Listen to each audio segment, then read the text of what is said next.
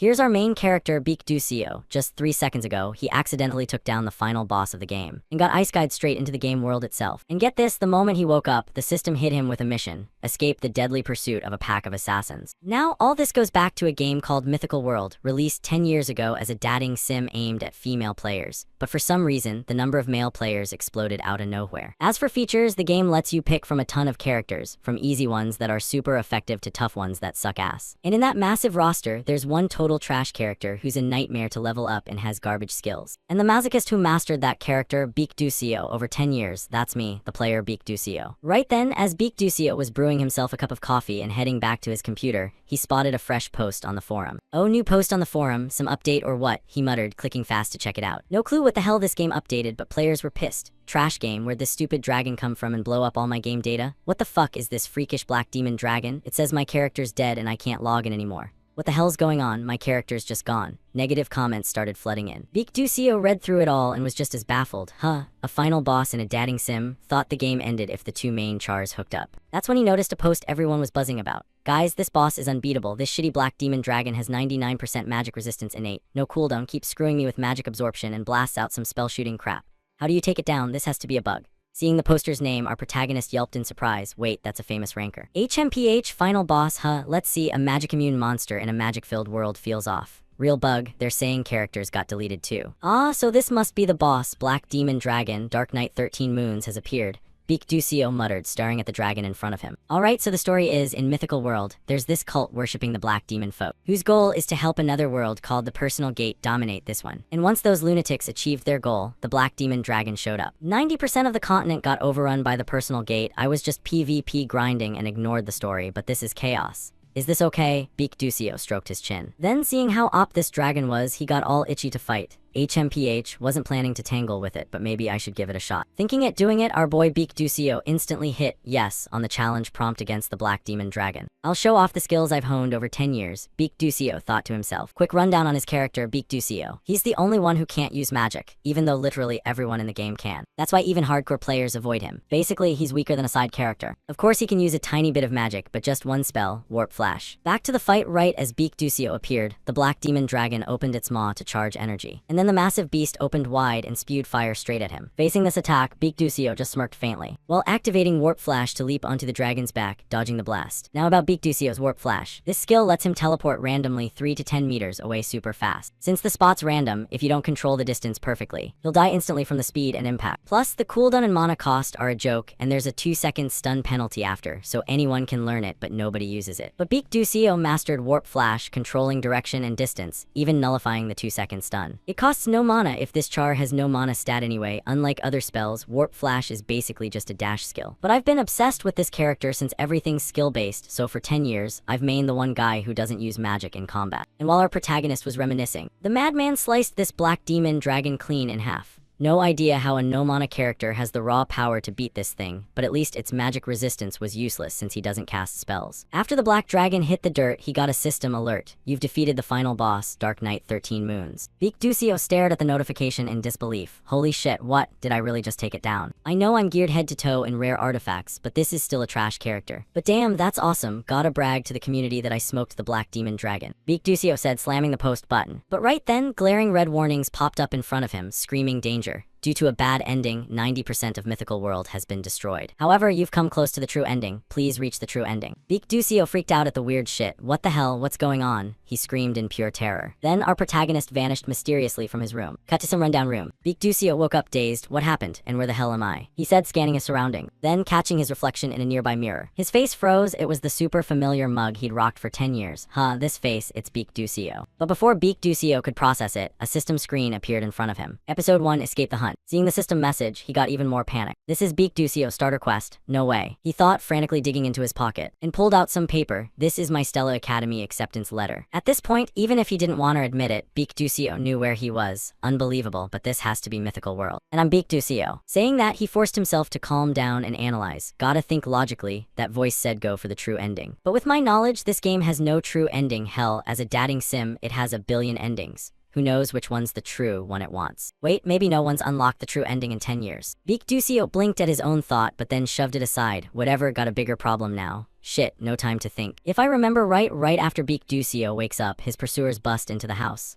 Thinking that, he didn't waste a second, and immediately cracked the door to peek outside. And yep, exactly as he feared. Outside, a gang of thugs was gearing up to off him. Where'd that little rat go? Someone in the assassin crew yelled. Hearing that, Beak Ducio slammed the door shut and hid inside. This is bad they're here, he thought, sweating bullets. But right then, one of the goons spotted his hideout and shouted, "There's a house over there. Rush and search it." Got it, the others barked back. Beak Ducio was losing it. What now? I got a time limit to dodge hits. But I can't fight this many. What do I do? The more he thought, the more anxious he got. And like the system pitied the poor guy, it dropped a hint. You can use Warp Flash. Oh, what? I can use Warp Flash, he thought, stunned. Born with mana leak syndrome, Beak Ducio can't accumulate mana at all. Placing his sole hope on the spell he spent his entire life mastering. Back to the present, Beak Ducio was checking out the Warp Flash skill info. Warp Flash level 0, max distance 9m, max charges 1, cooldown 3 seconds. After seeing the Warp Flash details, Beak Ducio didn't feel any better. It says use Warp Flash, but I'm not gaming with a keyboard and mouse here. How the hell do I even use it? But before our protagonist could think more, outside, the assassins charged like rabid dogs, scared he'd bolt, their footsteps thundering. That made Beak Ducio jump. Shit, they're here already. No time left, gotta roll the dice. Beak Ducio gritted his teeth, then before the assassins burst into the house and cornered him, the guy slipped outside on his own. But of course, the thugs spotted him instantly. I found the bastard. Chase him down. Don't let him escape, stop right there. The assassins barked nonsense while our protagonist racked his brain to avoid getting torn apart. His current plan, use Warp Flash to shake these pursuers. They're wearing magic boots so they're faster for sure, so the only way out is Warp Flash. Stay calm, I've used Warp Flash a million times. I know how to nail the distance perfectly. Beak Ducio hyped himself up, meanwhile the assassin sounds closed in behind. You bastard won't stop. One of them bellowed, forcing Beak Ducio to glance back and gauge the gap. They're almost on me. Warp Flash's weakness is crashing into something and dying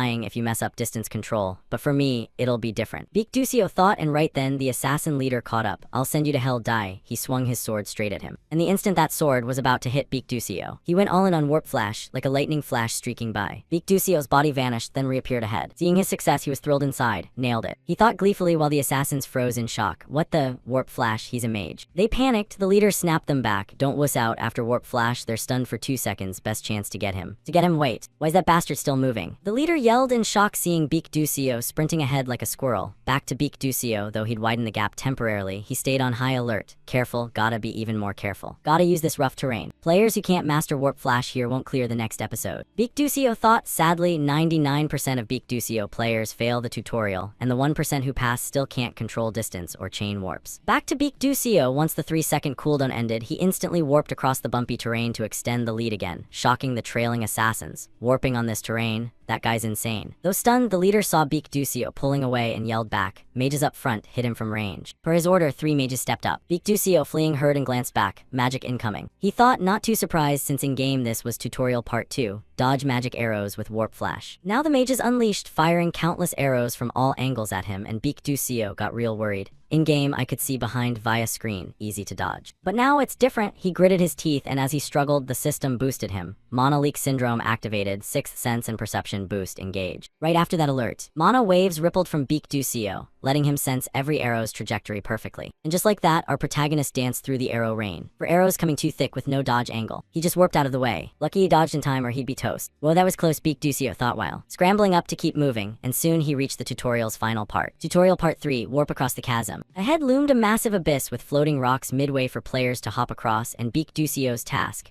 Nail warp distances precisely to land on them, the only way to the other side. Then I'll run into some passing mages and escape, ending the tutorial. Gotta cancel the 0.1 second warp startup perfectly. Fail once and you're dead, Beak Ducio told himself. He eyed the rocks, calculating, about 20 floating here. 0.1 seconds, easier said than done. Who the hell scripted this tutorial anyway? Thinking that, Beak Ducio clenched his fists in rage, but honestly, it wasn't impossible. Problem is, those pursuers are closer than I thought. He glanced at the nearby assassins. There he is, one yelled, then they all sprinted full throttle. Gap's about 100 m, warp cooldown 3 seconds, not enough time to cross. So the most practical survival move, take out the whole group. Beak Ducio slipped aside, quietly assessing. Insane, how am I thinking I can handle this right after a fight? In-game, the system wouldn't let you fight pursuers, but this is reality. No rule says blindly follow the game system. Taking one out ain't shit, not cause their parents' enemies like the plot. They're here, come on, I'll wipe you all, Beak Ducio thought. Seconds later, they clashed, no words needed. Leader ordered there, grab that punk. Got it in assassin lunge. Seeing Beak Ducio face them head on instead of running, he smirked inside, daring to fight a solo. Total idiot. You're done. Meanwhile, Beak Ducio calmly calculated target distance, 8.7 warp flash. Warp activated, instant close, his dagger plunged through the enemy's chest. First kill but zero fear. Fresh blood on his fingertips, no guilt. This is kill or be killed, Beak Ducio told himself. Then he unleashed cliffside elbow smash, hurling the guy into the group behind. After dropping one, Beak Ducio bolted since warp was on cooldown. Seeing Beak Ducio snatch one and flee, they went berserk. He's running, don't let him escape no matter what. Back to Beak Ducio, moving while scheming. One down, but next won't be easy. What now? Why is it so quiet behind? They stopping. Weren't they gonna use magic? But dodging shit, Beak Ducio cursed inside. Leader signaled excitedly, do it. On cue the mage cast, forming an array ahead and unleashing fireballs. Straight up Beak Ducio's position. Damn it, that shitty spell. Beak Ducio spun, scanning for a good warp spot, spotting a tree branch on the nearby cliff. There, let's go. Warp flash, he thought. Simultaneously, the fireballs hit his old spot, exploding huge. Leader grinned seeing the hit. Serves you right, you punk. But before he could gloat, no corpse in the crater. Where is he muttered, unaware. Beak Ducio dodged the blast and warped right above his head. Ultimate warp. Momentum conserved pre and post warp, he thought, warping again, dagger aimed at the guy. Leader screamed and dropped instantly. The rest stood stunned. What the? One panicked. But before he finished, Beak Ducio warped beside him and sent him to join the others. As for Beak Ducio, after all that action, his stamina tanked. 2 down. Gotta hurry before they recover, he thought. Ahead, Scarface now took him seriously. Freak. Your reaction speed's insane for a mage. Who the hell are you? Beak Ducio ignored him, focused on his plan. My reflexes beat any player, but that's in game. This is real, can't dodge forever, especially this close. Gotta wipe him quick. With that, he charged. Scarface's eyes turned deadly. I figured out your movement. He thought just warp and dagger. Guard face and neck, he can't touch me. So he monocoded his sword ready. Come on, you filthy brat, he roared. Beak Ducio instantly warped to dodge. At the same time, right in front, Scarface thrust out countless sharp ice spikes. Gotcha now, let's see you writhe in agony, he thought gleefully. Cause in theory, if Beak Ducio warped in, he'd impale himself on those spikes,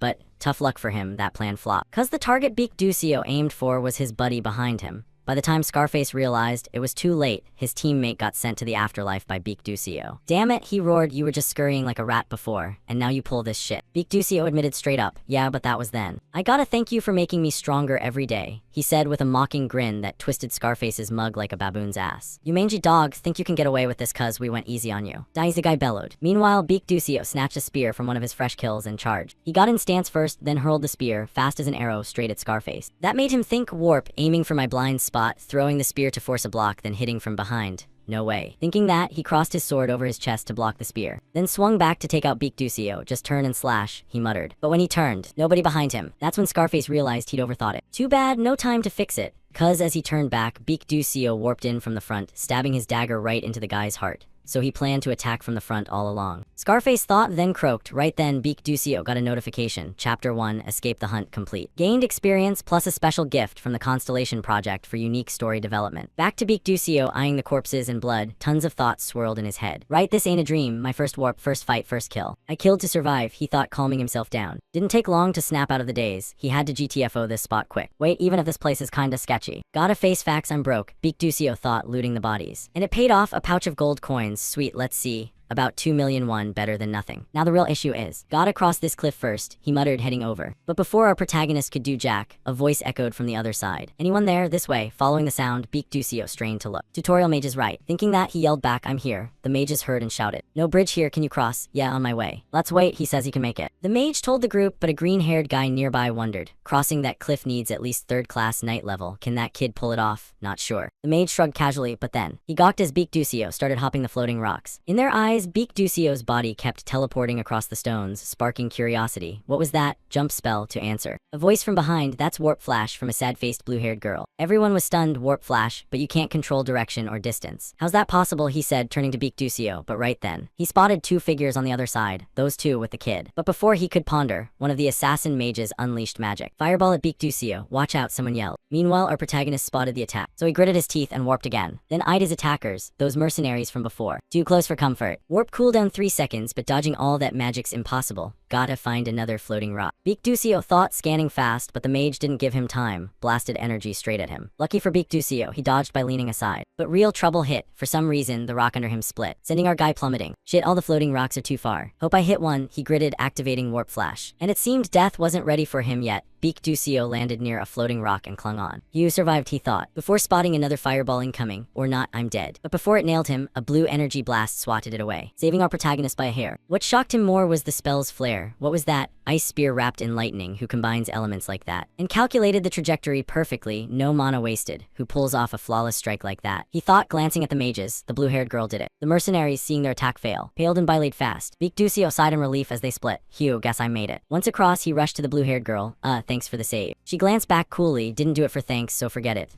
Gotcha. She's got the most beautiful voice I've ever heard, but kinda unapproachable. Anyway, those were bandits raiding the village. But most that crap's done by the Black Demon Cult. Either way, it's over. Crossing this cliff puts me in mage territory. Black Demon Cult won't tail me here. Plus, they don't even know who I am. Right then, a system notification popped up. Chapter 2, Enroll in Stella Academy. Beak Ducio wasn't sure how to react. Chapter 2 already? Sweet, sounds not too bad. But how do I pull off going to school at my age? Cut to young Beak Ducio's memory. Mom, when I grow up, I'll be a mage. He tugged her shirt. The woman smiled. Mom believes you, Ducio. Records say his parents busted ass to raise him. I'll study hard and make him proud. He buried himself in books, but it all crashed when the doc's verdict hit. You said my son's got mana leak syndrome. Mom stammered blankly. Little Beak Ducio's face went numb in disbelief. No way. The kid wailed, and adult Beak Ducio watched third person. Beak Ducio's memory, or mine. He thought in panic, then a splitting headache snapped him awake. Morning already, he muttered meanwhile. The red-haired guy opposite spoke. Oh, you're up. Was gonna wake you, we're heading to Leswicha, Arcanium's satellite city soon. Time flew. After some travel, the caravan leader called, break time here. For that, Beak Ducio stepped out for air, and by chance, ran into the blue-haired girl who'd saved him. But spotting Beak Ducio, she turned and dipped, leaving our protagonist chuckling awkwardly, ice cold. But things are good, considering how worried I was. Glad the timeline's more modern than ancient Middle Ages vibes. Magic exists in mythical world, but safe cities have trains, airships, sky roads, making long trips easy. We'll hit Leswicha now for another airship. Leswicha's en route to Arcanium, where Magic City's real start awaits. Magic towers, mage councils, top 5 academies all there. Stella Academy with powerhouse mages and star students. Cause of that, Stella's packed with geniuses and nobles worldwide. Still no clue how Beak Ducio got in. Oh yeah, haven't checked my skills yet, thinking that. He pulled up his status. Mana Leak Syndrome level 1, strength plus 3%, speed plus 5%, agility plus 10%, 6th sense skill, consumes mental energy to activate, Mana Scout in 12m radius, acceleration wave. Over here, Beak Ducio glanced back at his status screen and felt genuinely grateful for the skills this character had. 6th sense and acceleration wave. Without those two, I'd be dead already. Beak Ducio's body is cursed, so he can't channel mana into it at all. Mana Leak Syndrome, that's the innate curse Beak Ducio was born with. However, it also lets him detect surrounding mana with 6th sense, spotting any incoming attack even without looking that way, while acceleration wave makes everything feel like time slowed down, if a threat or strike comes faster than human perception can handle. It's a must-have skill for Beak Ducio since he can't use mana, but he can't spam 6th sense too long cause it drains mental energy hard, with nasty side effects after. Next up, the stats. Beak Ducio status.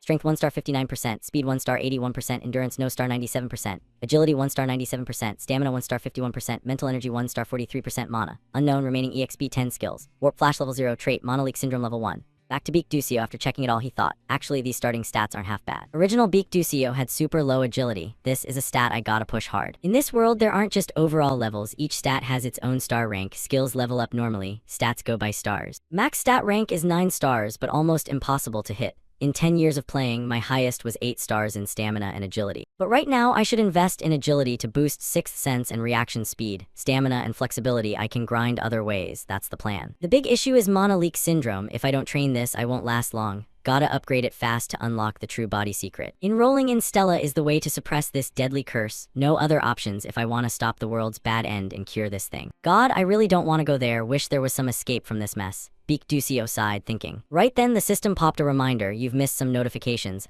Never checked these, he thought, surprised. But before he could look, folks nearby nudged. Come on, let's move. Yeah, coming later then, Beak Ducio thought, hurrying after the group. And as planned, our protagonist boarded this fancy airship headed straight for Stella Academy. We are approaching Arcanium. Please remain seated. The ship's announcement rang out. Meanwhile, some spoiled rich kids spotted Beak Ducio looking homeless and started mocking. Hey, look at that guy gawking like a kid, never been on an airship. Probably some country bumpkin fresh in town. She had no idea why Stella lets trash like this in. The scandal's gonna spread everywhere. These savages will taint everything. The purple-haired young master sneered, while Beak Ducio across from him just stared him down. For some reason, he sighed helplessly. Bratty kids are everywhere, huh? Thinking that, he ignored the insults and walked off like he heard nothing, which made the young master lose face big time. You dare look at us like that. You punk. Hey, stop right there, he yelled. But right then, noisy chatter erupted behind him, making him turn. What's with all the racket? And his eyes bulged Princess Bion. Up ahead, Beak Ducio heard the name and turned too, super familiar. he said Bion. Following the gazes, there stood a stunning, ice-gold princess, Hong Bion Adalbit, princess of the Adalbit kingdom. The purple-haired brat stepped forward to greet her upon seeing her. Your Highness. But before he finished, Bion's freezing glare shut him up completely. She walked off immediately, leaving him full of regret. Back to Baek Duseo, seeing her appear jogged his memories. She's the world's enemy. Hong Bion is a main character in the game. She always clashes with the heroine and ends up dead in most routes. In pretty much every ending, she's brutally murdered or forced to suicide from bullying by the whole academy. This time, she'll go through the most humiliating stuff in front of everyone. Like the devs hated her and wanted her to suffer everything. I heard she's insanely popular with male players. Yeah, she's gorgeous, but looks like she'd kill you if you tried talking to her. Thinking that, our protagonist's stomach growled. Better grab some food. He thought, heading to the dining area, but after seeing the shiny prices on the menu, the broke guy could only pick the cheapest and grumble. Why so expensive? Every meal in Arcanium hits like this. Right then, the ship neared its destination. The announcement blared again. Attention everyone, we arrive in Arcanium in 10 minutes. Please proceed to the lower deck. Repeating, arrival in Arcanium in 10 minutes, blah blah. Finally kicking off, whatever, this is my reality now. Let's do this, he said excitedly. Excited as he was, reality punched him right after. Glad I handled that mess. But can I even survive Stella Academy? Survive this world? Wish I had something useful for this. Baek Duseo prayed silently, then remembered. Wait, those missed notifications. He quickly checked. Constellation Project grants special reward. 1. Weapon you used in game, downgraded. 2. Skill from game, power reduced. 3. Experience. Baek Duseo stroked his chin. System's got some morals, huh? Let's see what to pick. Should I go for Reflective Shield or Lightning Praise? As if reading his mind, the system clarified. Search results show equipment ranks too high, will be downgraded. What about Hyperdimensional Warp? Baek Duseo asked. Search, upgrade of Warp Flash unavailable. However, reward can enhance Warp Flash. Baek Duseo's eyes widened. Damn, really gotta nerf it, he complained. System explained, due to insufficient narrative energy, full manifestation impossible.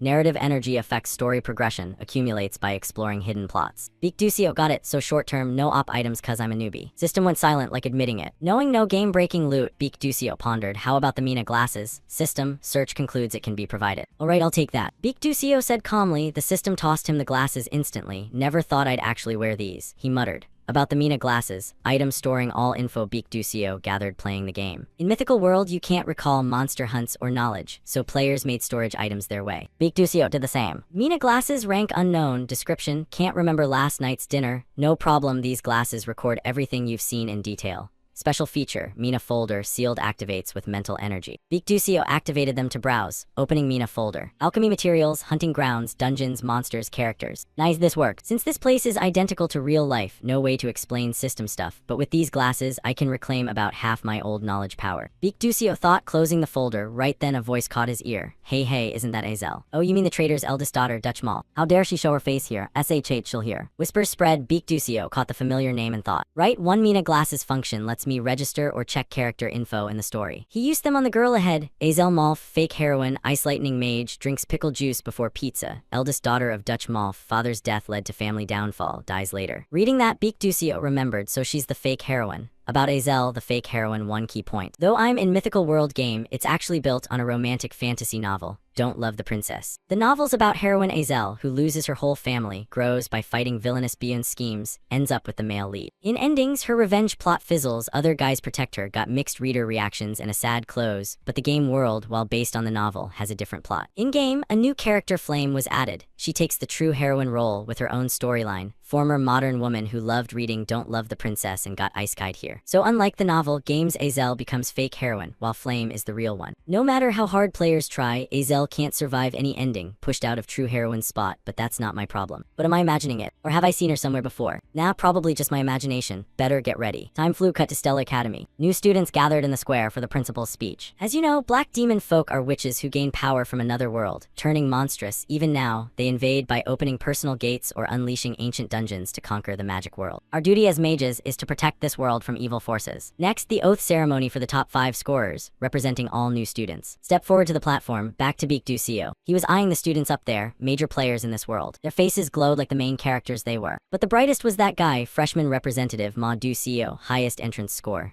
How's he so good looking and op? Crowd buzzed, Baek Duseo had to admit, so that's the famous Ma Duseo. Guy's the definition of peerless under heaven, 9-star mana, near god potential, genius among geniuses, controls every element. Even if I can't reach the grand ending, gotta avoid bad ends by pulling Ma Duseo to the good side. However, that must be Flame. He thought, eyeing a black-haired girl. Plot now hinges on her actions from here. Since she's from the real world like me, teaming up could be smart, but if she sees me as enemy and rejects, it gets messy. With my info advantage, better not screw anything up. Flame's a romance novel reader. I'm a romance game player. My story importance doesn't even match a village NPC shopkeep. Plus, the true heroine has special power to purify black demon folk, but she also brings doom to those close. Being near her will affect me for sure. My roles support main characters from afar. Minimize direct involvement as much as possible. While our protagonist schemed quietly, the principal wrapped up. With this, enrollment ceremony concludes. Students below went wild, cheering and clapping, probably sick of standing outside. As his speech ended, Beak Ducio completed Chapter 2. Enroll in Stella Academy done. Time flew by quickly, and the very next day, Beak Ducio was already present at the lecture hall. Getting back to attending classes also made the guy do some reflecting. He'd graduated from university a long time ago, so the feeling of being a high school student again was really strange and unfamiliar. But hey, having this thing isn't bad at all, Beak Ducio thought while glancing at the watch on his wrist. This is the Stella watch, the watch that proves you're a student at the prestigious Stella Academy. If you have it, you'll get special privileges and better services than other mages. Gotta make use of it quickly, and while I'm at it, head out too. Thinking this, Beak Ducio cheerfully tucked the precious watch away carefully. Meanwhile, at the classroom door, a super cool looking professor started walking in, then pulled out a stack of papers and announced to everyone, all of you, stay seated in your places. I'm starting the test right now, so put away everything except your writing tools. Anyone wearing glasses has to let me check them first.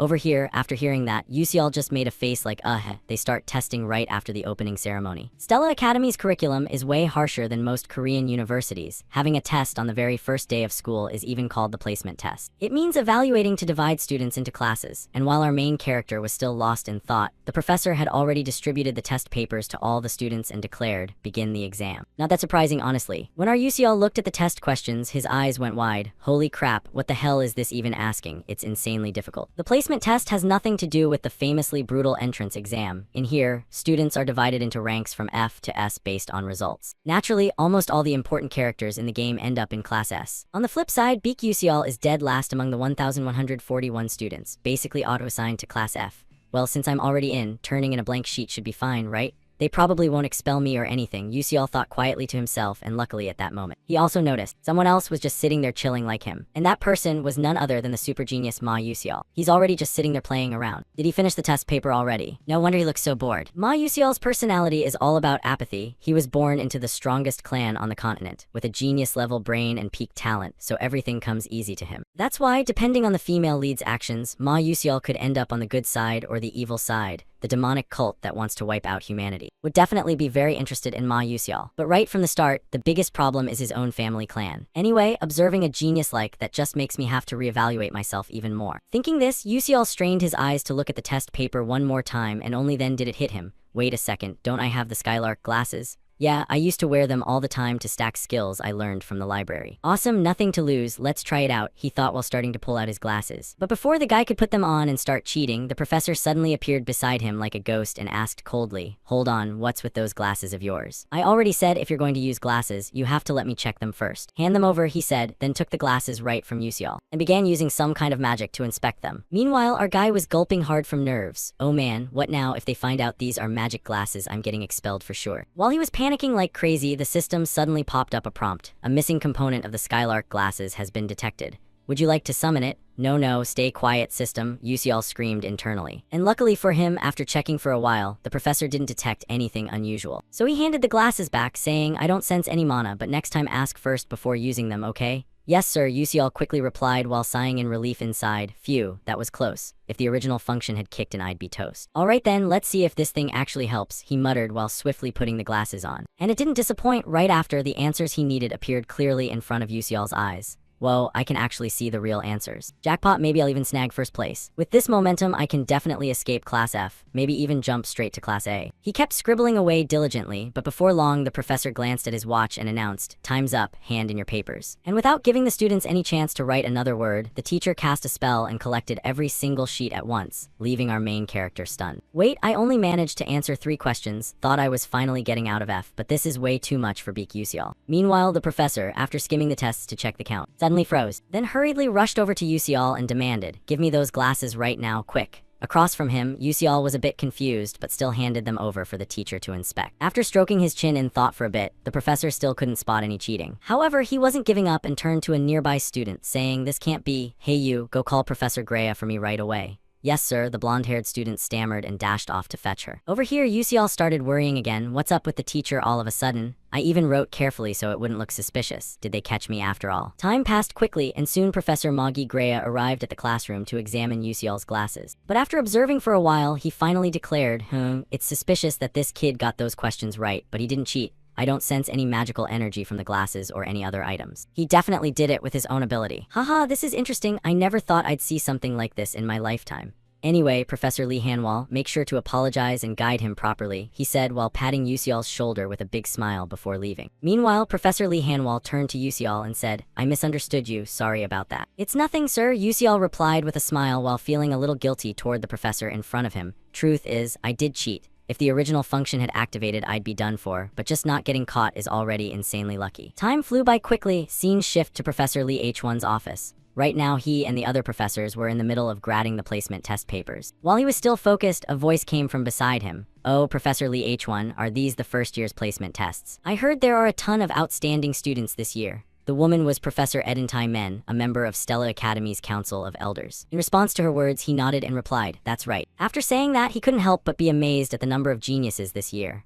First was the student from the most prestigious fire magic family in the world, the Princess of the Fire Nation, Adele Britt. Next was the heir to the throne of the Selvan Empire, Jeremy Kelvin, who at just 12 years old had already surpassed all his older brothers in the Succession War thanks to his magical talent. And finally, from the world's most powerful magic tower, the Full Moon Tower, was the Tower Master's successor, Hing. Beside him, Professor Edentai Men smiled and said, recruiting elite students from prestigious families is notoriously difficult. This year is definitely going to have some great questions. The elder is satisfied, so I'm happy, Lee H1 replied cheerfully. Then he thought about the special questions in this year's test. Just like Professor Edentai Men said, this year's placement test had a new question type. The first 3 questions were extremely hard to solve with ordinary knowledge. However, those 3 questions each had their own purpose. The first tested quick adaptability. If you couldn't solve it, would the student move on to the next one fast enough? The second evaluated how a student handled a problem never seen in any textbook. The era of magic relying only on memorization and theory is over. Now it's the age of real combat. We need to assess quick reflexes and creative thinking. But those questions didn't need answers. Over 1,000 out of the 1,141 students left all 3 blank.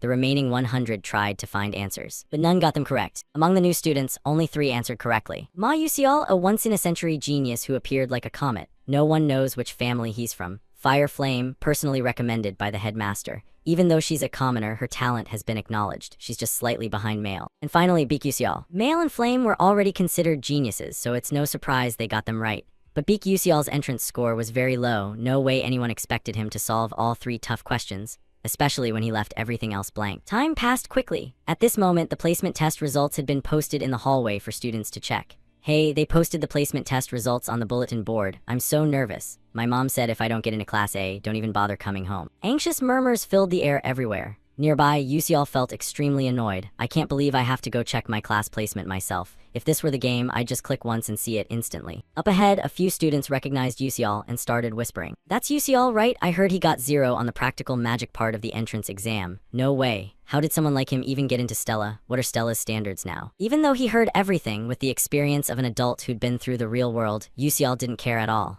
Whatever, keep talking. I just need to know which class I'm in, that's all that matters, he thought while scanning the Class F and E lists. Since if he passed it all, it'd definitely be one of those 2. But after straining his eyes for a while, Yusial's face paled slightly. Wait, where's my name? Did they fail me just because I only answered the 3 hard ones? Oh god, no way, am I screwed? Yusial thought while his heart pounded and his eyes widened. Right then, some nearby chatter caught his attention. Yusial, that guy again, there must be some mistake. Weird, right? Uslake, the descendant of the Marquis Esbayan family, ranked 29 and still only got Class A. Even Kai, who got perfect theory scores and ranked 17, is just in Class A, so how is he? Those whispers made Yusial curious. What's going on? This is strange. Should I go look? He thought while pushing through the crowd to check the list in front of him. And when his eyes landed on one name, S0 Yusial, he broke out in a cold sweat. Why is my name there? No way, what the hell is this? Class S, the most special class that every student dreams of. Unlike regular classes, Class S only had 41 students in one single rank. I got placed in Class S. Yusial felt like his brain was freezing. There has to be a mistake. This is insane. He felt more hopeless than ever. Now I'll have to run into the main character all the time. Getting involved with the protagonist will just shorten my lifespan, and I can't even switch classes. Gotta live low-key and stay hidden. There has to be a way, Yusial told himself, then bolted out of there immediately. However, at that moment he didn't notice at all. There was a girl still watching him from behind, her eyes filled with deep thought. Scene shift to some empty room. Right now, Princess Bion had just been slapped hard across the face by a woman. It was Professor Hong Yil of the fire element, currently furious at her own daughter. You got 3 questions wrong. Even Princess Azel of the declining Malf Kingdom got 2 correct. You couldn't answer questions that even insects could solve. That means you're lower than an insect. Should you just consider yourself a bug and start over? Do you understand, Bion? Yes, mother, she bowed her head and replied. Meanwhile, over here, Yil started glaring fiercely and began lecturing. Listen to me, Bion. You can't end up like me. Someone who's been exiled from the kingdom and stuck in this idiotic professor position, you're not allowed to become a disgrace to the kingdom. You have to become an existence better than your older sister. You understand what I mean, right? Of course, Mother Bion replied calmly. But deep inside her heart was filled with confusion. I just don't get it. I've only ever lived the way I was taught and handled everything accordingly. But those questions included magic spells and formulas I've never even learned. Why? Why are you tormenting me like this? Bion thought as tears began streaming down her face. Time flew by quickly and the next day arrived. As mentioned before, even though he didn't want to, the unlucky guy still had to drag himself into Class S. Haha, I'm screwed. Of course I've been transferred to a place full of weirdos. It's not like I'm trying to buddy up with these students. Yusial thought dejectedly to himself. Meanwhile, the other students started whispering about him. Why is he even here? That's what I'm saying. I have no idea. Did you know our families objected and asked why he's in Class S, and he just said Yusial has the qualifications to be in this class. For real? Yeah, it's super weird. Every single one of their whispers landed straight in Yusial's ears, making him just shake his head and think, looks like I'm the outcast here. That makes sense since they've been working hard since they were kids, so they'd be really disappointed to see someone like me in the same class as them. Classes change based on performance, so this is normal. And Class S is no exception. Naturally, there are cases where some students get demoted to lower classes later on. Thinking about it, there are also some guys who get promoted from Class A to Class S down the line, so I'll look for them later. But man, it's really surreal seeing all these game characters standing right in front of me, and in a few years. Most of the students in this class will become famous across the entire continent, and 5 of them have the potential to betray the Magic Council. My Yusial is one of them. If Flame could stop that from happening right from the start, it'd be great, he thought while glancing over at the girl who, like him, had crossed over. And right at that moment, Professor Lee Hanwal stepped into the lecture hall and said, everyone, settle down in your seats. It's a pleasure to meet you all. I think some of you have seen me before, but I'll introduce myself properly anyway. I'm the professor in charge of Class S, Lee Hanwal. When the students below saw this badass professor was their teacher, they immediately started buzzing among themselves. So that's the famous Professor Lee Hanwal. The number of dark mages he's hunted is almost in the 4 digits, right? They call him a level 7 magic warrior. He's seriously on a whole different level. Turning back to Lee Hanwal, seeing the students getting all rowdy, he had to remind them, you'll figure it out yourselves. It looks like we have a lot of talented students here, and even one unusual one. As you all know, this academy is where we train combat mages, or magic warriors, as they're called. You'll experience a strict educational environment for the next 3 years. I don't expect all of you to keep up. I just want every single one of you to show me the absolute best you can do in that time. Does anyone have any questions? Lee Hanwal said while scanning the room, and after seeing no one had anything to say, he wrapped it up. Alright then, let's start the class, but before he could even begin teaching a single thing, suddenly from the door, Bion, with a completely drained appearance, finally arrived in class. And this surprised our main character quite a bit. Thinking about how Bion, the one who always follows rules more strictly than anyone, was late is really strange. Did something happen to her? Let's check with the glasses, Yusial muttered while pulling out his pair. And right after, information about Bion appeared before his eyes. Hong Bion, villain, fire mage, likes eating red ginseng candy, occasionally self-blaming, only drinks espresso brewed in Aclea style, has a cruel mother, destined to die. Back to Yusial, after reading it all he still didn't notice anything particularly odd. Not much has changed. Destined to die, if Azel dies because of Flame, then Bion will die along with her. You could call it the unavoidable fate of a villain. I'll save her if I can, but I'm not in a position to save anyone. I feel pretty bad about it, but all I can do is keep my distance. Thinking this, Yusial let out a long sigh. Before he realized that Princess Bion had walked over and sat right next to him. It might just be a coincidence, but even so it scared the hell out of our main character. What the heck is this? Does it feel like everything's been distorted right from the beginning? He wondered to himself. Back in the classroom, after confirming all students were seated properly, Professor Lee Hanwal began the lesson. Alright, before we start class today, we'll have an inheritance ceremony so you can obtain a wand to use. Classes S and A will hold the ceremony together, and as for the details, blah blah blah. Up above, Yusial heard this and immediately got excited. Inheritance ceremony, huh? It's kind of a hassle, but I'm really looking forward to it. There are 2 major events at Stella Academy. One of them is the familiar contract, and the other is the inheritance ceremony. For a top-tier academy like Stella, the inheritance ceremony holds a very special position. Scene shift to some otherworldly space. At this moment, both Class A and Class S had gathered here to prepare for the ceremony, and Professor Lee Hanwal was still the one leading everything. Is everyone here? There are many wands prepared here, from the lowest rank to mid-tier. What you need to do is go to the wand you like and take it. The process of changing wands after choosing is very complicated, so I hope you'll choose carefully.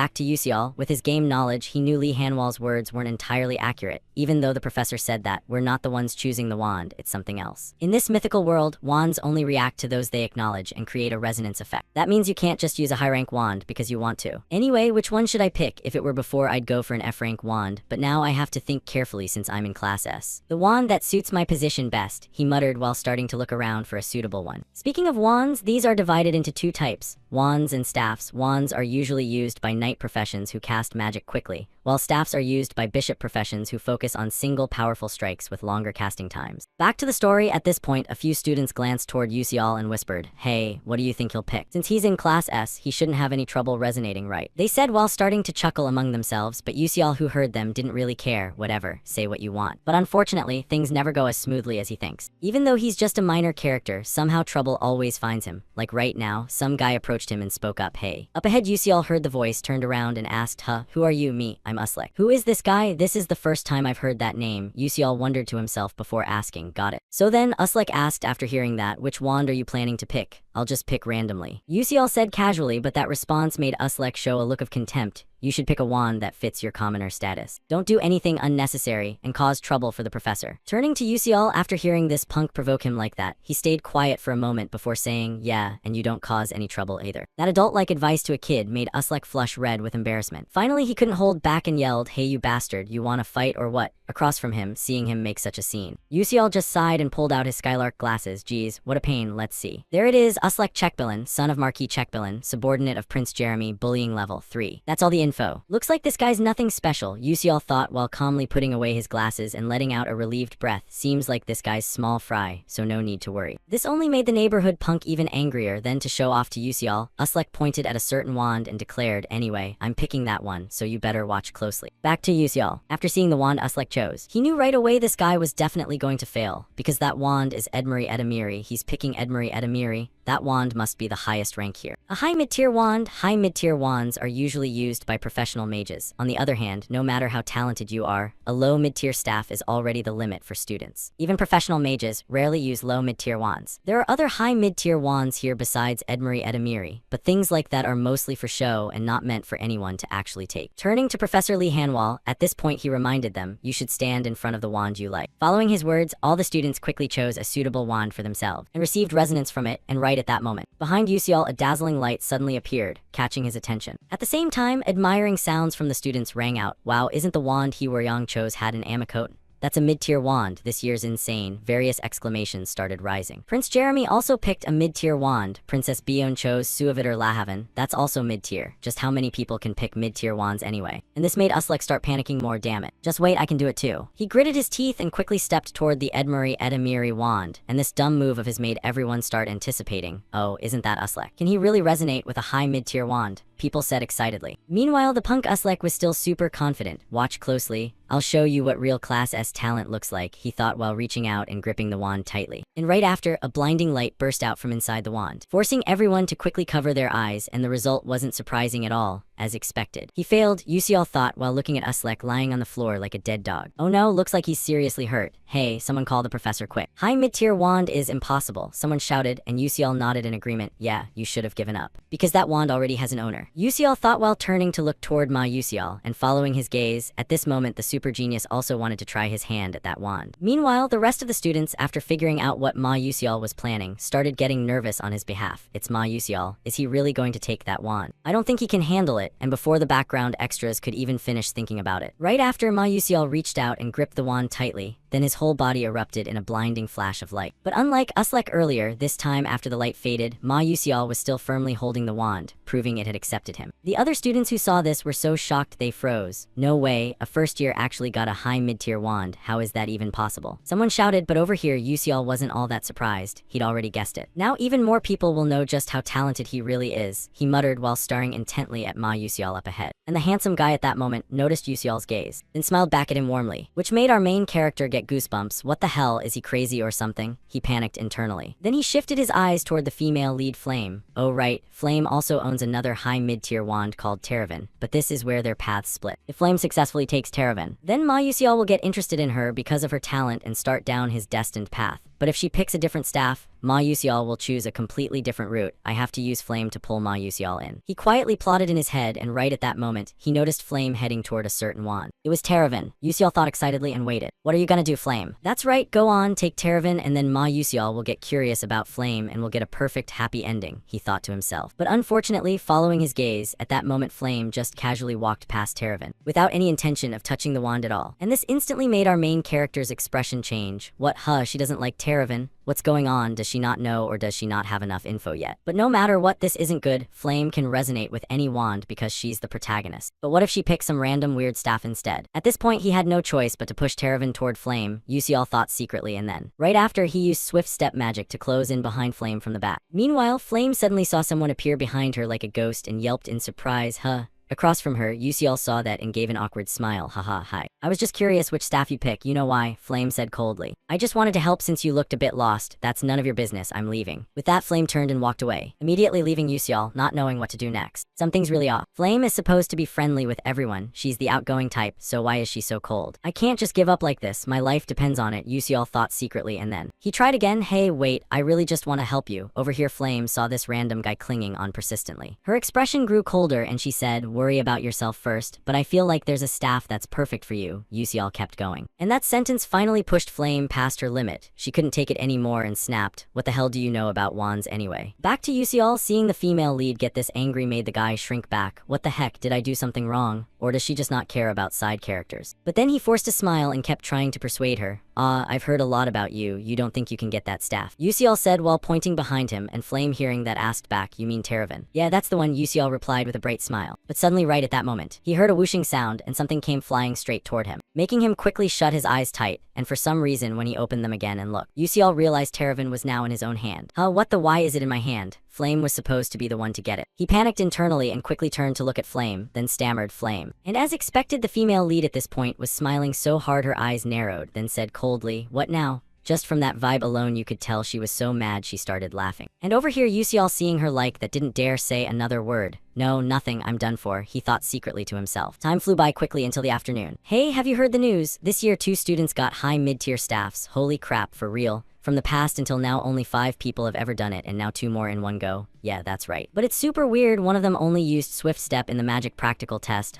Swift Step is just basic magic, how could that be? My parents said Swift Step is a rare magic spell. What's going on here anyway, speaking of Flame? At this moment she finally got a bit of peace and quiet, finally some calm. All day today wherever I went people were talking about that. The news of 2 students getting high-tier staffs has spread everywhere. But I still don't get it. You got Teravan, who the heck is that guy? I read the original novel 3 times straight before coming here, but this character Beak Yuseol never appeared at all. People say no one can get Teravan, but he resonated with it so easily like it was nothing. It almost felt like he was deliberately showing off to me. But whatever, thinking about it now is pointless, Flame thought while calming her best friend. And right at that moment, a familiar voice called from behind her. Hey Flame, you heading to self-study too? Hearing the familiar voice, Flame turned around and flashed them a bright smile. You little brats, you think I'm some bookworm or something? No way, you always say there's nothing to do and then sit there studying anyway. Nope, Flame laughed and said. Meanwhile, her brown-haired friend asked curiously, but Flame, why do you call us brats? We're the same age, aren't we? And at that question, Flame suddenly got flustered like a chicken caught in the rain. It's just a habit. Back where I used to live, everyone treated me like an adult. Since I lived inside a novel, I still can't act like a kid, she thought secretly to herself. Then another question came up that caught her attention. Are you planning to study alone today? That question came from a girl with red hair. This kid's name is Jackie, right? Why does her fashion sense match mine so much? Flame felt a bit puzzled inside, but smiled brightly again. No, there's a meeting coming up, so I was gonna join. Alright, see you later, Flame said while turning and walking away as the group waved goodbye. Yeah, let's grab drinks next time. Girls at this age. Going back to being a student at this age is really tough, Flame grumbled inwardly. And while her mind was still wandering in the clouds, the female lead suddenly bumped straight into some guy. And that person was none other than the heir of the Moon Magic Tower, Hee-Woo-young. You okay? Yeah, I'm fine, Flame replied. Meanwhile, at that moment, Hee-Woo-young seemed to notice something and asked, your face doesn't look so good, something wrong? No, nothing. Yeah, so you're heading to self-study. Yep, and you're going to the special training room for Class S again too. Can't slack off on daily training, you're way too dedicated, you shouldn't say stuff like that, oh really? Just like that the two started bantering back and forth, and for some reason, suddenly Hee-Woo-young stared right at Flame and gave a smile. See you later. After saying that, he immediately walked off, leaving Flame completely confused about what just happened. What a bore, she thought secretly to herself. But right at that moment, Flame also noticed Jackie peeking from around the corner. Jackie, why is she still here? Flame wondered wondered to herself and raised her hand to wave at the girl. But right after that she walked away, leaving Flame a bit awkward.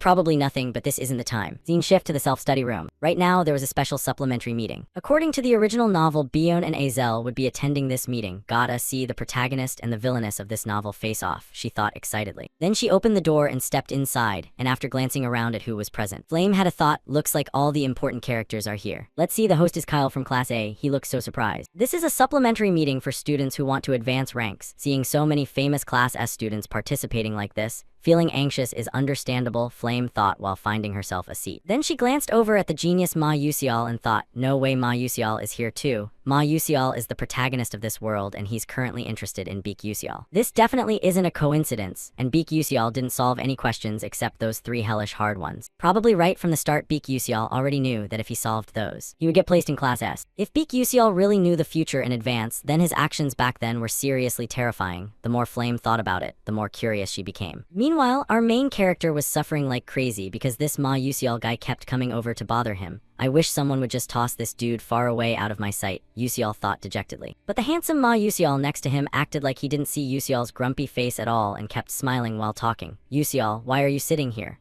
With your level, you basically don't need to attend this kind of class, or do you have some secret reason you can't say? Haha, no real reason or anything. Yusial forced out an awkward laugh. I'm basically forced to join this class, blame my crappy scores. The guy thought helplessly while turning to glance at the genius sitting beside him. Why does he seem so focused on me anyway? But before Yusial could think too much about it. At that moment, Kyle up on the podium spoke up. Today, we're going to discuss the issues with the placement test questions. As everyone knows, this placement test had extremely high difficulty. Even the seniors called them the 3 hell questions. And I'll explain them clearly to everyone. Saying this, the guy inwardly regretted taking on this task like hell. Damn it, why are those people even here? I just wanted to boost my external rep by helping out the idiots in this class, he thought secretly to himself. But right when he spotted Yusial was also present, the young man's attitude flipped instantly. No, maybe this is actually my chance. I heard through the grapevine that Beak Yusial got the lowest score on the entrance placement test. So all I need to do is show him how much better I am than him. Thinking that, the guy regained his original confidence and started lecturing everyone. Alright, everyone pay attention. Here's how I solved the first question. This question is actually a trick type. It's trying to lead people into a dead end. First it does blah blah. Back up on the podium, at this moment the handsome Ma Yusial was staring intently at Yusial with fascination before smiling and saying, what do you think? Do you feel his perspective is accurate? Over here, Yusial hearing him ask that had his eyes roll back white like a frog's. What the hell is this guy even saying? Asking if I think that guy's viewpoint is correct.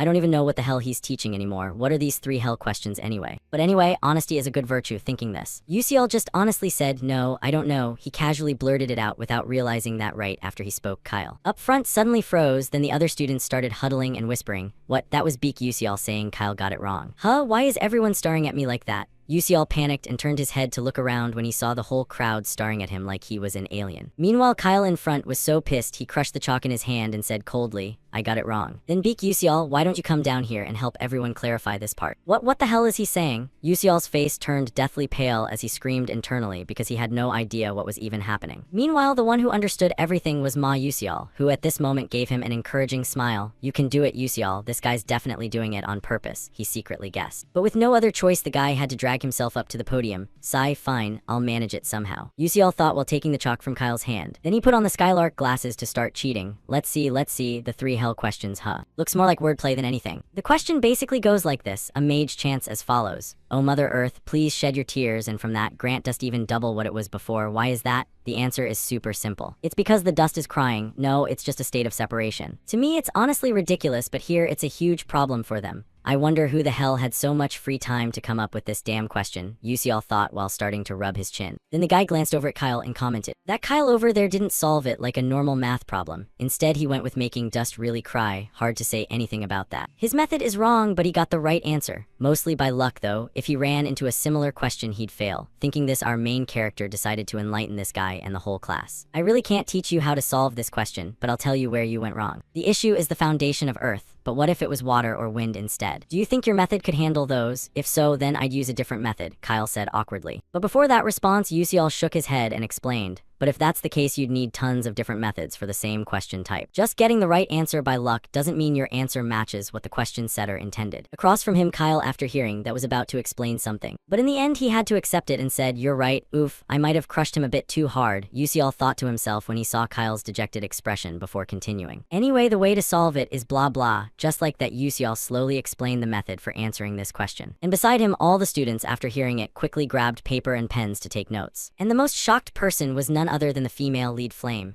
No way, the others are all writing down what he said. Bion and Azel were supposed to jump into the debate, but right now both of them are busy analyzing his solution. Is this really possible? The more Flame thought, the more her head started to hurt. Time flew by quickly until late afternoon, and right now the meeting had already wrapped up. Meanwhile, the handsome Ma Yusial was smiling and waving at Yusial. "See you tomorrow, Yusial." Across from him, Yusial saw that and smiled back while waving in return. But right after the other guy left, his expression immediately changed. Damn it, if I keep getting tangled up with this Ma Yusial guy, I'm screwed. There is no tomorrow. I never want to see you again in my life. Thinking this, Yusial unconsciously glanced down at his hand and muttered, probably because of the phone, "I can't use it anymore now," but it already made Ma Yusial notice me. I don't get why he keeps approaching me. Before this, aside from Flame, no character ever used it. And right at that moment, Yusial's train of thought got cut off when he spotted Princess Bion standing up ahead. "Isn't that Bion? Is she waiting for someone? But it has nothing to do with me, just walk past." Yusial quickly shoved the girl's presence out of his mind and kept walking forward like that. But unfortunately for him, Bion was standing there specifically waiting for him. At this moment, the princess called out, making Yusial freeze in place. "Beak Yusial, I have something I want to ask you." Didn't expect Bion to have something to ask me. Yusial was surprised inside, then spoke up, "What's up?" Bion, hearing that, went straight to her question. "Why didn't you explain your answer just now?" Across from her, Yusial, hearing the question, froze for a few seconds.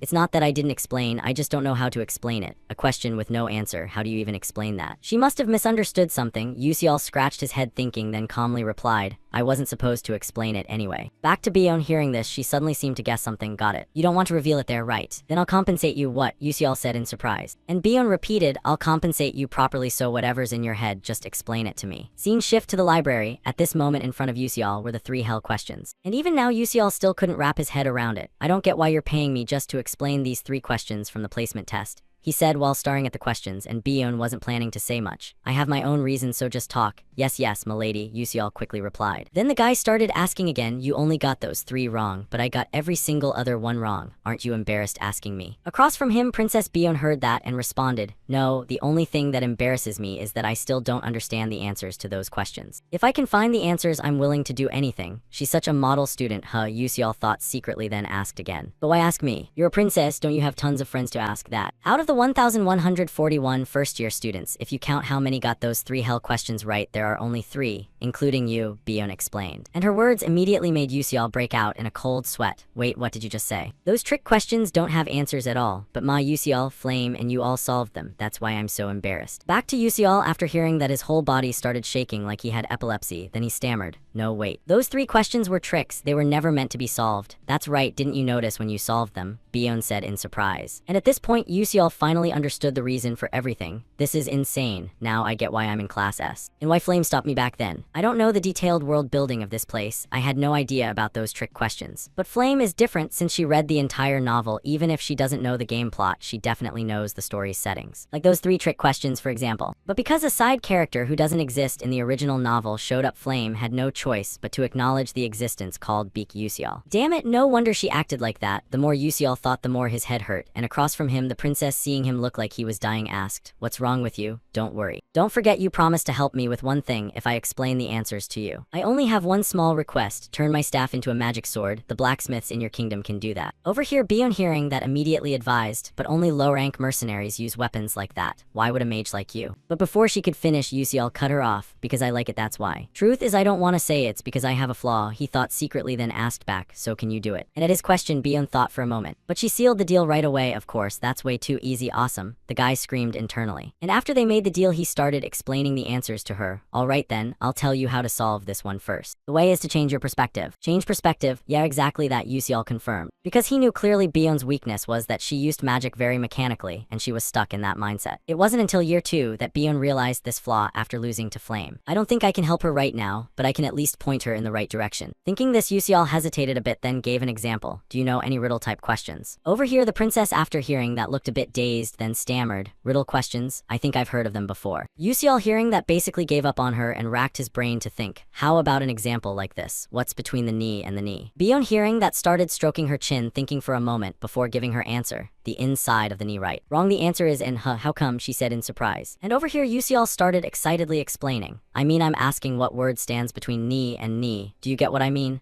Back to Bion hearing this nonsense answer, her face turned ice cold. But right after that she switched to full anger mode, staring at Yuseol with super fierce eyes, making our main character feel a little creeped out. Come on, don't glare at me like that. Calm down, just sit down and look at this question first. Yuseol quickly raised his hand to soothe her. Then he looked back at the hell questions and continued explaining. They have their own formulas and tricks you just don't know yet, so solving them purely with your own creativity is essential. But can you do it just with your own creativity? Yuseol asked calmly, and those questions of his made the princess's eyes widen in shock. And in the end, she helplessly shook her head and said, no, I can't. Across from her, Yuseol hearing that wasn't all that surprised. Of course, because even though deeply understanding various spells and their applications is very important, for a mage the most important thing is viewing this world through your own perspective. Magic can transform with even the tiniest changes, but you only think about things you can see. Spells aren't just about memorizing and using them. You might be better than me at analysis and evaluation, but you're missing the most important thing for a mage, creativity. The more Yuseol lectured, the darker the princess's face in front became, making the guy immediately shut up and not dare say another word. Holy crap, her face looks way too serious. Finally, to break the awkward atmosphere, he started scratching his head and said, oh, you get what I'm saying, right? Even if it sounds a bit complicated. Of course I get it, Bion said confidently. But her words left Yuseol feeling puzzled. Interesting, even I didn't know what the hell I was saying, yet she claims she understands. But whatever. Thinking that Yuseol started testing her mental flexibility with a few more riddles. Glad you can understand, so let's begin. The first question, what does a man say to a horse when he takes it to bed? Up front, the princess heard that and immediately went blank. A man says what to a horse when taking it to bed? I don't know, she shook her head saying, and Yuseol immediately gave the answer. It's bedtime now. Next question, why don't they work harder? I don't know, Bion said familiarly, because they always work when working. Third question, what happens when rock, paper, and scissors join the same race? I don't know, saying that the princess didn't even dare look at Yuseol's face anymore. Because just moments ago, she confidently claimed she understood. Luckily for her, our guy didn't pay much attention to that and kept cheerfully rambling. The answer is then rock will roll while pull and paper can't move because their shapes don't allow it. Got it. Because they can't move, they can only stay still. Back to Bion. At this point, she was so angry she was about to cry, not sure if it was from her own helplessness or because Yuseol's questions were just too stupid. Oh man, she looks like she's about to snap any second. Yuseol worriedly thought, then asked next, so what would a cloud say to the sea? What would a cloud say to the sea when it's raining? And at his question, Bion started pondering deeply. Meanwhile, Yuseol at this moment was gritting his teeth in anticipation. Come on, come on. And not disappointing his expectations, Bion actually gave an answer. I'm falling into the sea, she muttered. And this really left our main character stunned. Oh, you actually guessed it right. Back to Bion. After hearing she got it correct, she broke into a beaming smile that looked really pretty. While this is the first time I've seen her smile, whether in the game or real life, Yuseol thought secretly then continued.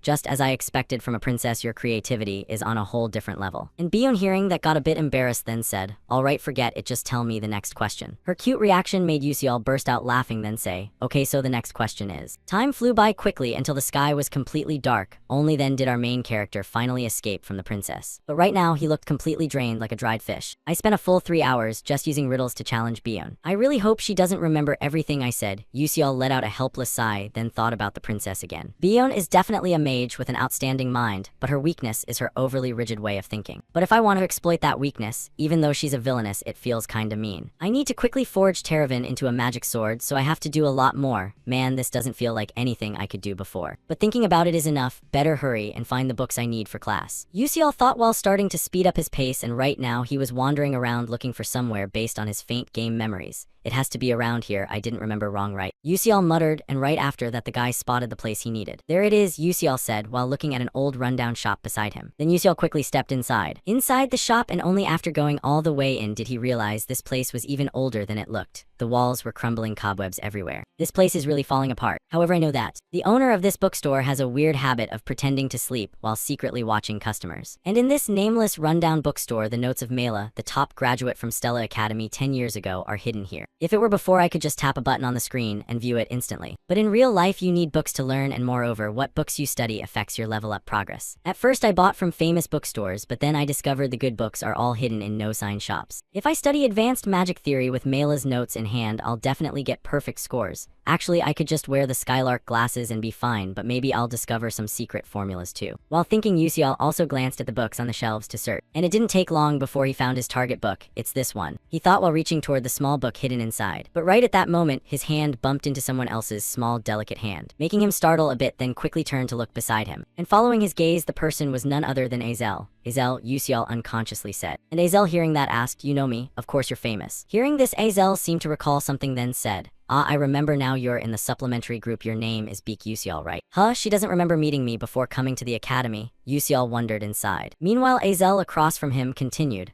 "I really liked that debate. It's a shame you couldn't explain all the answers. Anyway, it was nice meeting you." With that, she turned and left. And Yusial casually grabbed Mela's notebook and silently cheered inside. Good thing it hasn't been taken yet. But why is she here? He thought while starting to glance sideways to observe. When he saw the price tag on one of the books, the girl let out a small relieved sigh. Then our guy immediately understood the reason. Also, that's it. This bookstore usually sells used books, so the customers here are often poor students like me. And someone from a declining family like Azel, who's lost everything, can only come here. Her father was probably killed by dark mages. It's really sad, a princess like her having to buy used books and even checking prices because she doesn't have enough money. Moreover, in the original novel, Azel also has a tragic ending. She dies even before Flame, who became the protagonist in this world. You could say the unluckiest character in the game is her. That was a bit of Yusial's thoughts before he grabbed the books he needed and happily went to the counter to pay. "Let me pay for these, all of them." "All right, this kid's stronger than he looks," the shop owner muttered. Meanwhile, at this moment, Yusial also noticed. Azel was staring intently at his stack of books. So he asked, "What's up? You seem like, I mean you picked some really good books," she said in a puzzled tone. And Yusial, hearing that, felt a bit confused. Is she about to roast me? "What's wrong with them?" he asked. Beside him, Azel voiced her question. "All those books, why are you reading advanced sealing theory?" Sealing theory is ancient magic that requires items, so nowadays with alchemists and magic engineers, advancing that skill is rarely used. "Oh, this book, yeah, it's not really useful," Yusial nodded, saying, "and this left her helpless, so you knew." "That's why I took it. Because everyone thinks like you, so studying this class makes it easier to get high scores." "All right, I'm heading out," Yusial said confidently, and left immediately, leaving Azel behind completely confused. And of course, our main character did this because he already had his calculations. Exactly as Azel said, almost no one wants to study sealing theory. But precisely because of that, it takes less time and it's easier to score high than other classes. Plus, with these books, this semester should be a breeze. He smiled and celebrated internally. Time flew by quickly until the next day. Scene shift to the mage Azel. Right now, she was hurrying toward her class, Void Theory. Anyway, this subject should be easy to score points in, so it probably won't be bad, Azel thought while pushing the door open and stepping in. But when she saw the classroom packed full of students like they were at a festival, she immediately dropped any further thoughts about easy grades. And it wasn't just Azel reacting this way, even the other students were the same. "You taking Void Theory too?" "Yeah, but I think I'm in trouble. I signed up because everyone said this class is easy, but looks like the rumor spread too far and all the smart kids piled in. We're totally screwed," they said dejectedly. Meanwhile, Azel could only sigh. "Oh well, I'll just give it my all in other classes," she told herself. Time passed quickly and finally the class ended. "Class dismissed here." The professor's voice rang out then right after the students wearily dragged themselves to the cafeteria. "Man, I'm starving. What should we eat for lunch? Let's hit the cafeteria and decide," they started chatting. Meanwhile, Azel was more worried about the class issue. "What now with so many people registered for my class? It'll be hard to get scholarship points." And right as she thought that, her stomach growled loudly, making her blush a little. Then she muttered, "Maybe eat first, huh? Let's see, this term I only have 60 meal tickets left, so today bread it is," she said while looking at the tickets in her hand. And by coincidence, at that moment, Azel passed by Yusial's classroom. "Isn't that Beak Yusial?" she thought while glancing at the young man focused on the lecture inside. Azel thought, "What's he doing here?" Then Bion slightly poked her head in to observe, and after seeing how few students were in the class, she realized, wow, this class has so few people, they're all the ones with bad grades. This professor's probably about to lose his job soon. But if I register for this class, I could get high scores without spending much time. I could save energy for other subjects and earn the scholarship. Yusial, did he know in advance this subject would be easy? Did he already plan which classes to take smoothly? Thinking this, Bion startled at her own thought. Then she immediately shook her head, denying, no way, what am I thinking? It's probably just coincidence." With that, she decided to ignore Yusial and headed straight to the cafeteria. Back to the main character's class right now, Professor Layden of Divine Moon Research up on the podium spoke. "I'm sure all of you know the origin of magic. The primordial mage, the white-clad mage, spread magic throughout the world. Humans and other races learned to use magic from him. He taught the elves natural magic, taught the dwarves material magic, and taught humans elemental magic. Then he ascended to heaven, blah blah blah." Back to Yusial. Below, the more he listened, the bigger his head got. How am I supposed to survive 3 years like this? Being this old and having to go back to school is insane. I could have skipped all this knowledge with one button press in the game. Thinking this, he recalled his days dominating in the game, but then at least he accepted reality and continued thinking.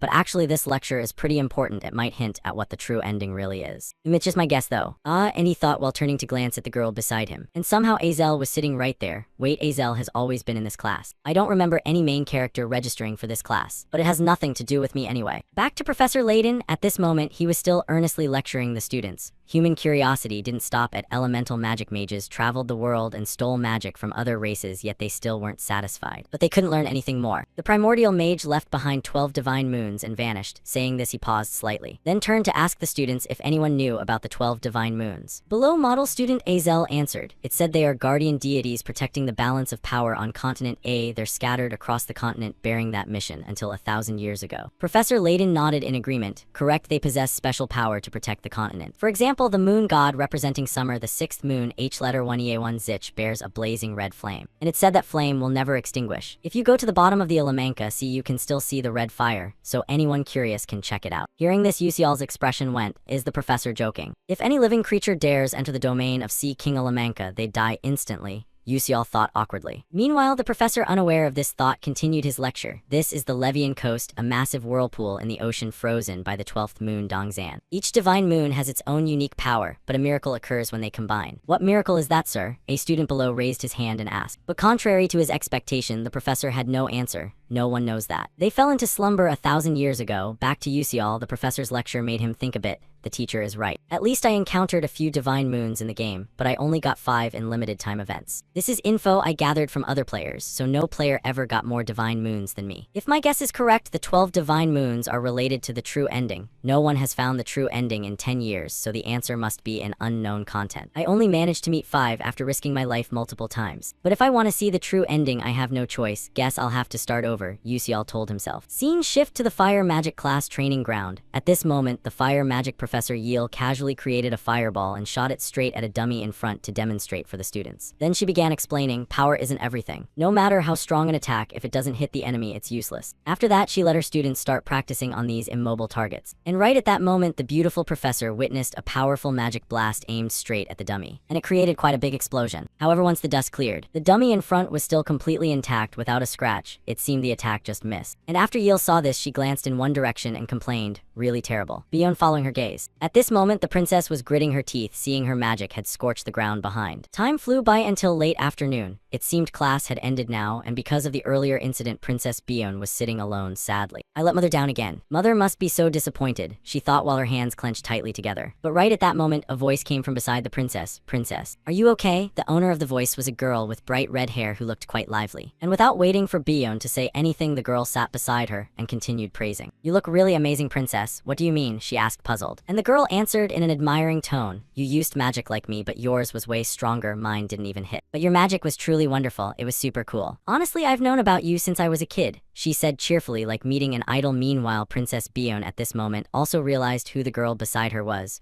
Oh right, this person is also a fire mage like me. I think her name is Arshwang. I feel like I've heard that name somewhere. That a fire magic genius has appeared. Even so, it's nothing compared to my magic. Thinking this, somehow her mood improved a little. Then she said, that's really great, your accuracy is so high. Arshwang hearing that shook her head, but if you train more, how could I compare? Mine's only enough against weak opponents, so talking with you makes me feel much better. Bye. With that, the princess left immediately. But she didn't know that right after she left, Arshwang's expression behind changed drastically. No idea what this girl is thinking inside her head. Back to Bion. After returning to her room, a female guard was already waiting inside. Princess, welcome back. This person was Bion's personal guard, Yi Taran. And after seeing Bion return, she had already prepared tea and snacks. Some tea and candy are ready. Regarding the task of modifying the staff's appearance you assigned me earlier. Since that staff is very good, they said it can be turned into a high-grade magic sword. However, there's a slight issue. Like I heard, it continuously drains mana from its owner. Across from her, the princess, who was halfway through a bite of cake, quickly swallowed. Then asked, what, isn't that a dark artifact? Yi Taran hearing that stroked her chin, thinking a bit, then said, not quite, because it resonates with natural energy. Her words made the princess even more confused. No way something that drains its owner's mana can resonate with natural power. Then why is that staff only mid-tier? That's exactly why it's only at that level. What do you think about this? The original energy greatly amplifies the user's mana, making it stronger or upgrading to high grade. But because it only drains and doesn't release, it was downgraded to mid-tier. Then how can a student even use it? Bion asked in shock. I'm quite surprised by that too, Yi Taran said calmly. Meanwhile, the princess started getting a headache. I know it didn't resonate with everyone from the start, but I didn't think people would use it even if they got it unless they have insane mana or none at all. I don't understand. I can be sure any normal person would know that. But anyway, he's definitely someone special, Bion said said while gently sipping her tea because after all she wasn't the one using that staff. Time flew by a few days later when classes properly began. Right now Yuseol was in some classroom. Attack magic requires more detailed understanding than any other type. That's why this mana guidance class is mandatory. Guidance training focuses on releasing and precise aiming. After that, we'll discuss trajectory formulas, the mana guidance Professor Carlime said while writing something on the board. Additional info: releasing is firing magic from the caster's body, aiming is applying magic to a stationary target. The problem on the board from 760 m, North Friend Land is moving south at 12.6 ms. What is the appropriate trajectory and predicted distance for you to use water-type magic hydraulic cannon on B? Back to the story, the students after seeing the problem started whispering and turning to chat with each other among the attributes. If it's water, then do this. If you're not a water specialist, best not to answer this question. Is the teacher trying to mess with us? Beside them, while the other students were diligently discussing, our main character wasn't doing anything and even started yawning non-stop. Sigh, this is so boring. Why does it take even longer than Korean classes? And while the guy was still feeling bored, the professor up front noticed his behavior and shot him a murderous glare, making Yuseol jump in fright. And not surprisingly, right after that, Professor Carlem called him up. Student Beak, Yuseol, please stand and answer this question. Damn it again, me. Yuseol silently cursed inside, then quickly stood up. Yes, sir. Next, with the help of the Skylark glasses, he was easily able to complete this problem. Under the professor's bewildered gaze. Excellent, you solved it so easily, and in such a simple way. Is your innate attribute water? No, sir, he waved it off, but this only made the professor more excited. Wonderful, then let's move to the next question. Time flew by quickly until the class ended. At this point, Azel had already ambushed, waiting for Yuseol to step outside, then asked, excuse me, but I have a question I'd like to ask you. While observing him, I've been wondering about Beak Yuseol. It's not about his rank, he's incredibly smart even compared to top rankers. Especially solving that problem just now, the question's level was at least university, if not professor grade. But even in Stella, a gathering of geniuses, what exactly is Beak Yuseol's background? At first I thought no way, but now I'm sure that person definitely has a course registration strategy. If that's the case, I need to gather that info. Thinking this, Azel spoke up, what's your next class? Across from her, our main character, hearing that, felt a bit puzzled, then said, why are you asking like that? Do you like me? What? That's gross, she said angrily. I'm the one who's grossed out, isn't it? Saying this, Yuseol suddenly felt arguing with a kid was super weird. I'm an adult, what am I even doing thinking this? Yuseol said boredly, so why are you asking like that? I've researched the classes you're taking, and it seems like they're all ones where you can easily get high scores. I'll ask straight up, where did you learn that strategy? Because this is quite important to me, she said firmly, and this left Yuseol a bit disappointed. I thought she was gonna ask something. Haha, what do you mean those classes were just coincident? If that's all, I'm heading out. Saying that, Yuseol immediately turned and left. But of course, Azel couldn't just let him slip away when she hadn't gotten an answer. Wait, hold on, she said while hurriedly chasing after, and Yuseol, feeling annoyed, said, what? Why are you following me? Go learn that from someone else. There are plenty of smart people here. Or just copy me. You said you researched it already, but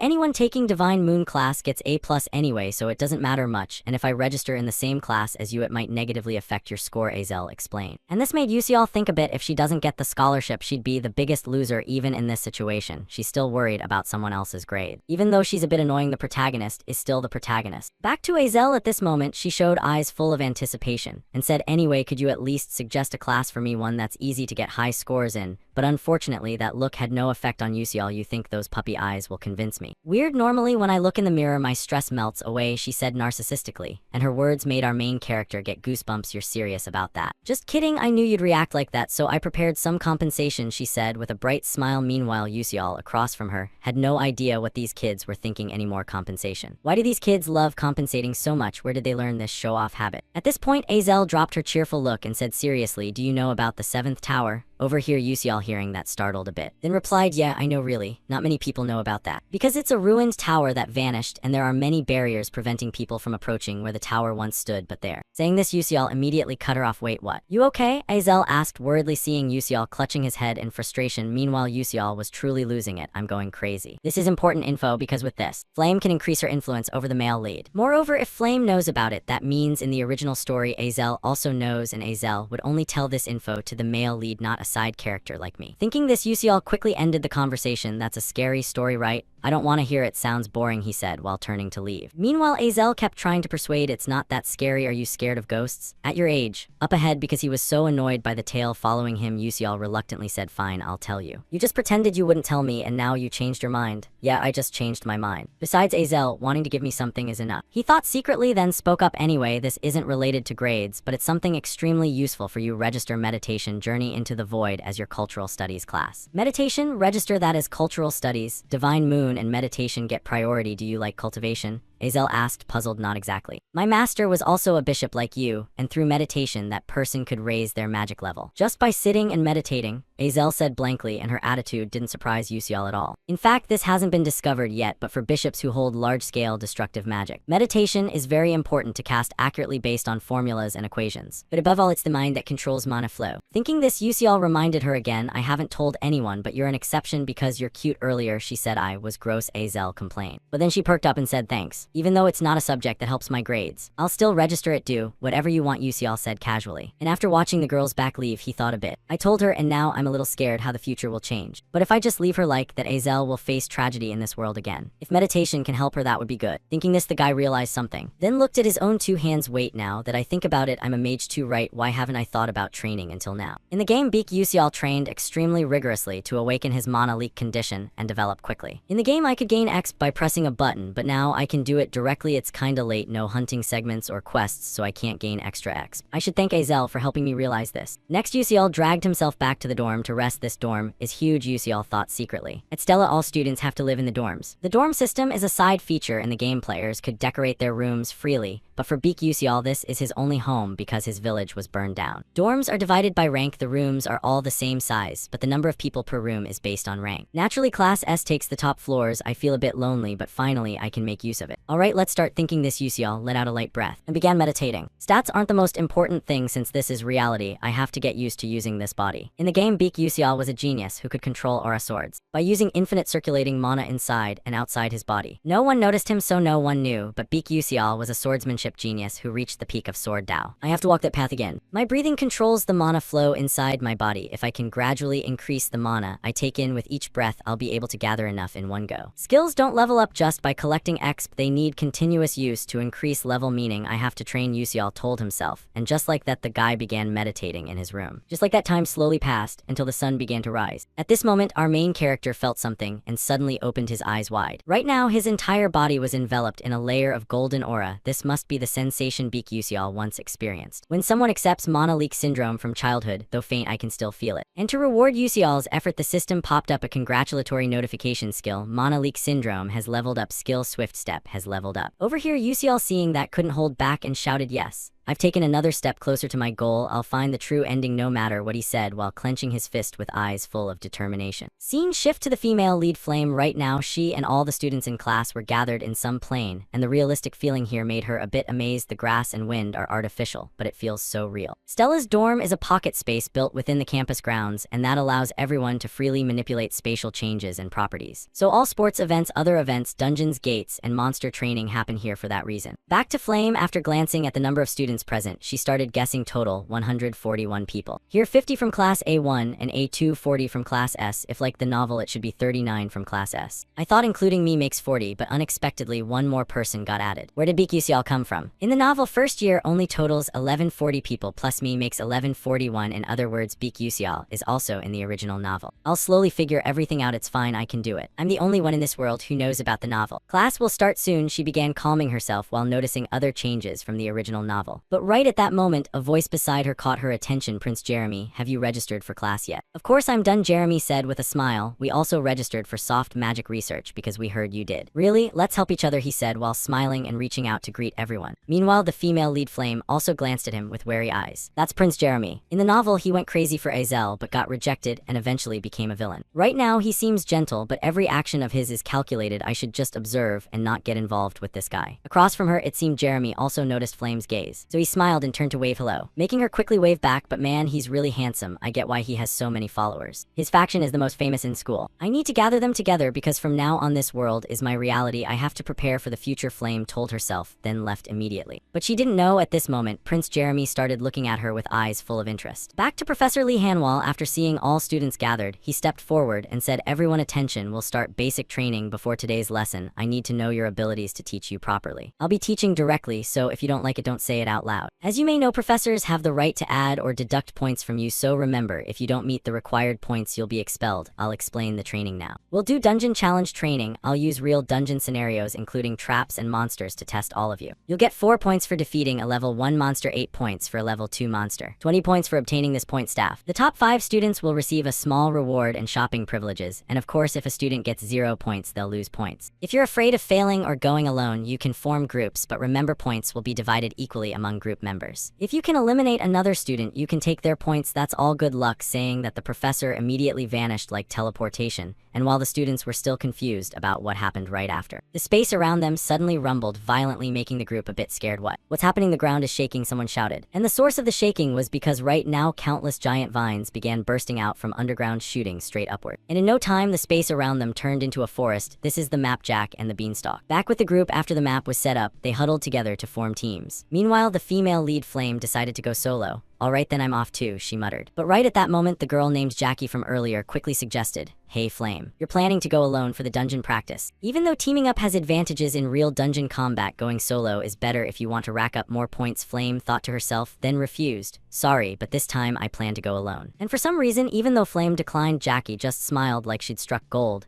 "Yeah, I figured you'd say that since you'd have to share points with teammates, so you have no choice." "Yeah, that's right," Flame said, awkwardly feeling a bit uneasy inside. Am I overthinking, or is she low-key shading me? Ignoring those random thoughts in her head, Flame said goodbye. "See you next time, let's team up then." "Sure," Jackie replied with a bright smile. Then she quickly went over to report the result to her 2 friends. Flame's going solo, so oh well. Back to Flame, the girl's actions made her feel something weird. Am I imagining things, or does it feel like she's imitating me? Probably things will be different later. Thinking this, she quickly moved to start farming points. 1 hour later, at this point, Flame had just finished taking down some monster and let out a heavy breath. Few really tiring. When does today's training even end? But before she could sit down and catch her breath, suddenly from the ground ahead, a bunch of vines shot straight toward her, forcing her to quickly use magic to create a shield. And no idea what kind of monster this was, but right after seeing one attack fail, it retracted its vines and burrowed back underground, just like how it appeared. Back to Flame, after seeing the plant monster retreat, she still didn't let her guard down and kept scanning around. Not just monsters, even plants attack too, as expected from Stella. Even real dungeon training can't be underestimated. From earlier, I've already got 18 points. Not bad, but this gap can be closed with just 1 point staff. "Gotta keep moving," she said while increasing her speed. And it didn't take long before Flame suddenly sensed someone standing ahead. "Something there. Is it a monster?" "No, it's a human, but how can a student hide to this level?" "No problem. Anyway, I'm using nature camouflage to hide too. With my control, defense, destruction, and healing abilities, ambushing opponents isn't a bad choice," she thought while quietly hiding behind a tree and slowly observing the figure ahead. Somehow that guy had already obtained a whole point staff. And following her gaze, the person was none other than Yusial. "That's Beak Yusial. He's going solo too. I remember other students wanted to team up with him, but he refused them all. No idea what this guy's thinking." Thinking this, she finally noticed the shining golden staff in his hand and felt greedy. That's the point staff, he already got it. This is a perfect chance to test him. Thinking that, "Let me test him," she started calculating in her head. She also began pointing her staff toward Yusial and started calculating about 15 m away. He won't be able to defend at that distance. Think then act. After feeling confident, the girl immediately cast light bullet magic, firing a beam of light straight at Yusial. But right before the bullet could hit our main character, he sensed it and immediately turned around. Then the guy recognized it and instantly used swift step to dodge. And that near miss dodge shocked Flame into stunned silence. How could he dodge a level 2 spell from that distance? Back to Yusial. At this point, he'd swift stepped behind Flame, and getting attacked out of nowhere scared him half to death. "Holy crap, does she want to kill me?" Suddenly using light bullet. Thank God mana leak syndrome leveled up, otherwise I'd be in big trouble. Swift step level 1 max distance 12 m max, stacks 2 cooldown 3 charges. I still have 2 uses left, so if I use the terrain I might handle her, but better to just avoid. Thinking this, Yusial used his remaining 2 swift steps to dash away. This distance should be enough, right? My goal is top 5, so no need to risk it. The top 5 reward is an Eterlic, which significantly boosts stamina and strength. Top 4 positions are probably for the main characters anyway. With this situation, they only need 3 more point staffs, Yusial thought while moving. But right at that moment ahead of him, a few guys blocked his path. Oh, look who it is. This is Beak Yusial from Class S. Over here, Yusial, after seeing the blonde guy, immediately recognized him. He's Raiden, a guy who's been famous in the academy lately. Member of Uslek's team, Jeremy's weak-ass faction. One after another. Thinking this, our main character also glanced at the 3-point staffs tightly gripped in Raiden's hand and thought, he has 3-point staffs. For such a weakling, he collected quite a few, and while Yusial was thinking, the guys ahead started whispering,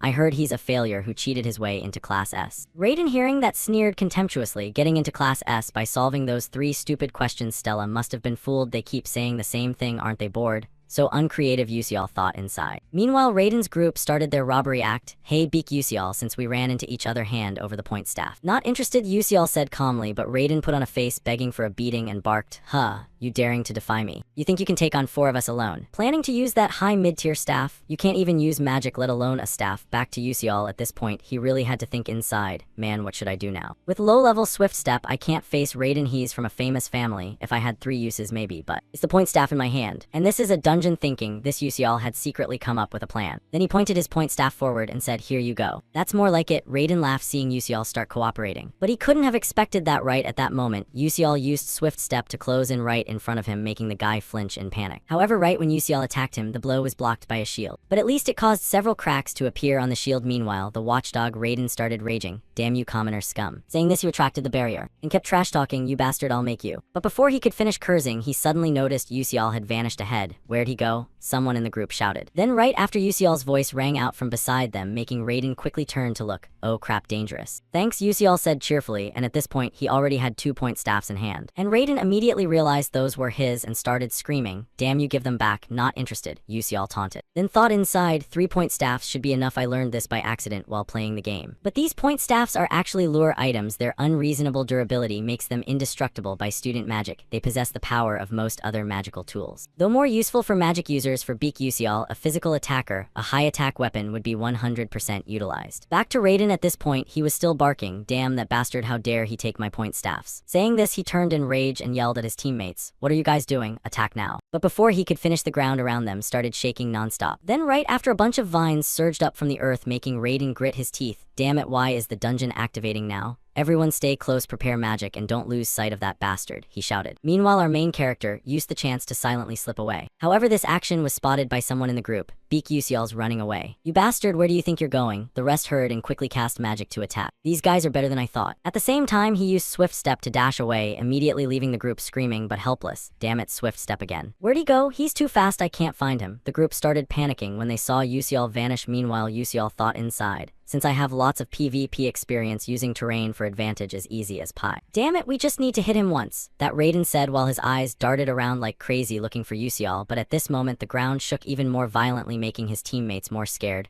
Raiden the dungeons. Over here, Raiden seeing that shouted, calm down, he's still here, wait for the quake to stop, and if you spot him, attack together. If our magic fails, it'll backlash, so be careful. And just as Raiden predicted, before he could finish, Yusial used swift step to appear right in front of him. And without giving him time to react, our main character swung hard with the staff in hand, shattering the guy's shield. Even his body flew backward, crashing into his teammates, making their ongoing magic misfire, resulting in magic backlash, causing countless lightning bolts to strike down, and the students could only clutch their heads and endure, while the one who caused it, Yusial, lightly dodged to the side. All done. I'll take this too. If I get a girlfriend later, I'll give her this, he said cheerfully while showing off the 3 staffs in his hand. Give them back, Raiden screamed, but Yusial wasn't dumb enough to return. Taking the last one would be too much trouble, he thought secretly, then waved goodbye. That was fun, see ya. Saying that, Yusial used swift step to dash away, leaving Raiden and his group trembling with rage like they had epilepsy. You damn dog, he yelled furiously, but none of them knew that the entire battle had fallen into the eyes of some white-haired girl. Back to Yusial, of course, the guy was thrilled like he'd hit the jackpot inside. Hee, I got lucky. If I fought normally, I'd get robbed, but since this is a dungeon, everything changes. This is adult experience, Yusial thought while casually swatting away a vine trying to sneak up on him. But right at that moment, he scanned around with wary eyes. But I keep feeling something off, like there's something weird coming from somewhere, Yusial muttered while turning around. And sure enough, oh man, while the guy was celebrating, snatching 2-point staffs from Raiden's group, someone had spotted him and gifted him a super grade fireball. What the, where's this fire rain coming from? Yusial yelled. And right after that terrifying attack slammed down, the whole forest echoed with a deafening explosion. From above, a massive pillar of fire shot into the sky, scorching everything around. And our main character, Yusial, barely dodged again thanks to swift step, but even escaping, he was scared shitless. What kind of magic is this? I almost died, he thought while staring at a tree snapped in half by the blast's force. Then right after, a figure emerged from the smoke with an arrogant voice. Commoner, why didn't you take one more staff from them? The owner of that voice was none other than Princess Bion. Her sudden appearance stunned Yusial. Bion, why is she here? Though puzzled, Yusial still replied, aren't you misunderstanding something? It's not like I can take whatever I want, and what I took has nothing to do with you, right? But Bion didn't bother answering, she just stared intently at the point staffs in his hands. This made Yusial suddenly realize the truth. Holy crap, don't tell me you wanted me to take them from them so you could take them from me. What are you trying to pull? Yusial snapped angrily. But in response, Bion kept her cold expression. I am royalty. If you understand what I mean, then fight. As a member of the royal family, I have no desire to rob a commoner,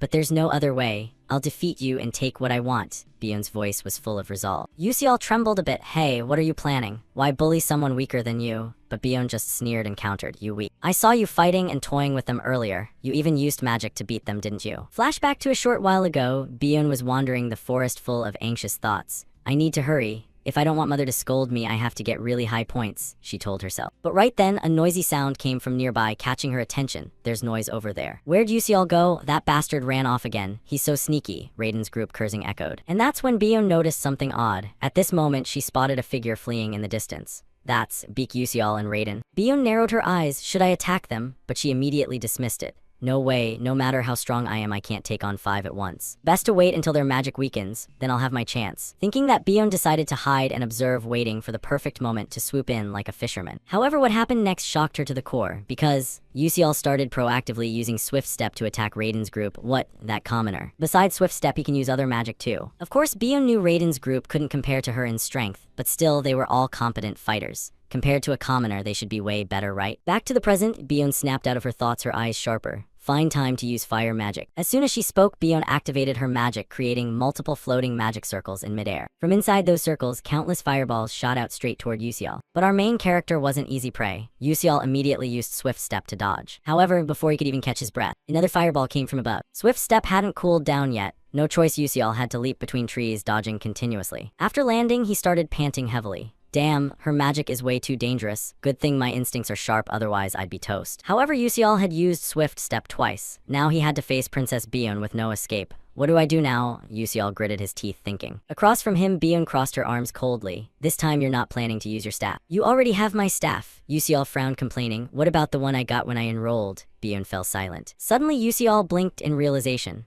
Oh right, he looked down at his hand, realizing he still had another staff. I never used it, so I forgot. Over there, Bion was starting to get annoyed. How long are you going to pretend? Her voice turned serious and icy. This is a serious battle, yet this commoner treats it like a joke. Bion gritted her teeth, eyes full of killing intent. If you're not going to fight seriously, then I'll have to crush you right here. Hearing that, Yusial broke out in cold sweat, pressure surging as he thought inside. But I'm fighting seriously, what are you talking about? Bion then reminded Yusial, if you're not serious. Her face hardened as she continued, you'll log out right here. I'll crush you, Princess, Bion thought secretly. And without wasting another second, she unleashed her magic, firing countless fire arrows straight toward Yusial, forcing him to hurriedly tilt his head to dodge. However, that wasn't the end. At the same moment, another fireball aimed straight at his shoulder. Seeing this, with superhuman reflexes, Yusial quickly ducked to the ground, dodging by a hair. And it seems, sensing Yusial's freakish dodging ability, the princess across decided to use Wideria magic, creating a massive wall of flame covering a huge range aimed at Yusial. And this time he really felt cornered. Damn, even dodging with Swift Step, her attack range is too wide. What do I do now? Yusial gritted his teeth, thinking, but right at that moment, suddenly from behind him, a sound caught his attention. This sound was. Thinking this, Yusial immediately used Swift Step repeatedly to hide behind a massive tree trunk, saving him from becoming barbecue. However, dodging this didn't mean Yusial was safe. He got lucky this time, but it was still tough. Even if he got close to Bion, flames around her would erupt to protect her when he approached. I know this very well from fighting so many fire mages. Her level is way higher than I thought. If this were flat ground, I'd probably lose in under a minute. No, the fight wouldn't even happen, Yusial thought while tightly gripping his point staff. We don't know yet who's getting defeated here. Meanwhile, Princess Bion fired countless fire arrows toward Yusial, forcing him to keep leaping back to dodge, until his mana sense kicked in, reading the trajectory of every attack. Seeing this, Yusial started swinging his arm like a machine, precisely knocking away every fire arrow and deflecting them aside. And this freakish move left Princess Bion behind, stunned in disbelief. No way, he used a weapon to counter magic. How is that possible? Back to Yusial, while focused on deflecting countless incoming attacks, he also had time to think. The longer this goes, the clearer it feels. This isn't a keyboard or mouse-controlled game, it's directly moving my body to face a mage. Very clearly, mana surrounding me grows stronger, sixth sense as clear as sight and hearing. Back to Princess Bion, seeing this, she could hardly believe her eyes. How is this possible? In this forested mountain terrain, fire should have the advantage. If that's the case, then I can only increase magic power. She gritted her teeth and began powering up, making Yusial, who had been somewhat stable, suddenly bear even greater pressure. No choice, he had to fight while retreating, hiding behind another tree. I can't just defend forever, I need to break Bion's magic shield with this staff. Thinking this, Yusial timed it perfectly while the princess ahead focused mana to prepare another attack. He immediately used Swift Step, charging straight at her. In just 1 second, he closed the distance right in front of her. And Yusial's sudden appearance startled Bion a bit, but then she gritted her teeth, showing irritation. Bion immediately cast fire magic, creating a magic circle under both their feet. And Yusial, seeing this, wasn't too surprised. When approaching fire mages, an explosive magic circle pushes enemies back 2 meters. But since I've experienced this many times, it's not too hard, he thought while leaping back to escape escape the circle's range. Then taking momentum, he charged forward again, slamming hard into the magic shield protecting Bion. The powerful strike caused several cracks to appear on the shield. No way, how can he, she thought in shock. But before she could think more, the shield shattered into pieces, and the force sent the princess tumbling to the ground. And at this point, the battle's outcome was decided. "I win," Yusiel said with a smile. And at his words, Bion could only grit her teeth in frustration. Then she took a deep breath and asked, "Who exactly are you?" "Just a normal student," Yusiel shrugged. At the same time, she turned towards someone behind and called out, "But the one hiding back there can come out now, right?" Flame, following his gaze, somehow Flame had appeared here watching both of them. Next, since she had been discovered, the female lead calmly stepped out and asked, "I wasn't hiding there, but how did you know I was here?" "Let's just call it intuition," Yusiel said with a smile, but actually it was thanks to Monalique's sensing ability. Across from him, hearing Yusiel's answer, Flame slightly furrowed her brows, then asked again, "Intuition, huh? How did you break my magic shield with that ordinary staff?" "Also thanks to intuition," she said full of suspicion. Back to Yusiel, Flame's question really stumped him. As expected, stuff like this from games can't appear in a romantic novel like the original. "I can't tell the truth." Thinking this, for some reason, he started pointing at the point staffs in his hand and said, This is real, okay?"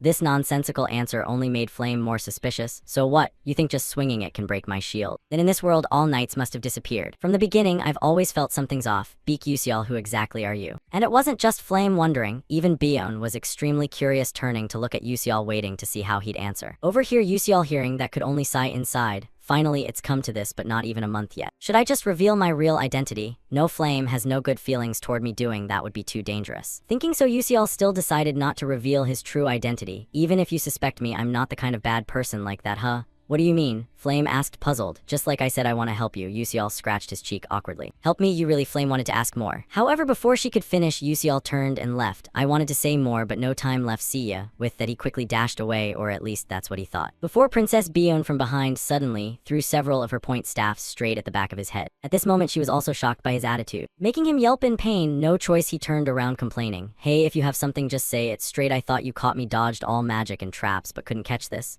Bion said in surprise. And the reason was quite simple. No choice. Mana sensing intuition also has its limits, Yusiel thought while wincing. "Ouch, that hurts. Time maintaining intuition depends on my mental energy. Since mental energy is depleted, now I even have a headache thinking this," Yusiel asked. "So why throw these to me? You won, just take them," Bion said calmly. And at her words, Yusiel seemed to guess something. "Is it because of pride? But if I take them, all my points would skyrocket, and besides, those things aren't that useful anyway." Thinking done, Yusiel only picked up 1 point staff, then smiled at Bion. "Alright, I'll just take this one, keep the rest. Then I'm off." With that, Yusiel immediately turned and left. And at this moment, the guy felt smug about his action. What a kind-hearted man, merciful to the defeated. This is so cool, he sniffed proudly. Unfortunately, the two girls behind didn't think the same. "That guy has issues," Flame said, puzzled, while Princess Bion beside her looked at Yusiel's back suspiciously. Probably a commoner with a bit of an abnormal mind, saying that she became extremely curious about Yusiel's true identity. In another scene at the professor's observation room, the screens in front of them displayed countless red dots, probably representing the students. At this moment, several other screens were showing battles of some students. Ho ho, this year's first-year Class S students are all rare talents. Worth watching after all, an elder from the Magic Council Tellys nodded, saying, and beside him, a middle-aged woman replied,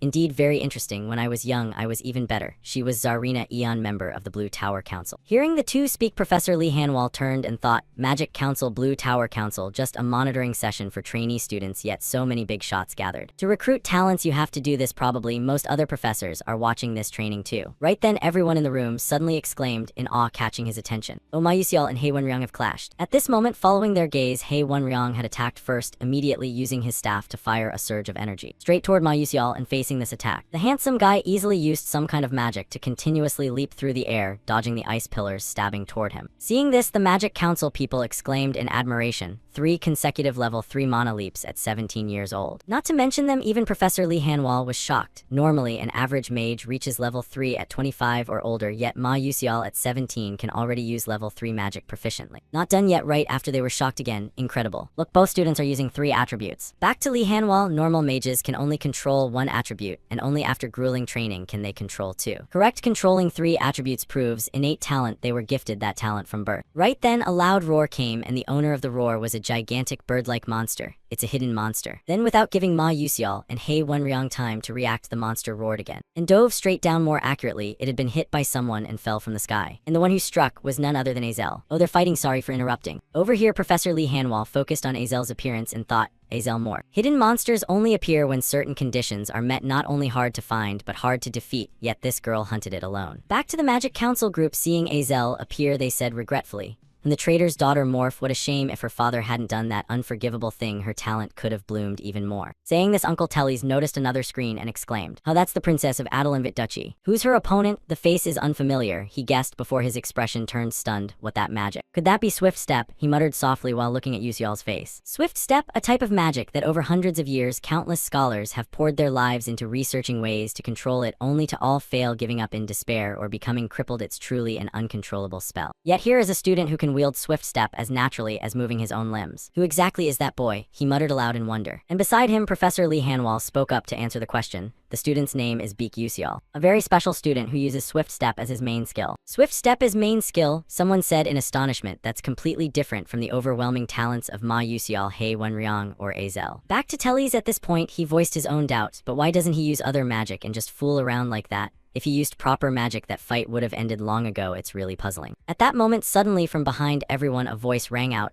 "No, he's fighting seriously, you just didn't notice." Everyone instantly turned toward the young professor and exclaimed, "Elmund Eltwin. He's been serious from the start, it seems you all didn't see it." "Interesting," Elmund said with a voice full of delight. "That student's fighting style reminds me of the knightly spirit that only existed in ancient times." And his words made the group realize something. The knightly spirit? You mean the spirit of knights that vanished along with swordsmen and ancient magic? For such a young student, he suddenly thought, yes, exactly, the knightly spirit. In a world dominated by magic, the knightly spirit is the fighting will of knights who wield swords. For example, heroes who battle evil to protect the world. It said they always face demons with just a single sword. In a world where magic exists, fighting with swords is impossible, yet that student is truly using his staff like a sword. Moreover, since Elmund commented like that, the headmaster of Stellar Academy, a school renowned as the continent's top magic academy, Elmund Eltwin, a level 9 mage, and one of the only 10 great sages on the continent. If a great sage thinks that way, saying this, he began thinking silently. Time passed quickly and the first dungeon practical exam ended. Scene shift to the special training area for Class S. At this moment, He Wenryang was frantically training his magic by attacking the dummies ahead after using wind magic to strike the target in front, but still couldn't destroy the dummy. He let out a few exhausted breaths, then looked at the staff in his hand, gritting his teeth. Damn, almost out of mana, still not enough, there's a long way ahead. Among the 141 students who participated in this dungeon exam, 39 were eliminated. Azel topped the rankings by defeating the bird monster while I'm second. Ma Yusial is 6th, but I don't feel like I've won. At that moment, his face showed clear frustration. If Azel hadn't interfered in that fight. Thinking this, suddenly, an uncontrollable flame of anger surged in He Wenryang's heart. From the first time we met, I've had this feeling. Although Ma Yusial always acts indifferent to everything, whatever he does reaches professional level even beyond that. Even in this practical exam, I set up magic arrays everywhere and calculated every move of his, yet Ma Yusial still easily neutralized all my attacks. Will I ever be able to defeat him? Is this talent wall really that high and thick? Thinking this, he took a deep breath to calm himself and reassured, no time for self-blame, I need to work even harder. At the same time, not far away, Princess Bion also arrived and spotted He Wenryang frantically training his magic. Seeing his state, Bion felt a bit puzzled. Is that He Wenryang? He's usually so calm, why is he so frustrated today? Well, though I shouldn't say this, but it's really annoying having to give up the staff and only get 3rd place. Mother seems satisfied with the result, but if I don't get the staff back, I'll definitely get punished. That commoner is so arrogant and annoying, she thought while continuously blasting magic at the dummy ahead like venting anger. And this made He Wenryang stop and notice. Princess, is something wrong? Not sure if I'm mistaken, but it seems the princess's magic is more precise than before. Princess Bion's fire magic is very powerful, but it's hard to control. Finally, she couldn't improve this fast, or maybe it's just coincidence. He furrowed his brows thinking. Back to Bion, extremely irritated. Damn it, though I hate to admit it, but Beak Yusial's special lecture really worked. Thanks to those ridiculous riddles, my thinking has changed, and my magic control has improved significantly. Though he's just a low-scoring commoner with a terrible personality, Beak Yusial is the only one who knows how to fix my weakness. But annoying is still annoying, she gritted her teeth, said, then left the training ground after venting. The voice of her guard Yedarin rang out beside her. Princess, seeing that Bion turned and asked, Yedarin, what is it?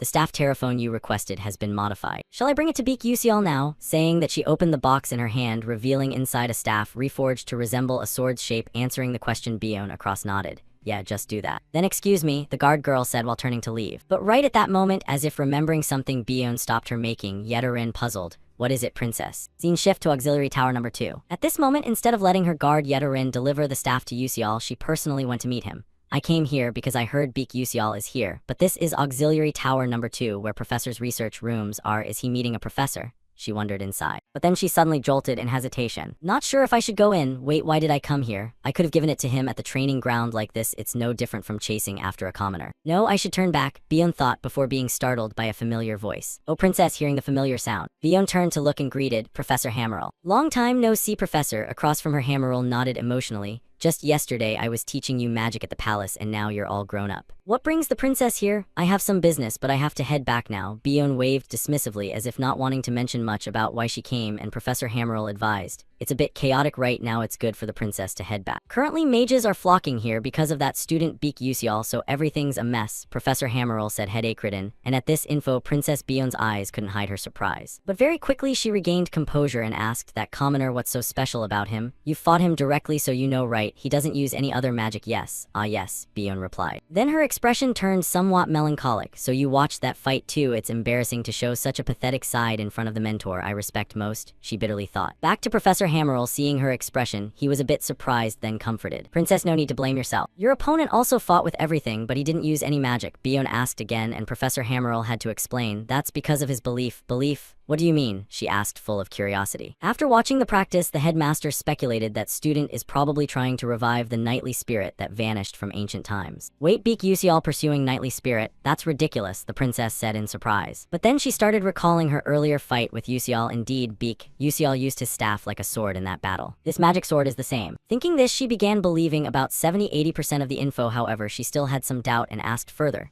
"Not using magic in a magic academy punished heavily? He'd definitely lose points in magic practice hours and many other things. Yes, that student knows that clearly but still chose this path. It's truly astonishing, isn't it? Despite achieving great things with swift step, he still relentlessly hones himself. That must be true belief," Professor Hammerl said with full admiration. If Usial really heard this, he'd probably laugh himself to death. Putting that aside, after bidding farewell to Professor Hammerl, Princess Bion fell into deep thought. If someone said they dream of becoming a knight, they'd surely be mocked because the age of knights has passed, but Beak Usial, is he seriously pursuing the knightly spirit? Yet I got angry at him, telling him not to fool around, she secretly thought. And right at that moment, Usial also spotted her here and asked, "What are you doing here?" In the guy's mouth was the rank 5 reward Edelic root. Back to Bion, seeing Usial appear, she immediately changed expression. "I came here for you, what for?" Usial said while non-stop munching, making the princess extremely irritated, starting to stare at him, and in the end, she couldn't win the starring contest with Usial, so she tossed him the box containing the staff and said, "Forget it, take this," seeing that the guy immediately realized the issue and exclaimed, "Oh, Terraphone, thanks." Saying that, he hurriedly opened the box to check the new item. This is an invisible sword. As expected from Adelinvit, the craftsmanship is on another level. The princess helped me out big time. Great, this thing money can't easily buy. Thinking this, he turned to look at Bion expectantly. "Can you give me the box too? Selling it would probably fetch a good price." "Up to you," the princess said casually, making the poor bastard ecstatic inside. "Oh man, jackpot, what a commoner," she secretly thought. Then her eyes showed a bit of seriousness as she asked, "Hey Beak Usial, are you really not going to use other magic?" The sudden question left Usial a bit stunned, and his starring gaze made Bion a little embarrassed. Then she quickly turned away. "On nothing, I'm leaving." Over here, Usial, seeing that, shrugged and left. "Other magic, huh? Now that I think about it, earlier Professor Lee Hanwal said something similar. Said he understands my feelings, respects my belief, all that incomprehensible stuff, like I've chosen a thorny path.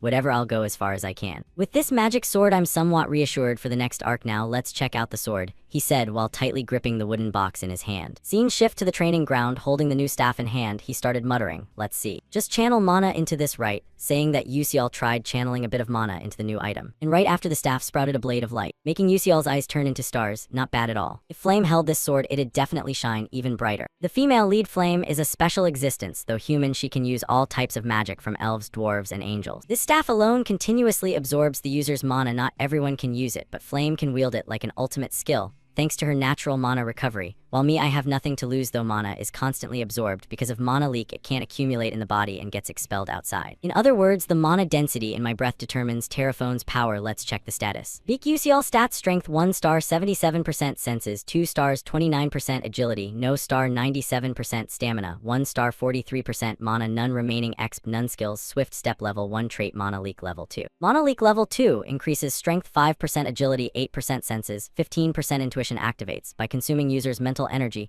faintly senses mana flow within 18 simultaneously activates high-speed perception, auto-activates when user is in danger, increases active mana circulation speed 1%. Back to Usial, looking at his stats, he was quite satisfied. After eating the Edelic root rank 5 reward from this exam, my strength increased a bit. Now with a weapon, I can directly accumulate exp. Should train swordsmanship more from now on, it'll be very busy, he exclaimed. Time passed quickly. Scene shift to some training ground. At this moment, the instructor standing in front said to all students ahead, Today we'll have a practical combat magic session. Everyone spread out and take your staffs. This instructor was Berean defensive magic lecturer. Following his words, the students started spreading out and eagerly using magic shields to practice. Over on this side, after walking around and observing the students' spellcasting processes, he inwardly sighed in admiration, thinking this batch really seemed to have a ton of talented kids, and deciding to sort the classes by ability level was a pretty smart move. As he was saying that, he suddenly noticed something. Ducio was standing there alone in a daze up ahead, and he thought to himself, isn't that kid the rumored commoner from Class S? A total nobody, yet he managed to resonate with a mid-tier magic staff and even ranked 5th in the dungeon test. How infuriating, the sneaky old man thought as he started walking over to mess with Ducio. Hey, bitch Ducio, why are you just standing there spacing out like an idiot? Hearing the call, Ducio turned around and awkwardly replied, I'm practicing a different kind of defense right now, so I don't really need to learn basic magic. Oh, is that so? Your own special kind of defense, huh? Sounds interesting, the old man said with a laugh. But in his mind, he was thinking something completely different. What arrogance, unless you're Princess Bion who's studying the inherited magic of Adelevet. A mere commoner like you shouldn't even dream of having some special defense technique. Anyway, I've heard that bitch Ducio doesn't use any magic other than flash step, so if that's the case then. Thinking this far, the cunning guy decided he wanted to teach the kid a lesson and spoke up with a suggestion. Then how about you demonstrate that amazing defense of yours for the other students to broaden their horizons a bit? Your opponent will be, as he spoke, he turned to look at the students behind him. Then his eyes landed on a red-haired kid, right? Morso from Class B would be the perfect fit. Hearing Professor Berean say that, Morso broke into a full-on villainous grin. It wasn't random that Berean did this. When he made the suggestion, he'd already calculated a bit. As a defense-specialized instructor, staying in good standing at the academy depended heavily on relationships with students. Morso Dordan was from the Scalvan Empire, buttering him up a little wouldn't hurt.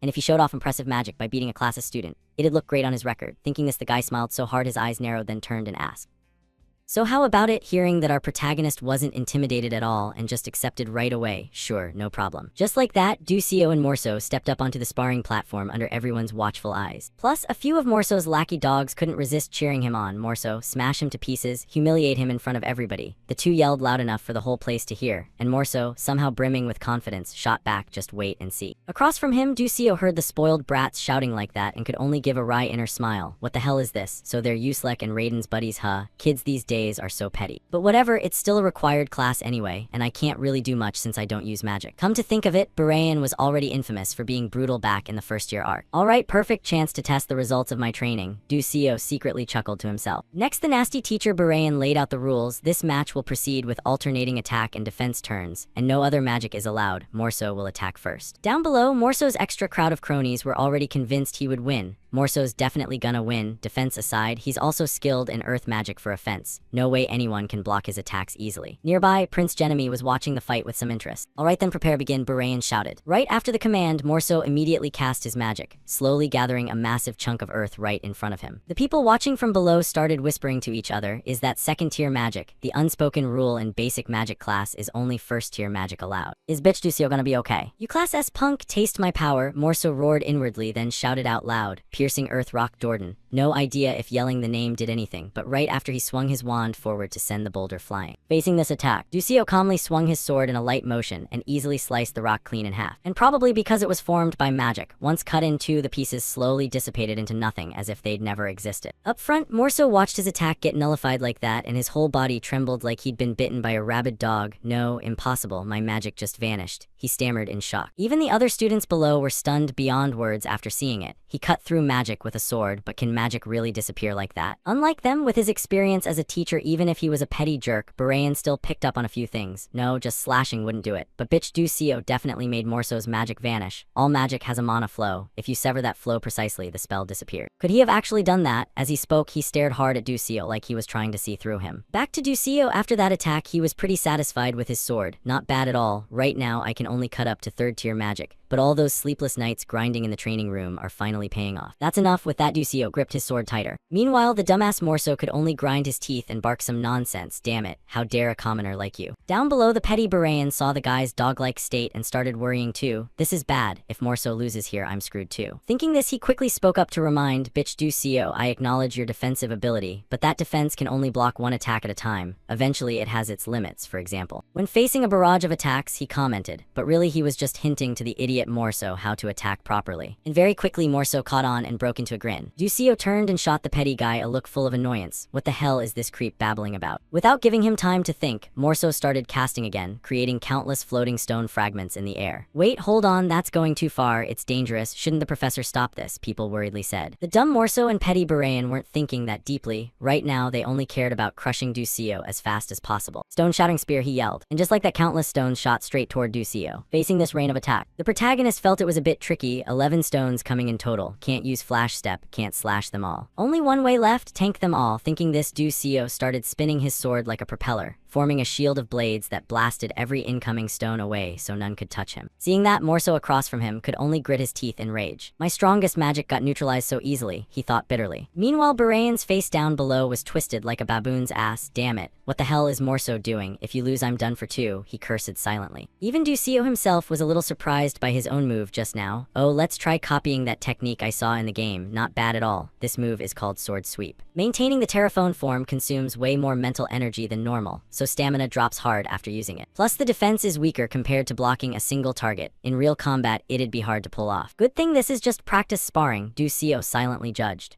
Meanwhile, the other students were completely amazed. Wow, first time I've seen that technique. It looks just like a magic shield. Is there even defense magic like that? At this rate, Morso's gonna lose soon. The chatter started rising, making Morso angrier by the second. A commoner like you dares, he snarled while starting to cast magic again. And counting this one, it'd be his third consecutive attack, which made the other students unhappy. Wait, is he gonna attack again? Morso's turn is already over, they said while glancing nervously at the petty teacher, and whether he heard or not, the guy just smiled and wanted Morso to keep going. Get ready, bitch, Ducio, this time I won't hold back. Right as he finished speaking, another voice cut in. Excuse me, professor. Hearing the familiar voice, the petty teacher turned toward the sound, then asked, what is it, Genemy? Over here, the prince flashed a bright smile, then asked back, why isn't the professor switching the attack turn to bitch Ducio? Well, the old man stammered, unable to form words. Seeing the prince step in to criticize, the other students started chiming in too. This isn't some first-year basic practice. One mistake and someone could get seriously hurt. What is this teacher trying to do? The turn's already over, they said while staring coldly at Barayan, leaving him super awkward. I was too focused on the match and didn't notice everyone's reaction, he thought to himself, and finally with no choice left, Barayan had to announce, switch attack turns. Up on the platform, Morso hurriedly threw up a magic shield. But the moment it formed, Ducio sliced it into countless pieces, then pointed his sword straight at the guy's throat. Bitch Ducio wins, Barayan declared. Morso losing so quickly and cleanly left everyone a bit shocked. In the end, bitch Ducio won. He's way stronger than I thought. Ignoring the chatter, Prince Genemy walked forward with a meaningful smile. Scene shift to the prince's private room. Right now, inside the room, Morso's miserable screams echoed. Please, spare me, he weakly begged. After beating the guy senseless with some martial training, Genemy finally stopped, then turned to the girl in front and said, Verajane, looks like my friend got pretty badly hurt. Take good care of him, okay? If anything happens to him, I'll be really upset, he said while wiping the blood off his hand with a handkerchief.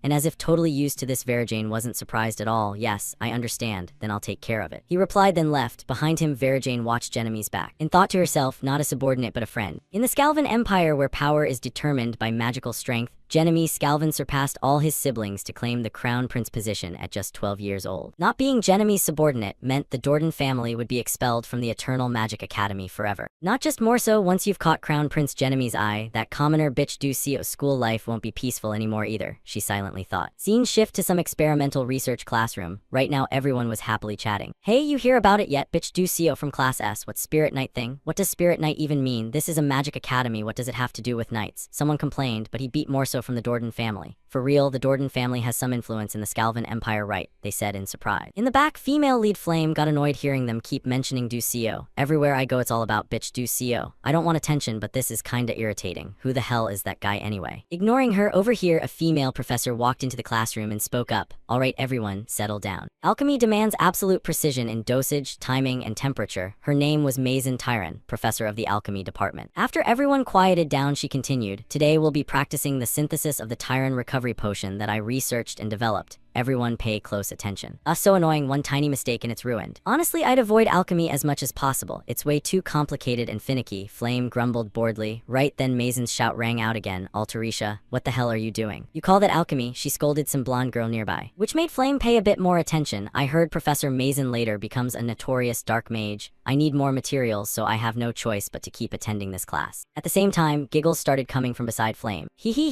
yes, that's it. The guy laughed while staring at the vial in front of him, and the way way he looked was exactly like someone brewing poison to screw someone over. Bitch Ducio, at first I thought he joined this class to get close to Azel, but now it seems he's a total pervert. What the hell did I just see? Whatever, I need to go get materials. Thinking that, Flame quickly got up to prepare, and after a while she finally finished synthesizing the potion. Phew, finally done. Good thing Flame has high study stats or I wouldn't have finished this fast. Wonder how Azel is doing, she said while turning to check on Azel next to her, who was still struggling with processing ingredients. Thank goodness, looks like she's doing fine. Wait, doing fine. In the original story, Azel accidentally gets Mela's magic technique notebook and creates a recovery potion way more advanced than the Tyran one in this class. So why is she making it so normally now? Flame pondered while rubbing her chin. Before Maizen's screech rang out again, bitch Ducio, who gave you permission to change the experimental ingredients on your own? Huh, doing it this way gives better results though, Ducio shrugged and said, making her even more irritated. Now you're talking about results. This isn't the Tyran recovery potion I asked for. Hearing them talk, Flame jolted and turned to look. What? Could it be that the advanced potion Azel was supposed to create ended up being made by bitch Ducio instead? Something feels off. Why would bitch Ducio be able to make an advanced Tyran recovery potion in place of Azel? She thought while staring suspiciously at Ducio. Over here, Professor Maizen, hearing his reply, clutched her head. This is ridiculous. Your attitude is terrible. See, I told you commoners are no good, HMPH, she sneered. And that line caught Flame completely off guard. Because in the original it was supposed to be, see, that's why your whole family got wiped out, HMPH. Those words became Azel's lifelong trauma after losing her family and haunted her until the very end of the story. Could bitch Ducio have foreseen this, so he deliberately drew Maizen's attention to himself to protect Azel? But Professor Maizen has a lot of influence in Stella Academy. Once she has her eye on you, your grades in other subjects will suffer too. Is that guy going this far for Azel? Flame wondered in shock. And for some reason right then the professor yelled again, you, how dare you talk to me like that? Call your parents here right now. Speaking of Ducio, seeing her lioness-like rage, he finally remembered who she was. Oh crap, I almost forgot about this annoying plot point. I got too caught up in alchemy and completely blanked on this troublesome part. Thinking this, Ducio could only sigh inwardly, then replied, I don't have parents. You dare say that to me, she kept shouting, but Ducio had gone full deaf to criticism mode. Whatever, I've already been targeted. What's there to be afraid of anymore? If that's the case, tomorrow I'll try making golden elixir and cola potions, the guy silently planned in his mind. Time flew by quickly, and a few weeks later the confrontation between Ducio and Professor Maizen started getting more and more intense. Bitch Ducio,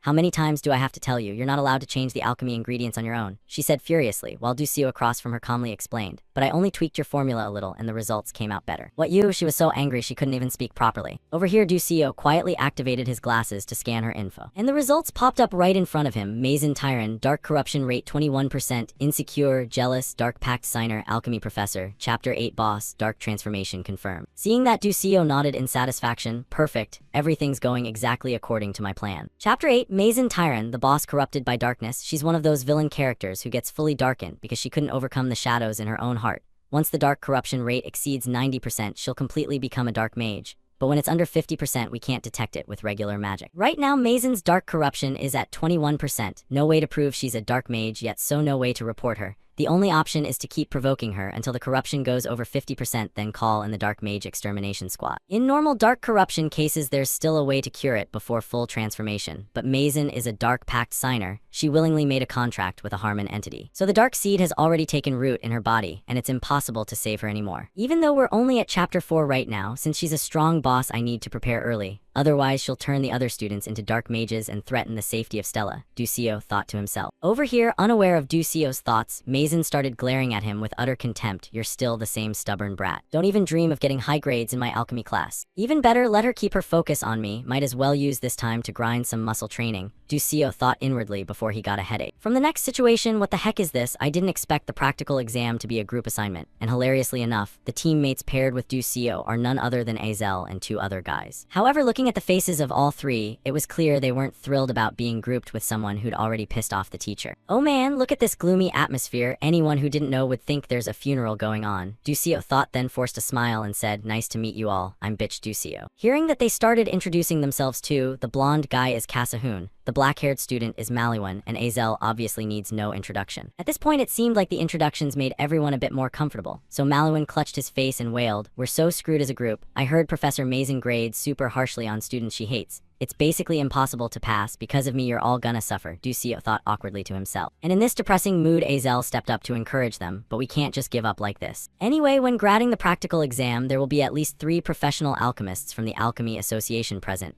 meaning Professor Mazin can't just fail us arbitrarily. Her explanation made Kasahun and Maluan look a little brighter with hope. While they still clung to that slim chance, then yeah, we just have to give it our all. Thank goodness this is actually a potion I wanted to try making once, they said excitedly. And over here Ducio turned to look at Azel with a satisfied expression. Too bad the look wasn't returned, since Azel had already turned away in annoyance, refusing to meet his eyes. Putting that aside, next the whole group started discussing. Anyway, the D enhancement potion assigned for this assignment isn't too hard if we combine what we've learned. The only issue is the ingredients are kinda rare. So who's gonna go gather the main ingredient, fire lizard tail, she asked, and Ducio immediately raised his hand to volunteer. Leave that to me. Everyone knows the most important thing in alchemy is picking fresh monsters and materials right. Azel reminded them again, of course. The group nodded in agreement. And seeing Ducio's confident demeanor made Azel feel a bit more at ease. He looked so sure of himself, so it should be fine. Fire lizard, huh? Alright, I'll bring them fresh right to the spot, Ducio thought to himself. That night, Professor Mazin secretly summoned a student for a private meeting. Professor, you called for me. Across from her, Mazin pulled out a sheet of paper and explained. Take this notice to the Class C Alchemy Group students. Remember to exclude Group 12 though. Yes, Professor, the guy nodded and agreed. The Alchemy Practical Exam will be conducted under the supervision of professional alchemists from the Alchemy Association. If they see how pathetic he looks, then his alchemy career is over right there. Bitch Ducio, I'll make you learn the consequences of defying a teacher, she growled. Time passed quickly until the next morning, in the Class S training room. The student Mazin had assigned the task came to hand the notice to Flame. Flame, this is for you, notice from the alchemy class. He said while handing her the paper, then added, oh, and don't tell anyone about this, okay? They say if you say it like that, people will listen. After saying that, the student left immediately, and Flame pretty much guessed what it meant. Probably means don't tell Group 12 with bitch Ducio, right? Why the hell should I listen to that? Inside the paper it said, notice, the practical exam topic has been changed from D enhancement potion to Tyron supplement potion. Please take note, students. Reading that, suddenly Flame had a thought. Wait a second. If bitch Ducio knows the original story in advance, then he would stop this from happening. Instead of preparing fire lizard tails for the D enhancement potion, he would prepare a Talic spider carapace, the ingredient for Tyron supplement potion. That's right, this is my chance to test him. Thinking that, Flame crumpled the paper tightly in her hand. It seemed she decided to use this exam to check whether Ducio really knows the plot ahead or not. Scene shift to Ducio's location. Right now he just stepped out of the teleportation gate to hunt for fire lizard tails. Welcome to Darably Grand Arena. The welcome announcement rang out, but Ducio had no time to care. Oh man, my head. Teleport gates are convenient, but stepping out always makes me dizzy, he complained. Right at that moment, a voice came from ahead. Welcome, esteemed mage, bitch Ducio. It's our honor to welcome you to Darably, the smiling female staff said. Hearing that, Ducio explained, I'm not an official mage yet, just a student, but students from Stella enjoy the same privileges as official mages. At the same time, people around were staring at Ducio's uniform and whispering, hey look, that's a Stella student. For real, first time I've seen a Stella uniform, so jealous, and he's kinda hot too. How is everything, sir? If you need any assistance, just let me know, she said cheerfully. But since he was already used to it, Ducio didn't need any help, thanks. He nodded and quickly walked away. As long as you have the Stella Pass and pocket watch, you're treated like an official mage anywhere. Stella Academy really is amazing. Plus free teleport gate access, which normally costs 100,000 credits. Thanks to that, I use the weekends to teleport and visit nearby cities, and everything I know matches this world exactly, Ducio thought to himself. Until he reached some forest area and stopped. Looks like this is the spot. Today's target is the Fire Lizard, level 2 monster. Their strength and stamina are only a bit above normal beasts, but they have magical defense and are super agile. You need level 2 magic or higher to take them down. I've hunted level 1 monsters before, and it wasn't too hard, so level 2 probably won't be a problem either. Thinking that using his detection ability, Ducio sensed something charging toward him. Immediately he drew his sword and gripped it tight. At the same time, something shot straight at Ducio from behind like an arrow. Too bad it picked the wrong opponent, because Ducio had already sensed the attack, so he just lightly thrust his sword backward and easily pierced straight through the fire lizard's body, making it screech in agony. And in less than 3 seconds the monster was done for. Alright, that's that, Ducio shrugged and said, but this isn't over yet. Next, a whole pack of fire lizards slowly closed in on Ducio, which made him thrilled that the ingredients were coming to deliver themselves. Alright then, time to start collecting materials, the guy said excitedly and charged forward to attack, until he brought the pile of materials right in front of Azel, who couldn't help but be amazed. So fresh, of course, Ducio grinned and said, at least you know how to pick good ingredients, now that you know. Shut up. Good, now we just need to combine them and we're done. Let's do this, she nodded, and everyone got pumped up. At that moment, Professor Mazin called out to get everyone's attention. Is everyone gathered and ready? As announced earlier today, the practical exam will be held under the supervision of alchemists from the Alchemy Association.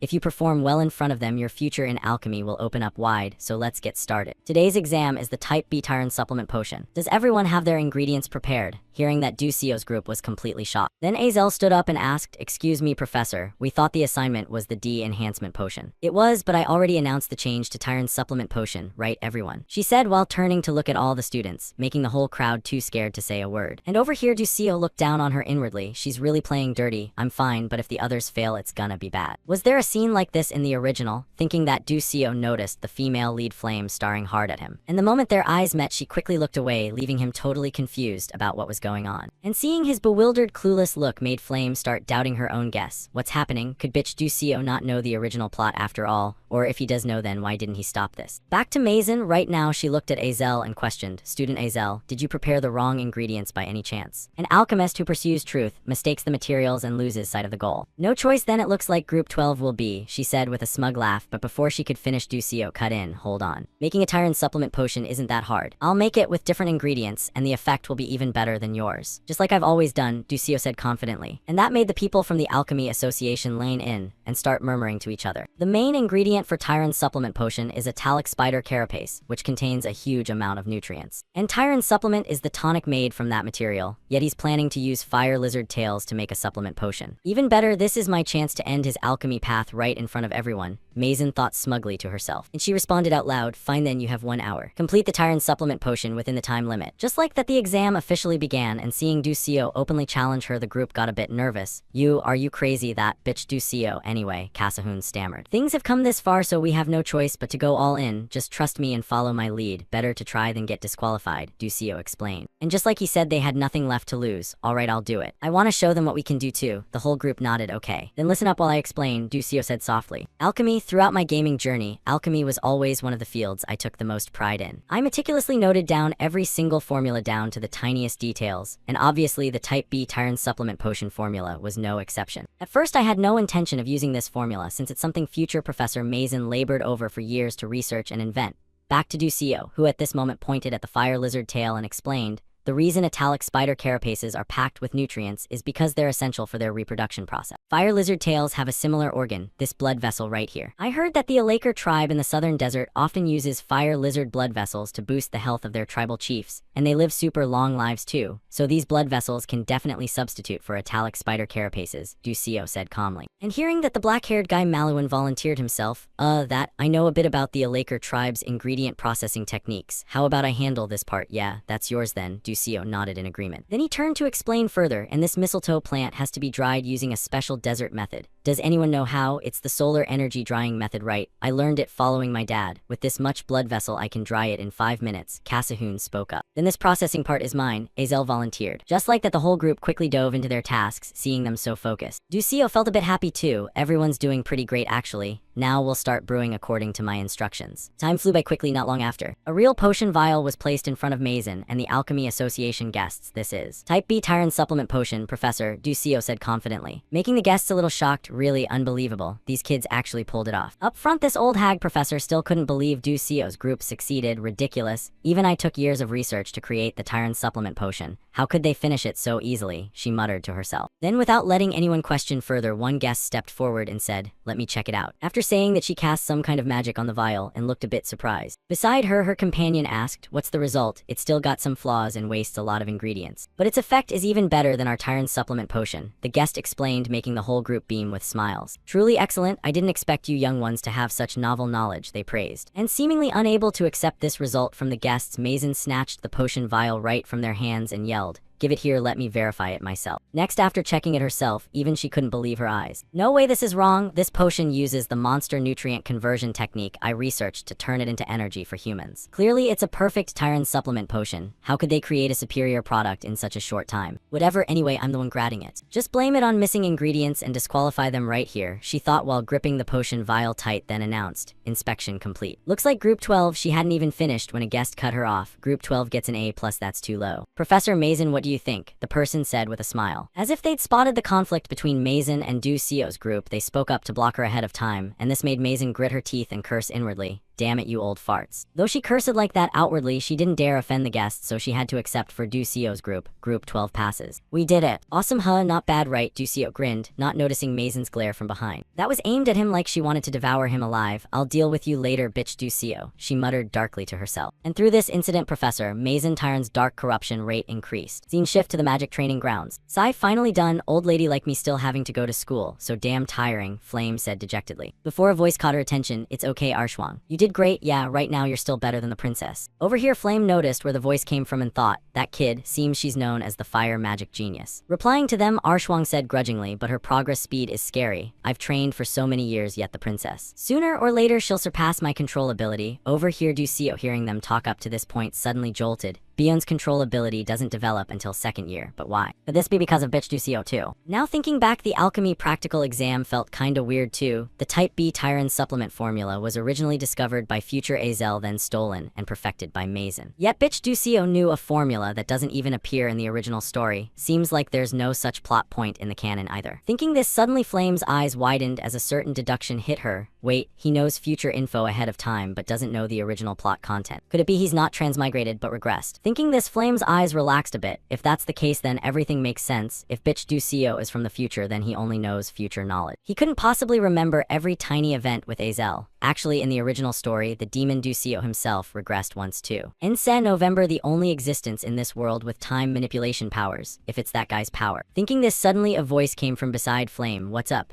Hearing the call, Flame snapped out of her thoughts. Then turned to look, it's Ha Wenryang He. Perfect timing meeting you, you know bitch Ducio, right? Did he leave any impression on you? What do you mean? I just think he's a slightly special student. Ha Wenryang asked, puzzled. Anything else? Don't you feel anything different? She asked back. Nope, he answered. I see. Flame's voice sounded a bit disappointed, and this made Ha Wenryang think a little. Flame, do you have something for bitch Ducio or what? Seems like it, she thought for a sec then replied, not realizing how her answer could be misunderstood. Oh anyway bitch Ducio is like me. He knows future events ahead too. Thinking this, Flame muttered, but no good, this won't do. Staying stuck here isn't my style at all. By the way, speaking of bitch Ducio, maybe I should go confess to him right now. Confess, like feelings, Ha Wenryang thought confusedly. Thanks for listening to me, I'm off, Flame said while waving goodbye, then turned and left. And she didn't notice that. Right as she left, Ha Wenryang's face turned visibly sad. Time flew by to the next day. At this point, Ducio started pondering the issue with that Professor Maisen. Now what to do? Right now Maisen's dark corruption rate has risen to 37%. That means less than 3 months until that event happens. Maisen's darkening will randomly affect one student, Flame's friend Zeki, Bion's subordinate. Arshwang, Bion's loyal knight, and He Wenryang, the sole successor of the Moon Shadow Tower. If Ha Wenryang gets darkened, it'd be a total disaster. Though the odds are extremely low, Ha Wenryang's darkening leads to the worst ending, so we gotta be extra careful. Among the three, the one with the highest chance of. Thinking this, Ducio suddenly stopped when he spotted Flame standing right in front of him. You, what are you doing? She suddenly asked, making Ducio confused. What are you talking about? You didn't answer my question clearly last time about your identity, Flame frowned and said. Making Ducio's face darken like the bottom of a pot. That question again, you're putting me in a tough spot here. The guy grumbled inwardly, then turned to look at Flame and calculated. Maybe just tell Flame the truth. Who knows, might get more info for a better ending. All or nothing. Let's try it. Thinking this, Ducio made his decision and spoke up. I am. He hadn't even finished when countless system warnings popped up around Ducio. Warning, plot power insufficient. Do not reveal transmigrator identity to this character. Do not share knowledge and info you know with this character. This is driving me insane. What the hell is this? Ducio screamed inwardly. Then scratched his head and said, alright, how about this? Everyone has secrets, so let's just say half the truth. How's that? Fine, I agree, she nodded. And started asking, okay, I'll go first. You know the future, right? The girl bluntly said. Making Ducio want to kowtow to her inwardly. I said half the truth only. Why ask so straight up? You asking like that means you do too, right? What's your purpose coming to this school? Ducio shot back. To prevent the world from getting destroyed. This world is in danger. My turn now. Why do you act like that? Act how? I don't get it, but let's dodge for now, Ducio thought confusedly. It answered, nah, it's nothing. I just do what I think is the rightest thing. That should be enough, right? Ducio thought. But his words made the female lead Flame tremble and yell, don't lie. How can someone be that nice? There has to be a goal, something you want to achieve, she said super confidently, making Ducio not understand why she could assert that. No, there isn't. Wait, something to achieve, huh? Actually, I'm not even sure anymore. I just want to survive, that's all, Ducio said calmly. Over here, Flame froze for a few seconds, then replied. Probably, yeah, sorry I misspoke. Well, I'm going now. With that, she teared up a bit and turned to leave, startling Ducio shitless. Hey, wait, it's my turn to ask, is she crying, he thought. But before he could react, he sensed a wave of killing intent from behind. And the arriver was none other than the youth Ha Wenryang. What the hell now? The guy screamed inwardly. Meanwhile, Ha Wenryang walked right up to him and demanded, answer me. Why'd you make Flame cry? Lion, I won't let it slide, he warned sternly, making Ducio shrink back. Holy crap, getting glared at by the rival of the strongest character already gives me chills. Now I remember. Seems there's a plot where Ha Wenryang one-sidedly likes Flame. Causing misunderstanding here would be trouble. Gotta clear it up. Me and Flame, there's nothing going on. Why are you asking? You think I'll believe that? Ha Wenryang said with suspicious eyes. Just believe me, especially what you're thinking. Nothing like that, so relax. Ducio waved it off while thinking. That should do it. Across from him, the simp youth pondered for a bit, then bowed his head and said, I asked too much, sorry, now it's fine. Ducio hurriedly said, then I'm off. Ha Wenryang replied coldly and turned to leave. Seeing him like that, Ducio was a bit surprised. What was that? Doesn't match his personality at all. Ha Wenryang, who's always cold and rational, showing such instability. This feels odd. Back to Azel, right now her face showed clear frustration and discomfort. Sigh, why can't I focus on anything today? Thinking this, she recalled her morning talk with Ducio. Bitch Ducio, I wanna ask you something. Did you come up with that formula on the spot? Let's say yeah, Ducio replied. And that statement really struck Azel's pride hard. I've always considered myself a genius. I believed that as long as I kept going like this, I could defeat anyone. But what the hell was that just now? If I stay like this, how can I ever get revenge for my father, those filthy people who framed him as a traitor and pushed him to his death, the disgusting lowly Adalevet family? I can't take them down with just this level. Azel thought bitterly. Thinking this, she slapped both cheeks hard with her hands to snap herself out of it. I can't give up like this, I have to try even harder, she muttered to herself. Scene shift to Flame's dorm room. While lying on her bed, she finally had time to ramble in her thoughts. I chose the 4-person room because I like the lively vibe, but now that I think about it, I should have picked a single room exclusive to Class S instead. Bitch Ducio clearly said back then that he didn't know what his purpose was. Definitely, that's proof he regressed. In the final moment of the original story, Ensen November told Demon Ducio this: you can reverse time, but the price is you'll lose most of your memories and everything from that period. And once the mission is complete, your existence will vanish entirely. No one will remember you saved the world. Even the people you love will forget you, yet you still want to turn back time and start over. If that's my fate, then yes, Demon Ducio laughed without a trace of hesitation. But the one who stopped Demon Ducio was Azel. Wait, she shouted, making him turn around in slight shock. Wait, if I have to live in a world without you, then I'd rather watch this world get destroyed while still keeping your image in my heart. Come with me. Her words made Demon Ducio abandon the regression plan, and the world was destroyed. The story ended in a tragic conclusion. If this world differs from the original, and it's bitch Ducio, not Demon Ducio, who regressed using Ensen November's power, then after completing the mission, he'd immediately vanish from this world without leaving a single trace. But this guy who lost most of his memories and only has obsession with the mission said he just wants to live. Then she thought while gripping the bedsheet tightly. Right at that moment, her roommate Jackie burst in and yelled, Flame, Ha Wenryang is looking for you. He's waiting on the first floor of the dorm. Just tell him I'm not here, Flame said while turning over to sleep. But Jackie stammered, I don't know, I want to sleep. Scene shift to outside the dorm, since Flame refused to come out. Jackie ran over to report Ha Wenryang. Before she could finish, Ha Wenryang coldly asked back, who are you? Where's Flame? She's sick and resting. Got rejected by some lowlife student and now feeling down, huh? Delusional, Ha Wenryang thought inwardly, then said, I get it, you can go. Behind him, Jackie watched Ha Wenryang's back with disappointment in her eyes. I love him so much, yet he can't even remember my name. It's always like this, outstanding talent, everyone's attention. Everything good belongs to Flame, even Ha Wenryang's heart. So annoying, she muttered while clenching her fist tight. Time passed quickly to the next morning. Scene shift to the first main tower. Inside one room, a man was lecturing Mason. I heard you got humiliated by a student, Professor Mason. I'm truly useless, she admitted. And the man opposite her was Iki Hedon, vice principal of Stella Academy. At this point, he turned around and said, you probably know how much I expect from you. The research on combining alchemy and magic techniques with the Moon Shadow Church doctors is going well, right? Of course, sir.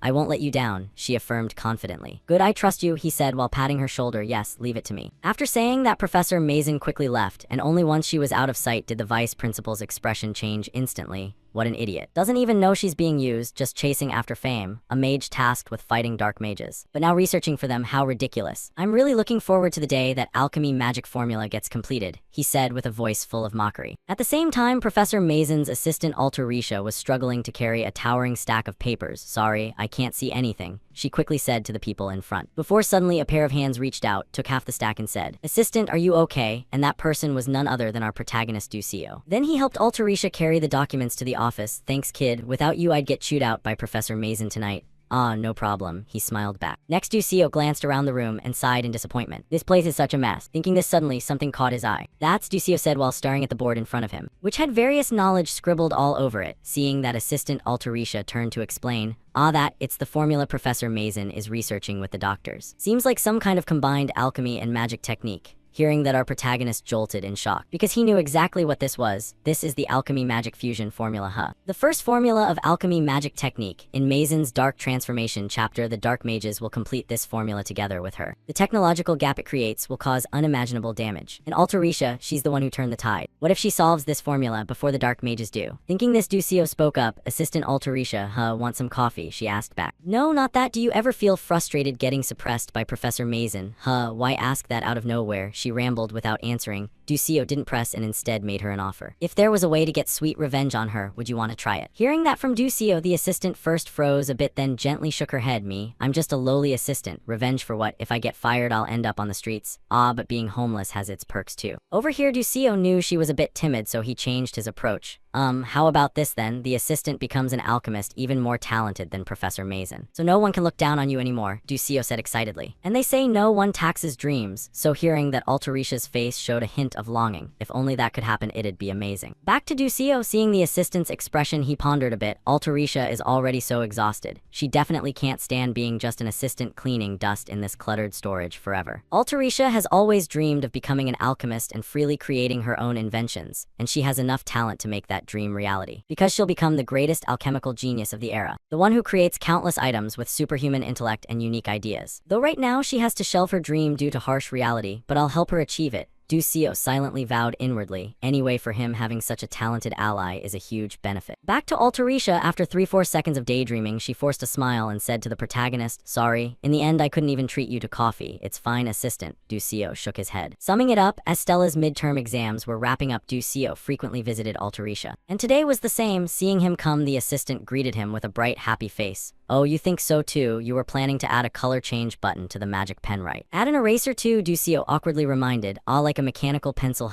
great idea. Altarisha clapped excitedly at his suggestion. Then she dove back into designing. Watching her so passionate about the work, the protagonist beside her broke into a satisfied smile. Good. Altarisha's inventions are steadily increasing, but her ability to decode the formula is still weak. I have to guide Altarisha to solve it before Maizen Tyran, but it's so hard. Thinking this, Ducio felt a bit stuck in his nurturing plan, and while he was still deep in thought leaving Altarisha's lab, suddenly, the female lead Flame's voice rang out. Hey kid. Why are you wandering around like a lost soul? Walking like that you'll bump into someone. Hearing her voice, Ducio whipped around and snapped. Who you calling kid, Looking at you, screams kid. Flame shot back. Hearing that, Ducio gritted his teeth inwardly. Damn it, I never told her my age, probably because we meet too often. Thinking that, Ducio took deep breaths to calm his anger and said, whatever, good timing running into you. Hey, you're close with Zeki, right? Hearing the question, Flame's face across from him suddenly turned worried. You, what are you planning? Gonna commit a crime or something? Hey, I haven't even said anything yet. Just keep an eye on him a bit. He might be dealing with some problem, Ducio said seriously, because he knew if affected by darkness, his mood would become very unstable. Back to Flame, seeing Ducio's serious attitude, she arrogantly shared a bit of info. I don't know much, but we agreed to hunt together this weekend evening. I'll watch him then. Yeah, thanks, Ducio nodded. Speaking of which, he was a bit worried about the next plot developments. The hunting season, no need to ask, I know where they're going. That's the location of Chapter 4, Martavis Cemetery. All key characters like Demon Ducio, Azel, Flame will participate in this event. And there'll be a large-scale battle with a level 5 necromancer appearing. Though I'm not involved in that storyline, but collecting rewards here would be super beneficial for the familiar contract ceremony. Time passed quickly, scene shift to teacher Lee Hanwal's location. At this point, Ducio met him to hand over some papers. Here, the pass, sir. Hearing the protagonist say that the cool uncle reached out, took the paper, glanced at it, and nodded. Training,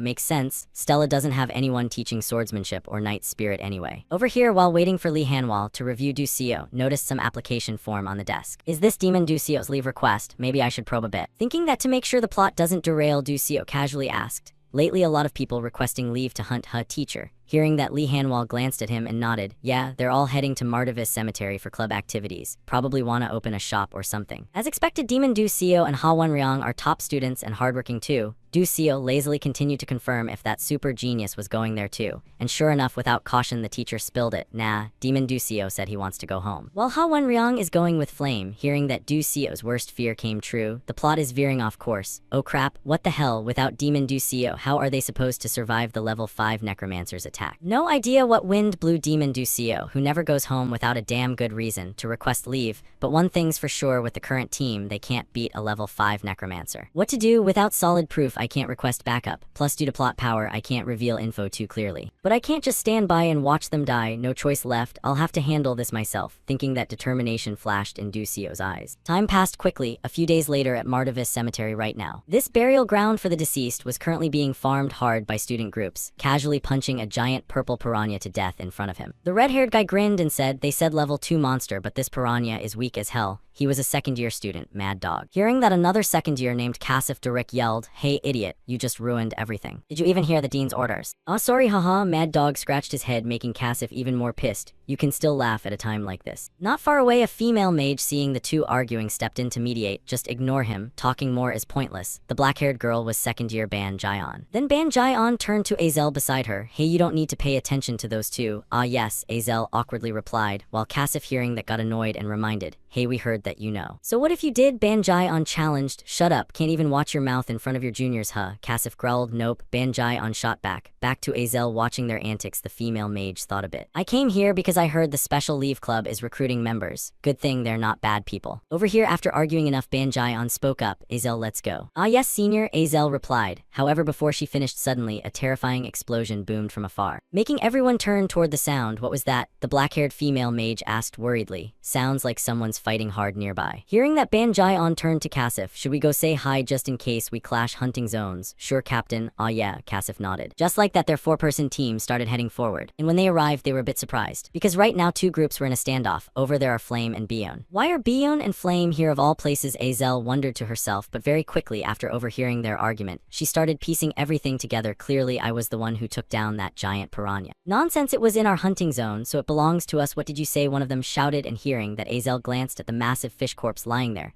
"And don't ask why there's a fish in a cemetery, just know it's here. That's a giant piranha, right? I heard it's a level 3 monster, and super rare too." They're probably fighting over loot, which turned into this argument. Getting involved would just mean more trouble. Besides, I don't want to face the daughter of the person who killed my father. No way, I have to get out of here right now. Thinking that, Azel slowly backed up a few steps to conceal her presence. However, the overconfident idiot Kasif, who thought way too highly of himself, wanted to show off and stepped forward saying, hey ladies. If there's any problem, feel free to talk to this senior." The atmosphere was so nice until now. In response to his words, they suddenly saw some random stranger butt into their conversation and didn't even glance at him before yelling, "Shut your mouth and get lost." "How dare you talk to a senior like that?" Kasif said in shock. "If you're a senior, then act like one." Princess Bion replied coldly, making Kasif shut up instantly. Serves him right, the show-off guy who stuck his nose into women's argument. But luckily, the argument between the two couldn't continue, because right then the ground beneath their feet suddenly shook violently, startling the whole group. "Wait, this energy source is no impossible. The skeletons are appearing." The group cried out in alarm, as right at that moment, a bunch of pale white skeletons crawled up from underground, staring straight at them with chilling cold eyes. At the same time, in another corner of the cemetery, Ducio was busy farming monsters. Skill experience increased, stat experience increased. The system's cold notification sound rang out. Hearing that, Ducio let out a long sigh, envying the mages who can clear mobs from afar. Sigh, "If only I could use magic. Why did I get stuck with Flash Step of all things? Flash Step, good grief. But it's probably about time now, huh?" Saying that, Ducio started looking left and right as if searching for something, and very quickly he spotted his target, a tomb not far away. Seeing it, the protagonist's eyes lit up with a bit of joy. "Found it. I don't have any overpowered skills to wipe out an entire skeleton army like Demon Ducio, and I don't have overwhelming power either. There's only one way to survive here, and that's to fight like a proper player." Thinking that, right after a tremor hit and a notification popped up in front of Ducio, reminding him Chapter 4, the Necromancer's attack has begun. As soon as the notification appeared in the patch of ground ahead of Ducio, right in front of the tomb, a horned skull head emerged from below. "That's the Skeleton General, the commander of those hundreds of skeletons." "Right, Skeleton General. A mid-boss monster that only appears 3 times in this chapter. With my current strength, if I face it head-on, I'm definitely done for. However, I have no intention of doing that." Thinking this while the mid-boss had only just managed to poke its head out, Ducio charged forward, swinging his sword non-stop at its head, determined not to let this skeleton fully emerge. "Get back in there," he said while his arm swung like a machine. The unspoken rule of Manhwa is that when someone is transforming or summoning, others have to stand still and watch. But that doesn't mean standing still keeps you safe, he thought gleefully. Saying that, in no time, the poor Skeleton General was forced to die in resentment. In the end, it turned into Ducio's new weapon. Looking at the skull staff in his hand, he smirked with full villain energy. "Spinal Bone Magic Staff. staff complete. Now the command over the skeleton troops belongs to me, so let's get started, saying that he glanced toward another direction. Back to Azel's group right now, they were completely surrounded by the skeletons. And after a while of fighting, the whole group was exhausted, but the number of skeletons barely decreased at all inside the group. The female lead Flame panted heavily. While analyzing the situation, I let my guard down. This is the Necromancer chapter, but something feels off. If I remember right, the one who resolves this chapter is Demon Ducio. But why is Azel here with these people? Where did Demon Ducio go? Could I really have to face a level 5 Necromancer with these guys? Thinking that, she unconsciously gripped her staff tighter. Meanwhile, the handsome guy Ha Wenryang spoke to her. I've already sent a distress signal to Stella Academy with my pocket watch. We just need to hold out until they arrive. Hearing his words, the others regained a bit of spirit. Yeah, we just need to hold on a little longer. The Stella professors will come. Even if they can't defeat the Necromancer, at least we can escape safely. Back to Princess Bion. Unlike their optimistic thoughts, she understood the situation was far more dangerous. Now isn't the time for comforting words. This is a cemetery. The longer we drag this out, the more skeletons will appear. We need to get back to base quickly. As soon as she finished speaking, as if it couldn't wait any longer, the bloodthirsty skeletons started charging and slowly attacking, making Zeki panic and back up a few steps. Don't come closer, she screamed, and that terrified scream only excited the skeletons more, making them rush straight at her, opening their jaws to bite. Seeing that Zeki could only helplessly close her eyes tight, but luckily at the critical moment, Azel used her water magic, shooting a massive water pillar straight at the skeleton, shattering it into pieces, saving Zeki in the nick of time. Hey, you okay? Azel asked. Oh yeah, Zeki stammered in reply. Nearby, Mad Dog, seeing Azel handle it so cleanly, didn't hold back praise. Oh, this first-year kid's pretty good, huh? Hearing that the female mage still focused ahead and shared her thoughts, it seems this necromancer prepared very thoroughly. Most likely, he created an energy container. Energy container is a technique necromancers use to store their mana. Even necromancers have limited energy. If summoning skeletons, normally a level 3 or 4 necromancer can only summon up to 15 at most, yet he can control such a wide area. Azel frowned, thinking, while unsure exactly how much energy the necromancer had accumulated. The number of skeletons pouring in is increasing, someone shouted, and looking at such a massive army, even Mad Dog's smile stiffened a bit. Looks like this was planned long ago. They're probably trying to kill us to turn us into skeleton mages. Saying that, Mad Dog focused ahead, where 3 cloaked skeleton soldiers emitted a far more dangerous aura than the small fries. Back to Cassif. In this life or death situation, the guys still had time to think about showing off to the girls. As team captain, I have to step up here. I'll sweep them all with one powerful spell. Thinking that, he started forming some magic circle, but before his magic could complete, suddenly a bony hand emerged from the ground, grabbing his ankle tight, startling the guy badly. Luckily, Mad Dog was always paying attention, so the moment he saw trouble, he charged and punching the skeleton in the face, shattering its facial bones. Don't even think about it, he yelled. However, after dealing with that skeleton, something even worse happened. Right then, Cassif's interrupted chant lost stability. Damity's mid-chant. Realizing the danger, Mad Dog could only curse in time. It's gonna blow, get down. Hearing that, everyone turned, and their eyes widened in horror. No, if it explodes, we'll all. And right after a massive explosion erupted, turning the entire surroundings pure white. Time passed quickly now. After the explosion ended, it left a huge crater on the ground, with Stella Academy's group scattered around, unclear if alive or dead. The only one still standing was the female lead Flame, but even she was panting heavily at her limit. This is bad, I'm at my limit. Situation's not good, almost out of energy, and no time to recover. Plus the enemies are too many, am I really gonna die here? The more she thought, the more Flame felt like today she might really end up selling salt here. As right then, the skeleton soldiers seemed to sense Flame had reached her limit, so they fearlessly charged to invite her to join the skeleton team. However, at the moment Flame thought she was done for, suddenly, the body of that skeleton soldier froze in place. And it wasn't just that one. The entire group of skeletons behind it did the same. What the hell? All the skeletons stopped. Saying that, she focused and soon spotted the protagonist's figure far behind the skeletons. It's Bitch Ducio. But why is he here? Saying that, she noticed the skull staff in his hand and was stunned. That's the skeleton general. The skeleton general is way stronger than normal skeleton soldiers and even protected by elite skeletons. Yet he defeated it alone and captured the skeleton general. Unbelievable, but looks like we're saved. Thinking she found a way out from certain death, the female lead breathed a sigh of relief inwardly. Time passed quickly. Very soon, under Flame's cover, the group started waking up one by one. Thanks, kid, thanks to you, we survived, Mad Dog said gratefully. No problem, Ducio shook his head. Nearby, the mage Azel curiously asked the protagonist, but how did you get the skeleton general's head? Hearing the question, Ducio looked at the staff in his hand and grinned. Oh, this thing, yeah, I fished it out of a bone broth pot. Saying that, he told himself inwardly, no need to mention. I camped the skeleton general's spawn spot for it across from him. Azel looked at him with a face that clearly said, I don't buy it. Making the sun god awkwardly cough a few times. Anyway, we need to quickly figure out how to deal with this. If the necromancer ignores the skeleton general and directly controls the remaining skeletons, it'll be really bad. Hearing that, Mad Dog immediately asked, hey, you got a plan or what? In response, Ducio shared his thoughts. On the way here, I saw the necromancer has already taken control near the base. Escaping the encirclement is impossible. So there's only one way left, straight up. Hit the boss, the guy said calmly, like it was no big deal. Too bad Mad Dog and Cassif didn't have nerve nerves of steel like him so after hearing the proposal. They blanked for a few seconds before yelling, what the hell, wait, are you insane? Back to Ducio. Seeing their shock, he patiently explained to both, didn't you guys study at school? Although necromancers have insanely strong summoning power, the necromancer himself is very weak.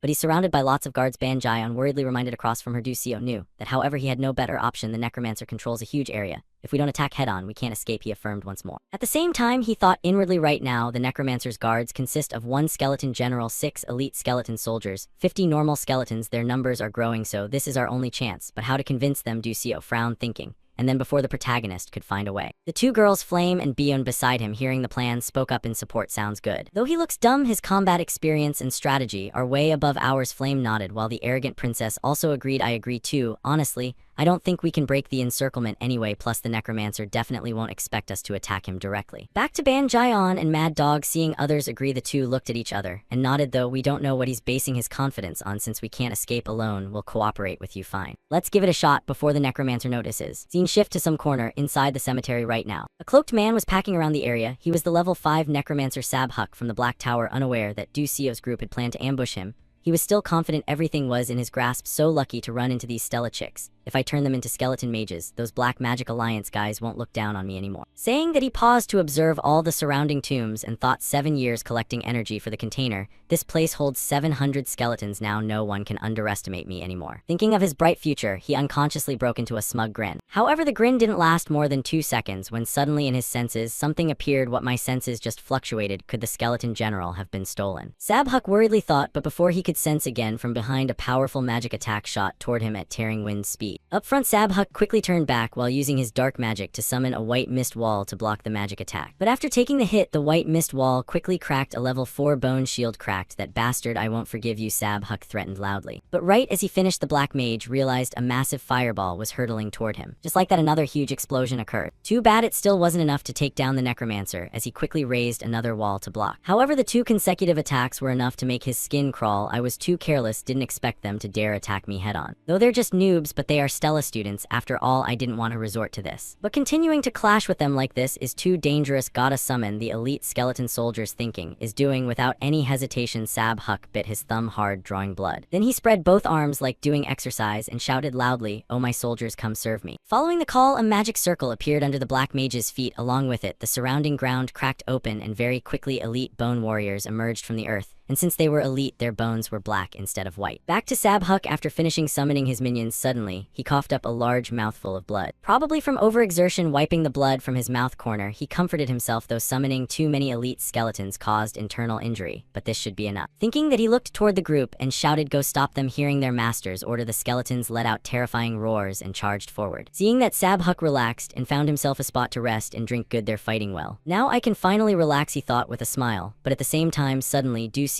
figure appeared right behind his back. And right as he appeared, Sabhuk sensed it and nearly wet himself in fear. Who are you? He shouted. Who are you? Where did you come from? Sabhuk yelled. However, in response to his question, Ducio just flashed an extremely confident smile without saying a word. And with that confident demeanor, Sabhuk felt even greater pressure. I had full visibility of every Stella student's position through the skeleton's sight, yet no that's. Thinking that, he looked at the skull staff in Ducio's hand, and his eyes nearly popped out. That's my skeleton general. Back to Ducio after letting Sabhuk ramble, he casually tossed the staff down and immediately shattered it into pieces. Then, as if linked when the weapon was destroyed, Sabhuk himself suffered backlash and coughed up several more liters of blood. Damn it, I was too careless. Is this the power of Stella? Sabhuk thought while staring blankly at Ducio. Meanwhile, contrary to the confident front he put up deep down, Ducio couldn't keep up with the plot's twists. Oh wait, this isn't my plan. Mad Dog and Banjai were supposed to handle the skeleton general and support me, but with the elite skeletons added, they're stuck. No way do I have to fight alone. Me, the weakest among them. Maybe I should just run. Thinking that, the guy immediately started backing away. If things got dangerous, he'd bolt without hesitation. Then, while Ducio was debating fight or flight, suddenly Sabhuk started coughing like he had untreated tuberculosis for 10 years. And seeing the guy's near-death appearance, Ducio's flea instinct gradually weakened. Wait, he seems injured too. Right, he overexerted summoning elite skeletons and got internal injuries. Looks like I can actually pull this off. Thinking about the rewards he'd get after defeating this dark mage, Ducio suddenly felt this bet wasn't as bad as he thought. Leaving Ducio aside, back to Princess Bion right now, she was completely surrounded surrounded by skeletons from all sides. And she herself was panting like an ox. This is bad, I need to quickly deal with them and get to bitch Ducio. She thought inwardly, and right as she thought that, her red-haired junior spoke up. Princess Trouble, the necromancer, and bitch Ducio are dueling one-on-one. Hearing that, Bion's eyes widened. What? Bitch Ducio is only a level 1 mage while the opponent is a level 5 necromancer. How could he possibly win? If you die, I won't forgive you, bitch Ducio. Bion gritted her teeth. Back to the protagonist's battle. After a few seconds of shock at Ducio's appearance, the corpse player Sab Huck immediately launched the first attack right. Then he used some magic, making giant bony fingers erupt from under Ducio's feet, enclosing him like a cage. Seeing that, Ducio instantly used his flash step to escape outside. However, the moment his figure reappeared, he sensed something targeting him. Sensing it, with no time to turn, Ducio used flash step a second time, barely escaping death. Then passively taking hits wasn't Ducio's style, so he used flash step once more, instantly closing in behind the dark maid. Not that easy, saying that he used magic, summoning a mist wall to shield himself. Meanwhile, to deal with this, Ducio had prepared in advance for situations like this. I prepared Cola, the skeleton's natural enemy, just for this, saying that he pulled out several tubes from his pocket and immediately splashed all the cola inside onto the wall. And the moment it touched the cola, the bone wall started smoking white from corrosion. My bone shield. You little rat, how dare you bone pierce, Sab Huck roared in rage. And right after, sharp bone pillars shot up from the ground straight toward the guy. However, with his flash step, he dodged perfectly once again, shifting behind Sab Huck for a sneak attack. This is the moment, saying that he gripped his sword tight and charged at him. However, at the same time, suddenly, Sab Huck turned and stared at him, flashing a smile like he'd read him completely. Seeing that expression, Ducio knew he was screwed. Damn it. The guy cursed inwardly, and sure enough, right after, since he'd prepared in advance before Ducio could reach the necromancer, a bone spear shot up from the ground, grazing his thigh and shoulder, making his face twist in pain. Then, not daring to attack carelessly anymore, the protagonist quickly jumped back to keep distance. Back to Sab Huck. Seeing Ducio injured, he laughed triumphantly. You bastard, keep struggling now, take the consequences, saying that he summoned a bone spear in his hand. Meanwhile, Ducio had to drop his earlier contempt. Even injured, he's still level 5 after all. But that said, that's all he's got. Even at level 5, he's exhausted. If he takes one more solid hit, he'll definitely go down. But the pain makes it hard to focus, so I can't cancel flash step's motion. What do I do? Ducio thought, struggling. And while his brain was running at full speed, suddenly, an idea flashed in his mind. That's it, that's the one, he shouted inwardly. Across from him, the necromancer didn't know why Ducio suddenly zoned out, but he had no intention of dragging it out, so he gleefully charged to send Ducio to the afterlife,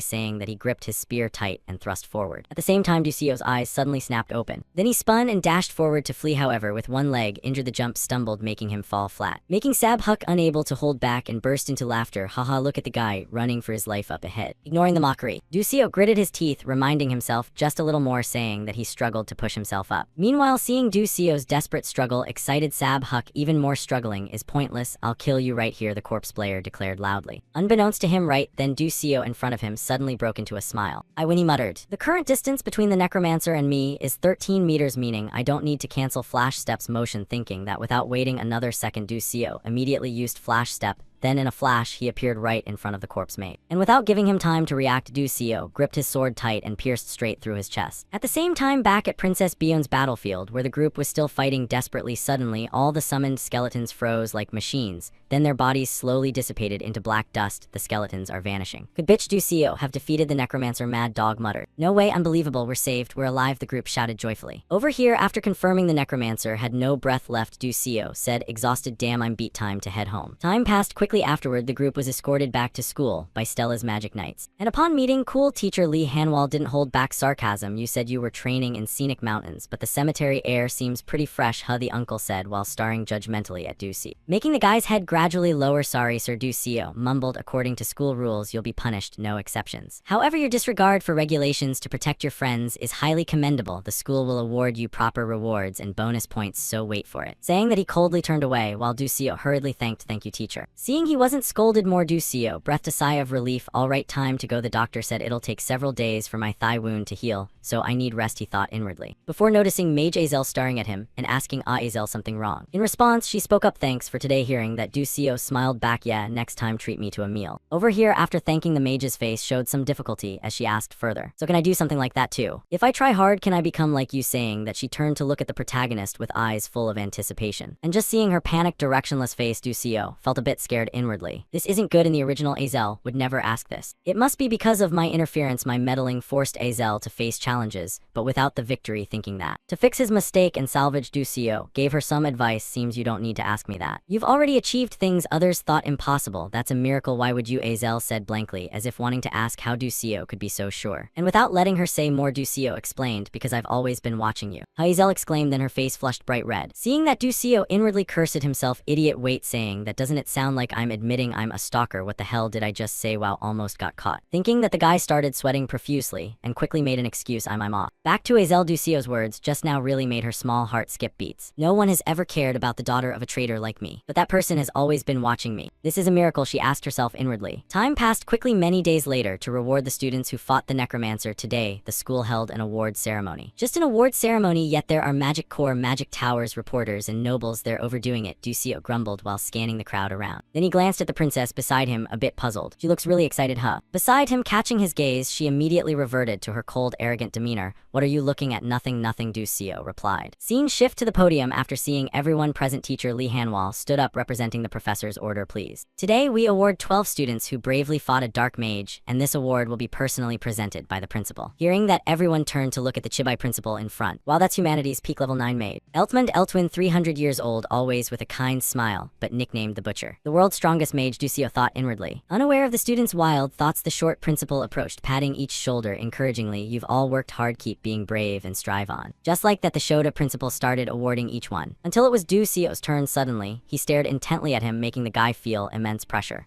Just his gaze alone feels this heavy. This is the power of a level 9 mage, one of only 10 in the world. But I can't look away, thinking that. He started widening his eyes, looking totally stoned. Seeing his expression, the Chibai principal couldn't help but chuckle. Ha, he's still as diligent as ever, just as I expected. With that, the kid turned and walked away, leaving Ducio behind, looking completely puzzled, not understanding what the teacher's words meant. What did he mean by that? Not dwelling on it, after awarding all the students, teacher Li Hanwal announced the award ceremony concludes here. Back to Ducio. After returning to his room and checking out the rewards from the school, he finally felt like all his efforts slashing away at that necromancer was totally worth it. Oh, 5 million credits reward, damn, that's generous. With this, I won't have to worry about money for a long time. And that's not all, I even got a share of the energy container, basically the necromancer's heart. Though I can't use it yet, Altarisha will soon create spatial storage anyway, then carrying stuff will be way easier. But first, I gotta help her solve that alchemy magic fusion formula. Good thing everyone happily gave me their share of the reward. Now for the system reward, saying that, he quickly opened the system screen to check.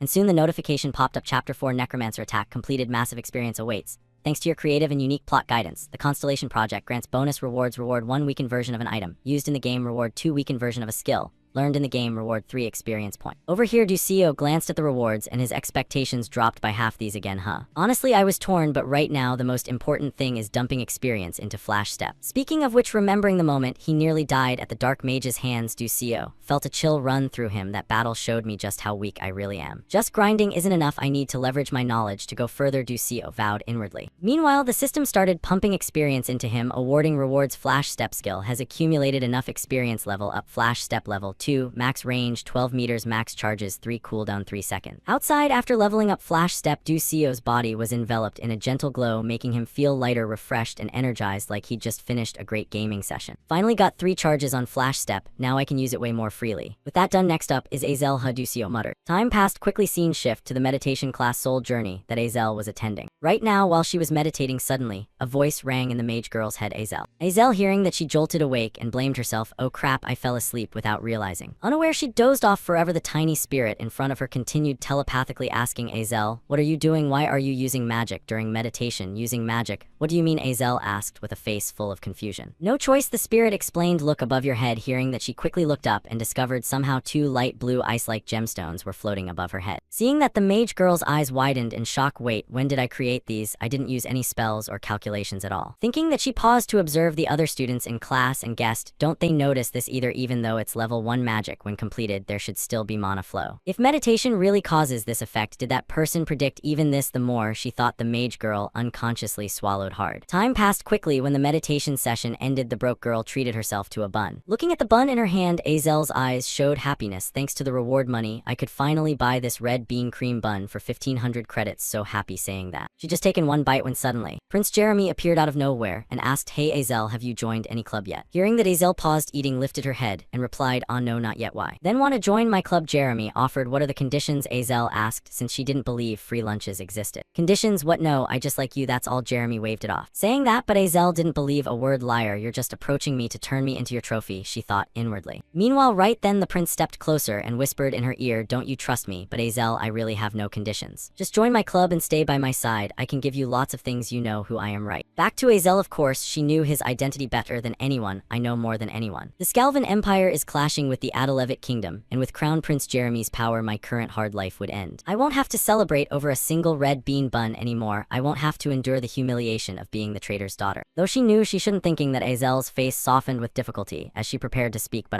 over here, the prince, hearing that, broke into a smug smile like he'd achieved his goal. However, things never go perfectly. As Azel hadn't finished speaking, suddenly the female lead Flame appeared from nowhere and slapped her across the face, leaving both Azel and Jeremy stunned. And not just them, even Flame, after doing it, snapped back to reality. Realizing her action, then she quickly switched gears. You trash, said you wanted to date me, yet you're secretly hitting on someone else behind my back. I already said I like you, and now you want to dump me. Come with me, we need to talk. Why are you still standing there? Hurry up and follow me. Saying that, Flame grabbed Azel's hand and ran off immediately, and only after reaching a hidden spot. Ensuring Jeremy wasn't following, did she finally breathe a sigh of relief. Inwardly, Hugh, that was close. Seeing her like that, Azel asked what's going on. In response, Flame explained briefly, forget it, just thank me. If you'd rejected him outright, he'd harass you to death. Sorry for slapping you, I'm off. Saying that, Flame turned and left immediately, leaving the green-haired mage behind, still dazed and confused. Ignoring that, after finishing, Flame asked herself inwardly, did I do the right thing? If Azel joined the club per original plot, Jeremy would ruin her. I tried not to interfere with the main story, but seeing bitch Ducio like this, I think it's not bad either. Wonder if you noticed my lie? Flame wondered. Meanwhile, in his private room, Crown Prince Jeremy could easily see through her lie. Sipping tea in front of him, he chuckled cutely. She's really adorable, pretending to lie to steal someone right in front of me. Interesting, more interesting than Azel even. I want her now too. Time passed quickly. Scene shift to Professor Lee Hanwell's class. Right now, he pointed to a screen behind him and explained, today we begin simulated beast combat practice. Our target isn't level 1 or 2 monsters like before, but mid-sized level 3 monsters, much tougher ones. The method is form groups, research the monster, and defeat it with proper tactics. After selecting a mid-sized monster type, you'll have practice time to prepare against them. Head to Stella Dome, find suitable terrain, and hunt mid-sized monsters matching your attribute. Class A and Class S will practice together. Evaluation test in 4 days. Form groups of max 6, and submit the list to me, the cool uncle ordered coldly. Making Mage Azel sigh heavily. Sigh, I hate group work the most, she thought inwardly. Before being distracted by other voices, Princess, will you group with me? No, I can handle it better than someone else. Another spoke. What did you say? My turn now, someone else argued. And watching Princess Bion surrounded by everyone crowding her. Suddenly, Azel felt a wave of bitterness rise inside. Before Adalevit destroyed my family, I was surrounded by flattery like this too. Both had similar starting points. Duke Morph family with ice attribute, and Adalevit royal family with fire attribute. Back when the two families competed to dominate magic, Bion and Azel were children born with heavenly talent. Back then, I thought I was the chosen one. Can I really get revenge on Adalevit? Now thinking that, the little mage unconsciously hugged herself tight, as if even she wasn't confident she could avenge her family. When she's all alone then, at her loneliest moment, Ducio approached. Hey, you going solo? Hearing the call, Azel snapped back and turned. What is it? Hearing that, the protagonist flashed a bright smile and asked, group with me. Did you just say group? Azel asked again like she couldn't believe her ears. To explain clearer, Ducio clarified, you know there's no minimum member rule, right? We form a 2-person group and get bonus points for small groups. The guy revealed his plan. However, Azel thought this guy must be short-circuiting. Are you crazy? How can 2 people handle a mid-sized level 3 monster? No need to explain much. Ducio just looked at her and gave a mysterious smile. You in or not? Seeing his confident look, after a few seconds of thought, the mage girl had no choice. I agree. Anyway, I don't have anyone else to group with. All right then, I'll go submit the list. Ducio nodded and quickly went to report to teacher Lee Hanwell. For some reason, right after Ducio left, the arrogant Princess Bion ran up to Azel. Hey, she called, making the mage girl startle and back up a few steps warily. What if you're trying to compete with me? What nonsense are you talking about? Just worry about yourself, you pig in human skin. The princess insulted, then immediately turned and left. I'm not competing with you just because of bitch Ducio. Back to Bion's thoughts right now. Anger surged in her heart. So annoying. Am I really losing to a failure and a commoner? Though I can group with anyone, but at least I need the strongest knight for advantage. Thinking that, she looked toward the game's strongest guy, Demon Ducio, the one no one dared approach. Hey, Demon Ducio. Hearing someone call him Demon, Ducio's eyes flashed with surprise and he turned. Greetings, princess, what's up? Have you grouped yet? Bion asked. Straight no, I was planning solo, he replied. Then group with me, she offered arrogantly. In response, Demon Ducio smirked and asked back, huh, is that necessary? Hearing that, the princess glanced sideways at Ducio and Azel. Bitch, Ducio and Azel already grouped together. I think they're not aiming for normal mid-sized monsters, but special mid-sized or large ones. I ask again, group with me. Turning to the super genius, not minding Bion, but anything involving Ducio piqued his interest. I see, sounds interesting. I also want to compete with bitch Ducio once. All right then, thanks. Bion smiled brightly. Then she looked toward toward Ducio and Azel and thought to herself, bitch Ducio and Azel more. This time I'll crush both of you. Time passed quickly. After 4 days of preparation, the simulated beast combat test began. Scene shift to Stella Dome. After seeing all his students present, Professor Lee Hanwal took a list and nodded. Alright, now we start the evaluation test for Class S and Class A. Just like that, the test began, and with prior preparation basically, the groups didn't face too much difficulty fighting monsters. Oh, Group 16 picked Mugreka Huh, that mid-sized monster looks manageable. The observers nodded while watching the battle ahead. Meanwhile, the female lead Flame, warming up in the back, spoke to reassure herself, it's fine, I've trained hard. I can't hunt special monsters for attribute-less points or large special ones,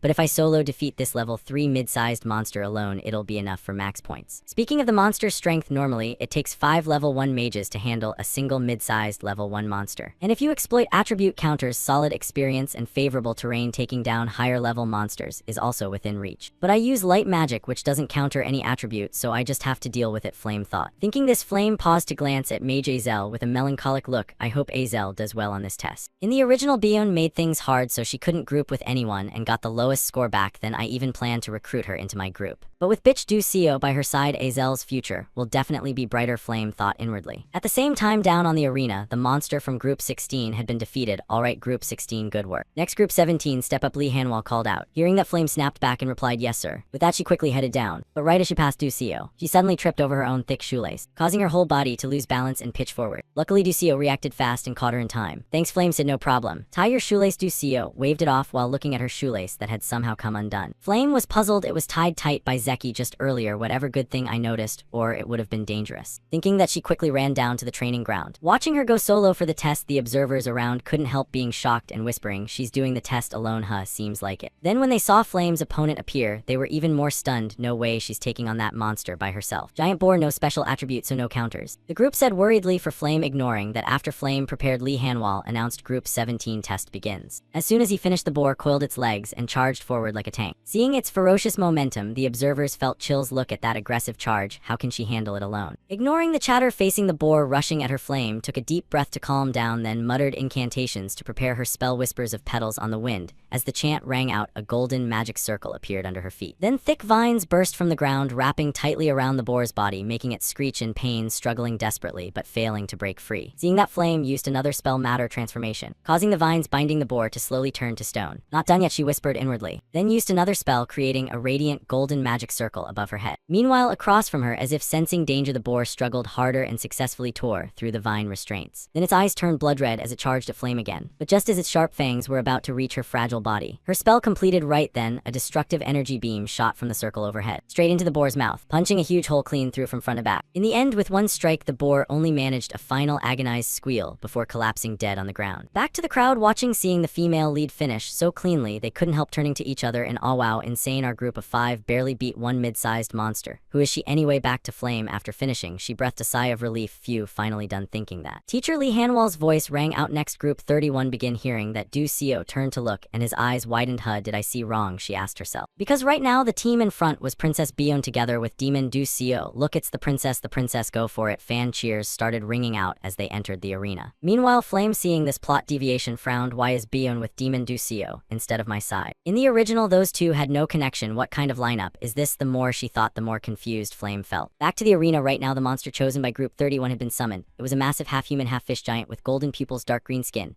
marked with red patterns, looking utterly menacing.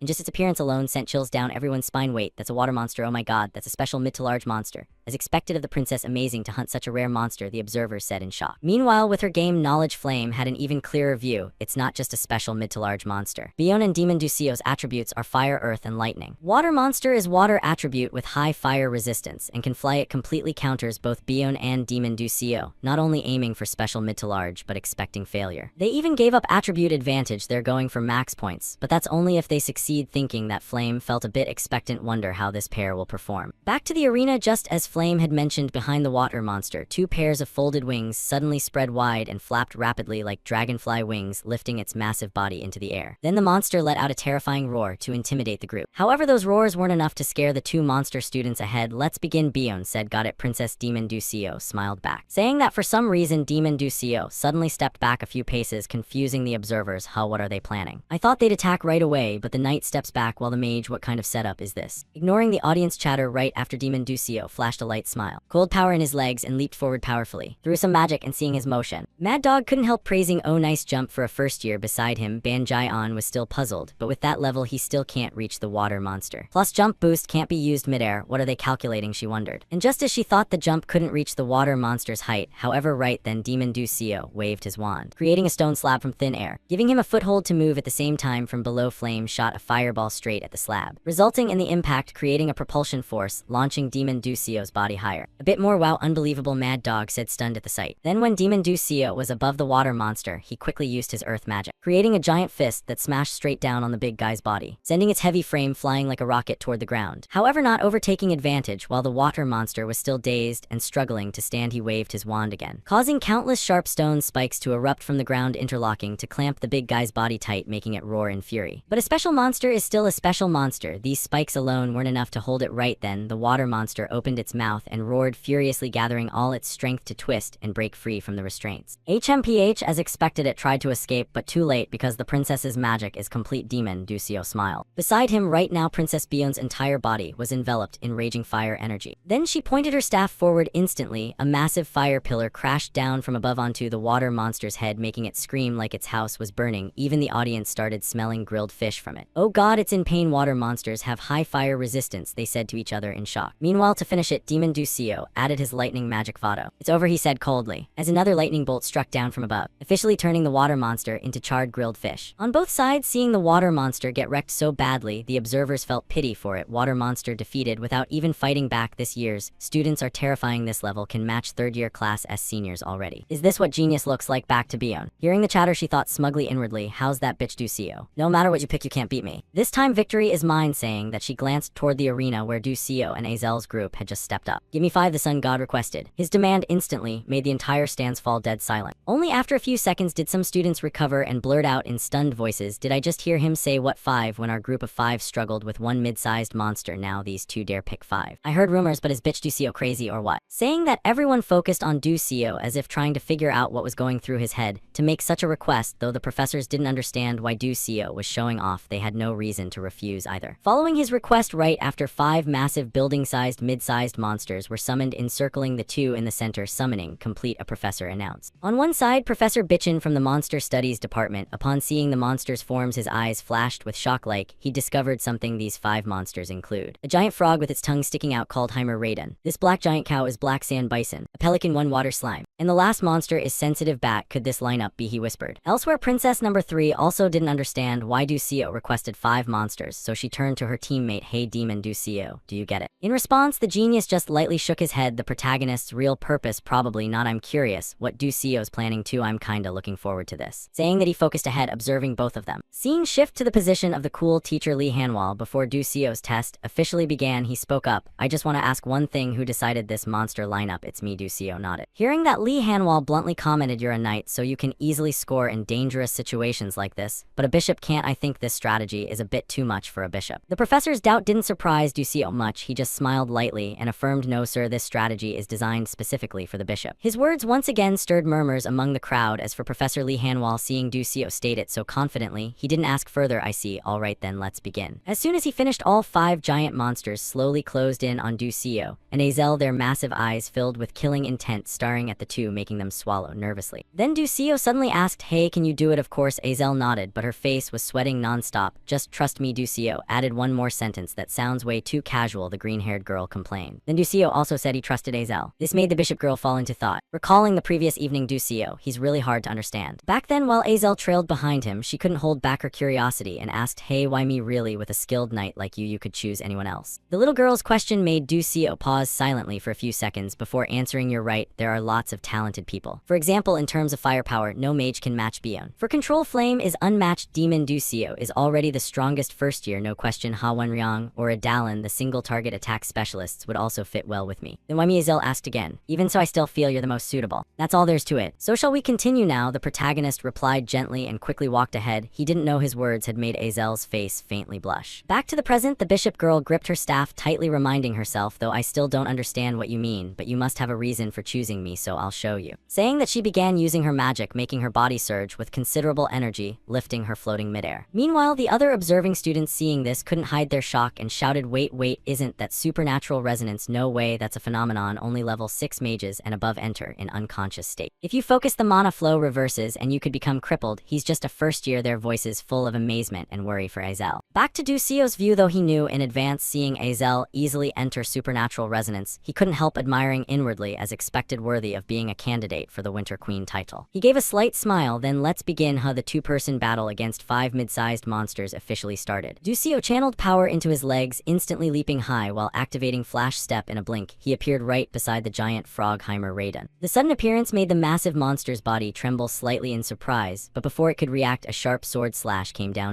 Ducio's sword tore through the air, slashing straight into the frog's chest, leaving a deep wound. Raiden let out a miserable screech, its huge body trembling, eyes full of terror. It opened its mouth to retaliate, but the intense pain left it rooted in place, only able to wail like a child. Ducio didn't pursue, immediately retreating to keep safe distance. Firstheimer Raiden is done. Next, Black Sand Bison. He shifted his gaze to the next target. Across from him, the black giant cow stood imposingly. Following his gaze, it seemed to suddenly change state, its eyes turning blood red like a wild beast about to go berserk. It began turning its head, staring fixedly at the red glowing horn on the frog beside it. That red light made it extremely irritated, wanted to tear, wanted to crush. Immediately, HRR, Black Sand Bison took a deep breath, body tensing, hooves stomping repeatedly, preparing for a powerful charge. This was exactly the reaction Ducio waited for, seeing its attacking stance. The corner of his mouth curved up. The plan succeeded as expected. The way to handle 5 mid-sized monsters at once is to make them enemies of each other. Just like that, the sudden charge from Black Sand Bison signaled the official start of chaos. Somehow the monsters suddenly turned on each other, making the watching students stunned. What the hell are the monsters fighting each other? To explain this, we have to talk about Ducio's prior preparation. Anyway, he'd already cleared this trash game. Once his plan was to make the monsters hostile and attack each other, in other words, borrowing a knife to kill, using others' power to eliminate enemies without wasting effort. Veteran Etho World players once wondered how a small group could defeat a large number of monsters. After countless trials, they found the way, exploiting monster traits and attributes. First step, attack the giant Frogheimer Raiden. When attacked, the horn on its head emits red light, which stimulates Black Sand Bison's attack instinct. When agitated, Black Sand Bison sprays sand around, and if that sand hits water slime, a reaction occurs. The slime immediately creates massive water to keep its skin moist. Over here, seeing water surging to his feet, Ducio nodded. Everything still going according to plan. Good, thanks to the school's barrier, the water is rising fast. Next is he thought, turning to look at the bird behind. When Kaden senses moisture, it emits a piercing scream over 7 octaves. The terrifying sound wave from its mouth immediately stimulates sensitive bat, a species extremely sensitive to sound. Enraged by the sound, the bat immediately targeted the bird, using its sharp claws to kick straight at its head. The kick was so strong it sent the bird flying backward, crashing into water slime. To retaliate, water slime immediately turned, swinging its arms, creating a water pillar, striking both. Accidentally, this made the 2 large monsters even more furious. Just like that, the battlefield turned into chaos, with monsters fighting wildly. Seeing this, the observing professors also understood this wasn't coincidence, only meticulous calculation could make the monsters fight this much. All the monsters there are attacking each other. This kid knows each species' traits so well, even I, a monster studies expert, never thought of this. Truly amazing, the long-haired professor said. However, there was one thing he hadn't noticed until the female professor beside reminded him. What's even more amazing is Azel Morph's concentration. The girl can maintain mana flow and focus in such chaos. It must be because she completely trusts her knight. The group looked ahead, silently waiting for what came next. Back to Ducio, while he was quietly observing surroundings to ensure nothing went off track. He suddenly noticed something when the bird and bat collided. The giant Kaden bird was knocked flying toward Azel, the bishop still concentrating her energy. Seeing that, Ducio instantly used Flash Step, closing in on the stinking bird and giving it a powerful kick. The blow was so strong its body flew like a kicked ball out to the side. However, before he could relax, from high above suddenly a massive rock fell straight toward Azel's head like a meteor crashing down. Fortunately, the protagonist had noticed the danger early. He used Flash Step to appear in front of the bishop girl, swinging his sword to cleave the rock in two. Watching him constantly darting around to protect Azel, the genius demon Ducio chuckled, "Hey princess, don't you think Ducio looks like an ideal knight? Just like a knight protecting his princess." His words made Bion's gaze pause for a moment. Below, Ducio kept zipping left and right, blocking attacks, and his efforts weren't wasted at all. After a while of closed-eye energy concentration, Azel's jade eyes opened again. This time, she'd completed her prepared magic ice flower body. Right then, countless sharp ice pillars sprouted behind her, spreading across the entire arena. The largest pillar right behind Azel, even shaped like a blooming flower. The moment she cast the spell, the whole battlefield fell silent before the sight. "Wow, so beautiful," someone exclaimed unconsciously. Down on the arena, the 5 giant monsters were completely frozen solid by this ice magic. For Azel, seeing the monsters temporarily restrained by her spell, she didn't want to drag it out. "Shatter," she shouted. Then right after, from inside the massive ice flower, countless sharp ice shards shot out like a rainstorm forward. The giant monsters already already immobilized, could only stand still and take it, unable to resist at all. So is it over? They really defeated 5 mid-sized monsters with just 2 people. Some murmurs rose among the crowd. However, right after someone else noticed something and shouted, "Wait, look, the monsters are waking up." Following everyone's gaze, Azel's earlier attack wasn't strong enough to finish them off. Now they'd broken free from the frozen state. This made the professors a bit regretful. In the end, they couldn't finish it off. Truly a shame, but with this performance, they still got very high points. Scene shift to Azel's position. The bishop girl showed no great surprise that her previous attack couldn't take down the monsters. Rather, she'd predicted it long ago. Right after ending ice magic, Azel immediately chanted another spell. A lightning orb slowly gathered, emitting extremely dangerous aura. Crackling midair, "Descend," Azel said coldly. Right after the chant ended, a massive lightning pillar erupted from Azel's palm. The entire arena seemed bathed only in golden light from its glow. Then a deafening explosion rang out at their position. The monsters that had just woken up were shocked by the lightning bolt, writhing violently. Seeing the power of this magic, even Azel herself found it hard to believe. "This is my magic. Turns out I can do something like this too," just like he said. Azel thought while recalling the memory from the previous evening, when Ducio proposed that the two of them would fight 5 mid-sized monsters at once. Naturally, back then, after hearing it, Azel thought Ducio must be out of his mind to say such things. "Huh, 5 at once? Are you crazy?" "No, you can do it, and I trust you, so trust me." "The one who trusts you," Ducio said with absolute confidence. The trust he placed in Azel made her feel something strange stirring in her mind. "Before, I had nothing faith in the path I chose or anyone to tell me that path was right. But now it's different. Now I won't lose my way anymore," Azel told herself inwardly. Unbeknownst to her, she now had Ducio as a torch guiding her path. Back to the present, with all 5 mid-sized monsters defeated, the referee professor's voice rang out. "Group 32's test ends here." Hearing that, the bishop girl couldn't help but break into a satisfied smile. Perhaps she hadn't noticed it had been far too long since she last smiled. Back to Ducio to dodge that lightning bolt. He quickly stabbed his sword into the wall, holding himself suspended in midair. Looking at the power of that lightning strike earlier made his hair stand on end. "Almost got caught up in it. At least warn me before doing that," the guy grumbled inwardly. Just like that, not long after the test results were posted on the wall for all students to see, the paper read, "Simulated Beast Combat Test Results.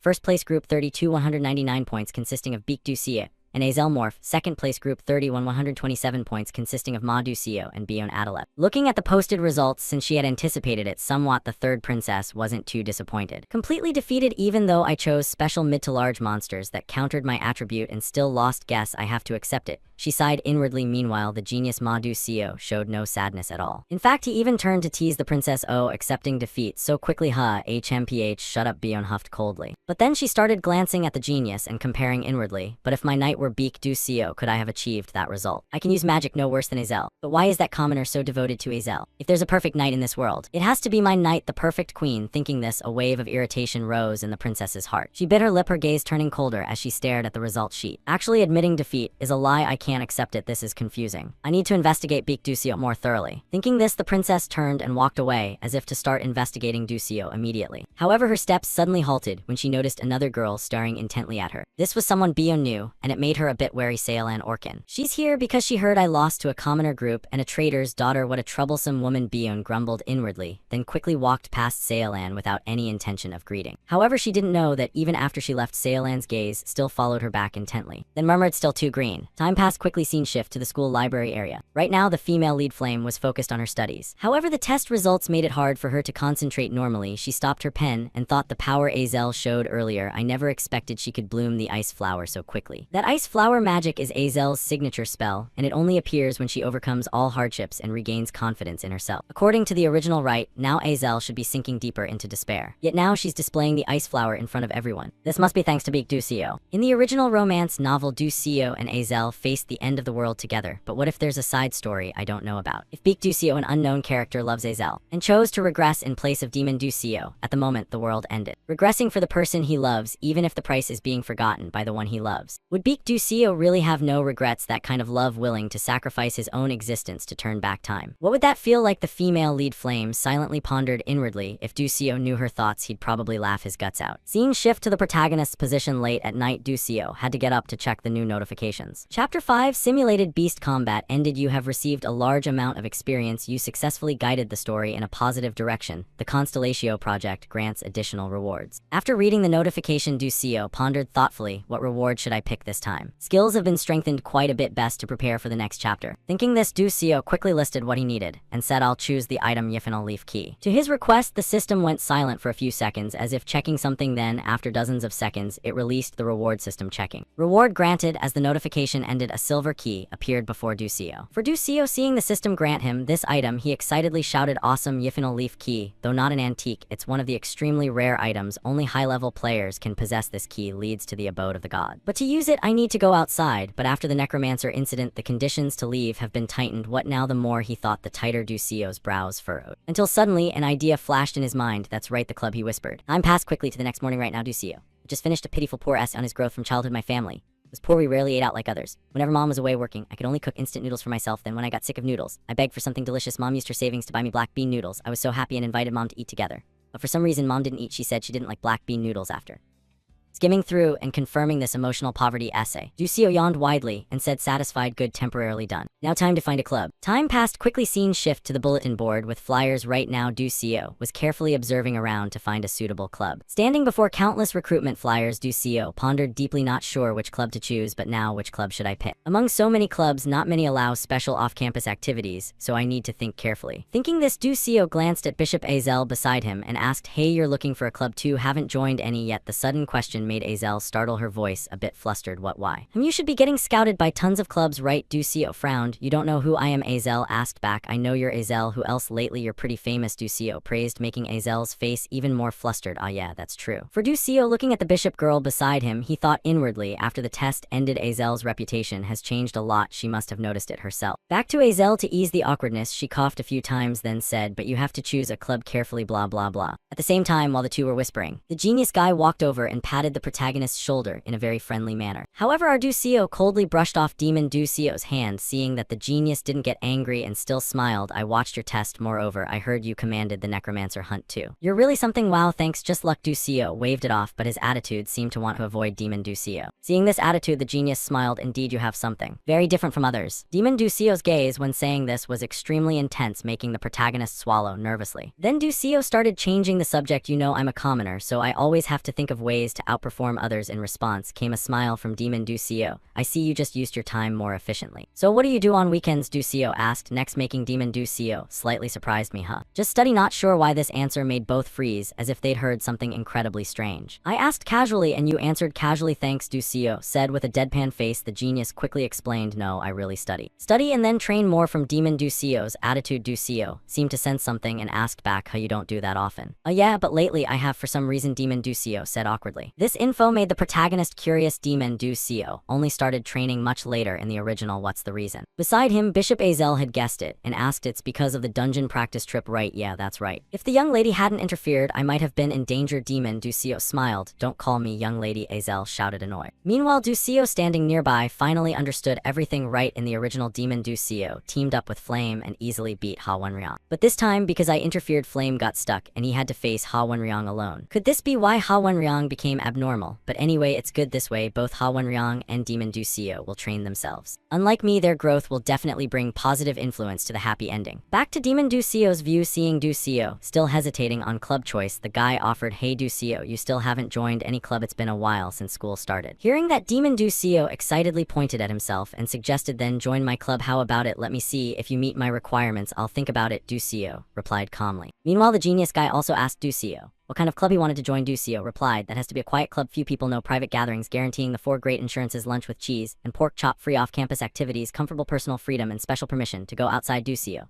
started listing a series of conditions, making Azel's face increasingly confused. And she reminded, "There's no such club in the world, right?" "Of course not. I'm just kidding." Ducio thought inwardly all those conditions were just to chase Ma Ducio away anyway. However, there was one thing the protagonist didn't know. Never joke with geniuses, really. "Then I'll create such a club for you," Ma Ducio said while pointing at himself, making the two people in front stunned. "You can really establish a club with special off-campus permission?" Ducio asked again, and the genius nodded confidently. "Yeah, I can." Back to Ducio very quickly, he thought of the person in front's background and understood, right, with Ma Ducio's connections, it's possible. "But what do you gain from establishing a club for me?" "There is, because you're special," Ma Ducio replied gently. This made the protagonist a bit worried, wondering if Ma Ducio had discovered something. "Do you know something?" Before he finished speaking, Ducio suddenly stopped because he realized something. Alright, I remember one of Ma Ducio's core issues is he's very afraid of loneliness. Thinking this, Ducio didn't ask more and nodded. "Alright, establish the club then." "Really?" the genius asked excitedly. "Yeah, but she has to join too," Ducio said while pointing at Azel beside him, making Azel startled. startle as well. And when saying this, our protagonist had intentions in the original. Those two are a fated pair. If Azel can take care of Ma Du-seo's mental state, that's the best thing. For Ma Du-seo, as long as the protagonist is in his club, the guy would easily accept everything. If the beautiful young lady Azel joins, I'm very welcome. Don't call me young lady anymore, it sounds annoying, Azel reminded Annoy. While Du-seo, seeing the two bickering, suddenly wasn't sure if this matchmaking would succeed. So what should we name the club? Someone in the group asked. About that, I have an idea, Du-seo continued. Not long after an application to establish a club appeared. Application to establish club. Club name, Culinary Club. President, Beak Du-seo. Members, Ma Du-seo. Azel. Purpose, explore cuisine. Looking at the form in front of her, Azel stroked her chin thoughtfully a bit, then said, is this okay? To get the special activity seal, we need a guiding professor and at least 4 members. To her words, Ma Du-seo confidently affirmed, members and seal I'll handle, but finding a guiding professor I find difficult too. Why, you can get special off-campus permission, right? Du-seo frowned, asking. What he got was Ma Du-seo's mocking face, because they're all trash. Anyway, I'll go get the seal for the registration, so thanks. Du-seo nodded. Watching Ma Du-seo's back as he left, Du-seo thought inwardly, the special activity seal isn't something anyone can stamp, but if they stamp it for him, then it's definitely one of them. Time passed quickly. Scene shift to the first main tower. Inside the vice principal's room right now, he was admiring his precious vase when suddenly the sound of the door opening rang out. The vice principal looked up to see who was entering and jolted, then quickly stood to greet. Welcome, young master, he said enthusiastically. Meanwhile, Ma Du-seo, carrying the registration form, nodded in greeting. Yes, long time no see, grandfather. Carrying the club establishment application, Ma Yuseong approached Vice Principal Achai Hayden and sat down. After feeling comfortable, Ma Yuseong laughed loudly. Oh, this seat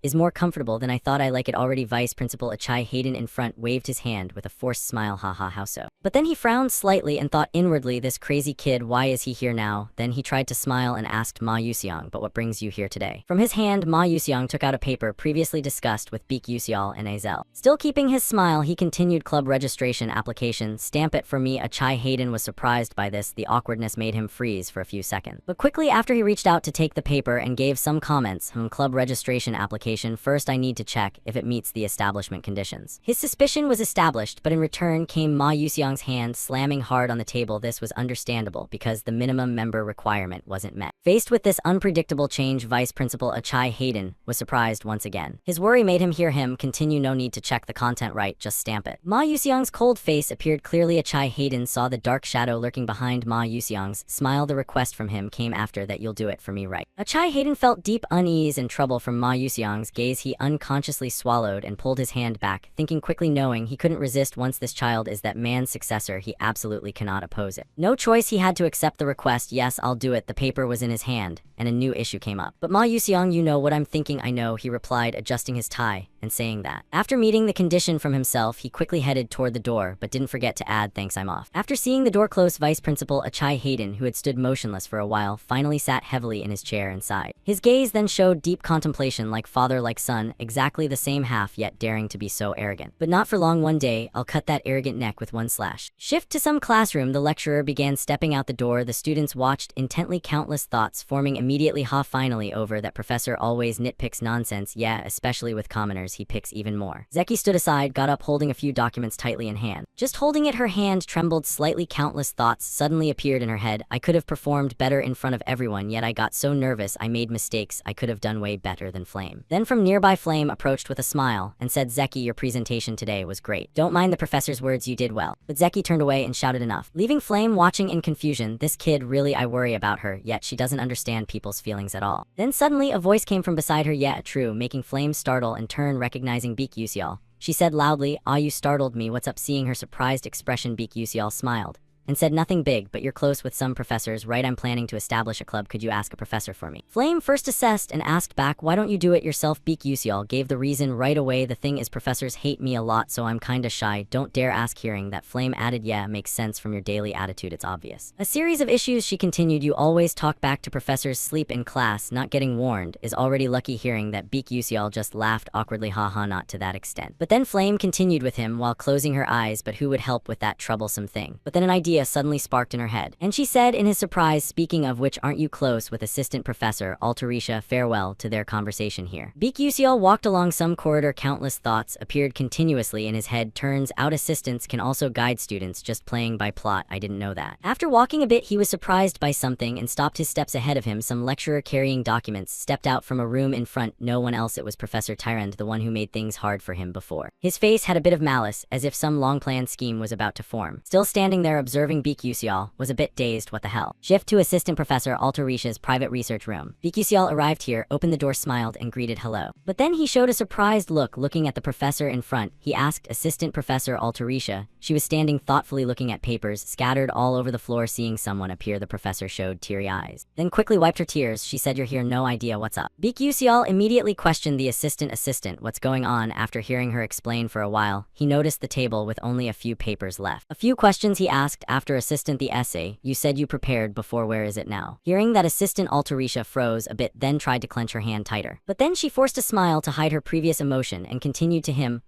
I already submitted it to the professor. You know, there's an academic conference soon. The professor said he'll use my essay for that. I should feel grateful, a place gathering talented alchemists like that." But suddenly Beak Yuseol interrupted the assistant, and his face darkened. After that, "Wasn't stolen, right? Will your name be mentioned in it?" "That wasn't stolen, right? Will your name be mentioned in it?" The assistant froze a bit again, but then still smiled and continued, "It's fine, things like this are life experience." Hearing that, Beak Yuseol felt helpless. His gaze shifted sideways with new thoughts. Damn, I shouldn't have just asked her to guide the club. His gaze then looked towards some direction, where the blackboard contained magic with countless formulas on it. His thoughts continued, "Soon Professor Men will solve that formula, even though I want Altarisha to complete it herself before that happens." But interrupting his thoughts here, Beak Yuseol turned to Assistant Altarisha and said, "Assistant, you have another essay you're preparing, right? Last time you solved it with me." Altarisha was suddenly surprised and said, "Oh, it's the one about random number intersection combined with pneumatic. I also tried applying your unique idea, but got nothing. It's not for nothing that it's a problem unsolved for 300 years. Looking toward the blackboard just now, Altarisha continued her words, "Just need to solve one blocked spot, and you can see the path ahead." But then the surprise shifted to Assistant Altarisha when hearing him say, "After that spot, I already solved." With her surprise, Altarisha immediately asked, What did you say? You really solved it seriously?" To prove it, Beak Yuseol turned to one side and replied, "Yes, but I just coincidentally used a trick to solve it, so I don't really understand it deeply." The chalk was then held in his hand. He began writing his explanation and formulas on the board. Altarisha continuously looked at what he just wrote attentively. A face of surprise mixed with astonishment appeared there. After writing some formulas, matrices, indicators on the board, he turned back with a smile and said, "But if it's you, it'll definitely be different." Altarisha quickly approached the blackboard where he had just written.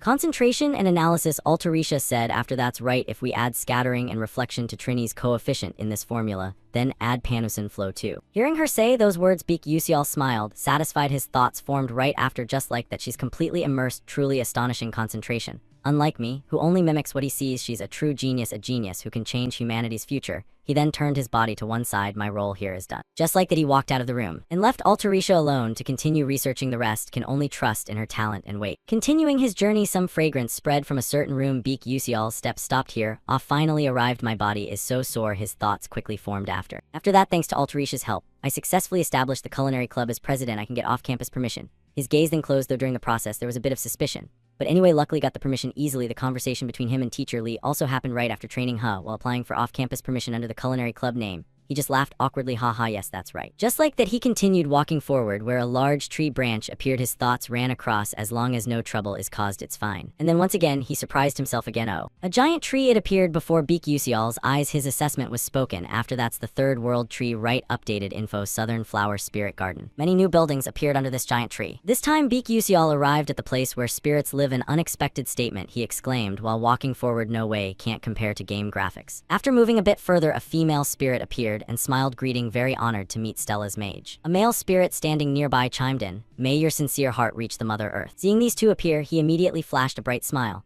"I wish you always receive the blessings from the world tree that granted this beautiful garden." A few thoughts took over in his mind afterward, perhaps because back in the day, Altman and Eltruin saved them from the second world tree that was burning and about to collapse. Many spirits recognize Stella's uniform, so they act pretty friendly. Looking at the others here, he made another observation. Just like in the game settings, there sure are a lot of hot guys and gorgeous girls. But among them, there was truly one exceptionally beautiful spirit. That was the king of the Hua Sioran flower spirit tribe. With the appearance of a goddess, Hua Sioran had made countless male gamers swoon, the character with the most fans in World A. However, spirits have no gender and only change it after experiencing true love, taking on the gender of the one they love. Hua Sioran was also born in female form, but since she'd never truly loved anyone per the settings, this character still had no gender. Later, when she fell for flame, Hua Sioran chose to become male. No matter which storyline you picked, there was no option for Hua Sioran to become female. This left countless male gamers in despair, a hilarious tragic tale. I'd liked Hua Sioran once too, and as he walked while reminiscing about all that, Beak Yuseol ventured deeper inside. Something unexpected caught his attention. A smile bloomed on his lips as his gaze shifted over, Found it. This place is the mysterious labyrinth, the garden of heavenly spirit Leaf Hanel. Before moving on, he paused and started pondering. My current skills have been boosted quite a bit. Best to prep for upcoming events. Some old memories resurfaced. Receive item then. Leaf Hanel's light key. Holding a key in his hand, another smile appeared on his lips. Lucky I can use it sooner than I thought. And so, Beak Yusial inserted the key into the lock in front of him. But his system popped up right after. Warning, if you open the gate leading to this place, someone else holding a key might detect it. Seeing that, he wasn't too surprised. He voiced his assessment. I'd definitely seen this warning line in the game. Then another thought took over, but players confirmed nothing special happens. At this point, what else could go wrong? After that thought, Beak Yusial once more connected the key to the lock and turned it to the side. A gate blazing with dazzling light appeared before his eyes. System info updated. The gate to Heavenly Spirit Leaf Hanel's garden is opening. Transferring to some castle. This is the Spirit Kingdom, cradle of the Heavenly Spirit tribe. Along the edge of a massive palace appeared inside a room, where a white-haired girl slept on the central bed. But then something made this girl sit up immediately. Her slow footsteps gradually stepped off the bed and then approached to open a window. In the distance appeared the gigantic world tree. Info on this girl popped up right after. The king of the Hua Sioran Flower Spirit tribe gazed toward that far-off direction, musing aloud. The world's so peaceful today, huh? Up close nearby, two pigeons were chatting with each other. Looking at them, she added, wonder when I can be as free as that. Her golden eyes reflected her own longing. Just watching those birds made her jealous already. But then someone's footsteps appeared and the surroundings shifted a bit.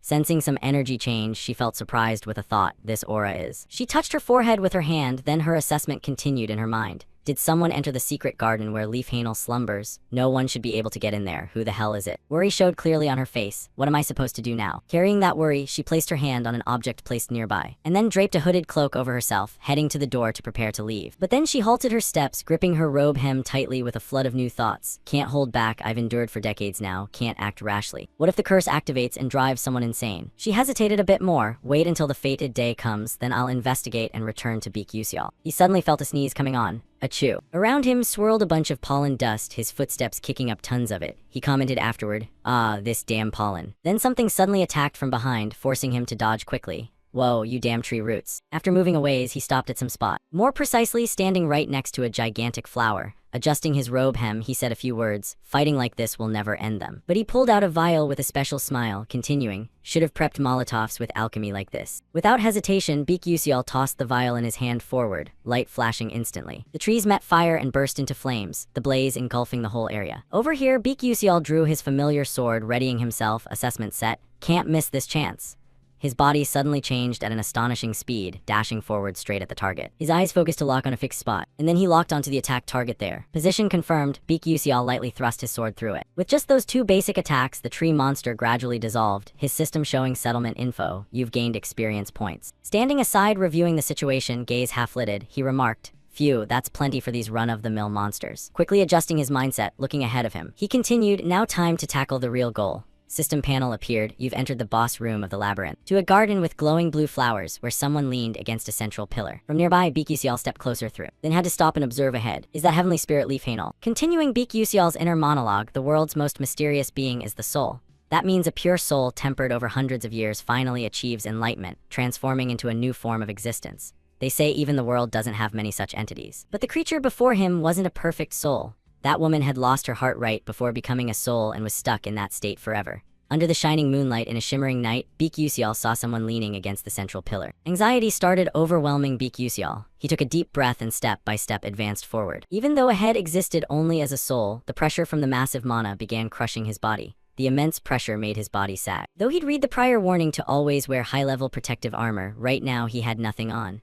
The pressure quickly forced his body to buckle, thoughts racing, supernatural mana pressure. He added a problem to his thoughts. Indeed, even in death, a soul is a soul. Proof is the pressure it emits at the moment of death, but because of that, I can't give up here. Gritting his teeth hard, gathering all his strength in his body, he began slowly standing up. It was tough for him, however, he finally succeeded in standing. But most of his body trembled from the aforementioned issue. Body can't store mana. After inching forward step by step, he now stood beside the soul, his panting clearly visible. By now, he could see more clearly that this soul had hands clasped in prayer for something. Blue light etched a beautiful space, and then a surprise came to him. Info panel appeared, experience for slow mana accumulation skill increased. Stopping his fluster, Beak Yusial staggered back a bit. A groan followed right after. Ha, now I feel a bit better about life. System info panel still there, ability values increased. He slipped into a somewhat listless state. Yeah, this place is the precious training ground left by the soul. One of the world's mysteries even the greatest mages couldn't uncover, a coincidence all mages worldwide crave for mana lineage. This mystical spot where even normal training yields dozens to hundreds times the effect. Moreover, absorbing natural soul energy significantly boosts compatibility, and his expression turned a bit dazed for the next thought.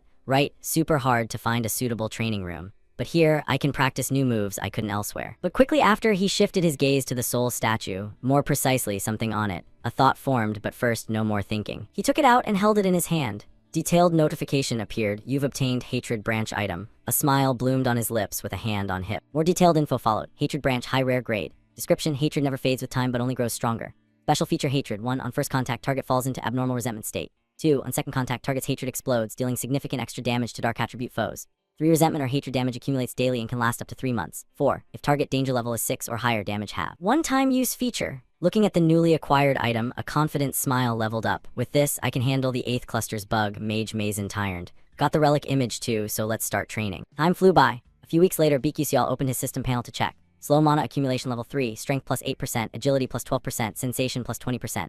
6th sense intuition activates by consuming user's mental power. It detects mana phenomena within 24 meters radius and activates perception acceleration. Auto triggers when user deemed in danger. Blood mana circulation rate 2%. He exhaled, phew, then propped his chin with his hand and commented. Current stats are about mid 2-star level. A thought popped up, still a long way to go since main characters hit 4 stars or higher. Training continued non-stop. No sword masters in this world to teach, so I gotta repeat simple thrusts and slashes over and over to hit enemy weak points more precisely. His determination ignited further, gotta push harder. He raised his sword high behind him, sacrificing body, bones, blood, and sweat in training. Several basic slashes, as he called them, formed ahead, but then some pressure intruded his body. Felt like something just pierced through his chest. His sword dropped after that, but it seemed beneficial rather than not, since he assessed afterward. Awesome. Panting heavily himself, hand constantly wiping sweat from his face. To emphasize, the system gave new info. You've learned special breathing techniques, obtained Soul's Breath skill. But then BQCL felt something off. His vision gradually blurred, the perceived world started twisting abnormally. Heaviness enveloped his body, sleepy signs in his eyes appeared. And then his worldview warped into a strange shape. But quickly after, he jolted awake to someone's barrage of questions. What are you doing now? Can't you hear me? Can you hear me? Can't hear, you hear me but ignoring, wish that happened. Can you hear me? Yes, yes, answer quick, I'm waiting, told you to answer fast, hurry up. Surprise still on his face. He quickly clutched his chest like he'd been spooked. Creepy as hell, what the fuck is this, where'd that voice come from? But then a new voice rose, making him whip his gaze behind. Huh, can you hear my voice now? BQCL confirmed, you're the soul. His eyes locked on the soul statue here. Thoughts raced, what soul is Leafhanel talking to me? He covered his mouth, blurting right after, what the hell, that corpse is talking to me. But opposite, light specks gathered into a sign and formed. The soul spoke, I'm not dead yet, you're a real jerk. BQCL followed with a question, what, how'd you say that? The soul replied to the issue, I've been talking the whole time, though you couldn't hear cause you're deaf, haven't grasped the situation. BQCL added a new question, why can I suddenly hear that sound when I couldn't before, as he picked up the sword that fallen. Soul replied, isn't it cause we're alike? He froze for seconds, but his face mixed more surprise hearing the voice continue. You just breathed the same breath as me. Thoughts set in his head immediately. Instantly a prior notification appeared saying some skill learned. New detailed info panel, Soul's Breath level 1. Soul's Breath lets you merge with nature. Blood circulation speed increases significantly, but mana erosion occurs. Effects, first stance plus 1 of 7% strength. Second stance plus 125% agility. Third stance plus 147% sensation. Fourth stance plus 1 of 1% extra strength, max 15 seconds. Mana erosion rate 1%. Looking at it, he fell into prolonged worry. What is this amazing skill? Duration's short, but it can instantly boost my physique straight to 4 stars. Right, he spoke up. Oh wait, the penalty is divine power erosion. He drifted into thoughts, matches what I said about losing the human body. Divine beasts maintain form with their own magic power, but I'm mana deficient, losing my own body. Means death approaching, good skill but lifespan shortens the more I use it. His eyes focused ahead, new thought formed, no, gotta think positive. Anyway, I got a useful skill for emergencies. Opposite him, the soul statue pondered silently. After a moment, it spoke up, incredible. This is the second time a human's breathed the soul's breath. You're just like that guy with such a faint presence. Your body's got 0 mana, like you don't even exist in this world. Though he didn't get all of it, BQCL caught the gist and fired back. Who was that person? The soul statue replied. That person wielded a sword just like you. They could slice through any magic or soul. His face lit up with shock. What? He pieced it together in his mind. The game never mentioned any check like this.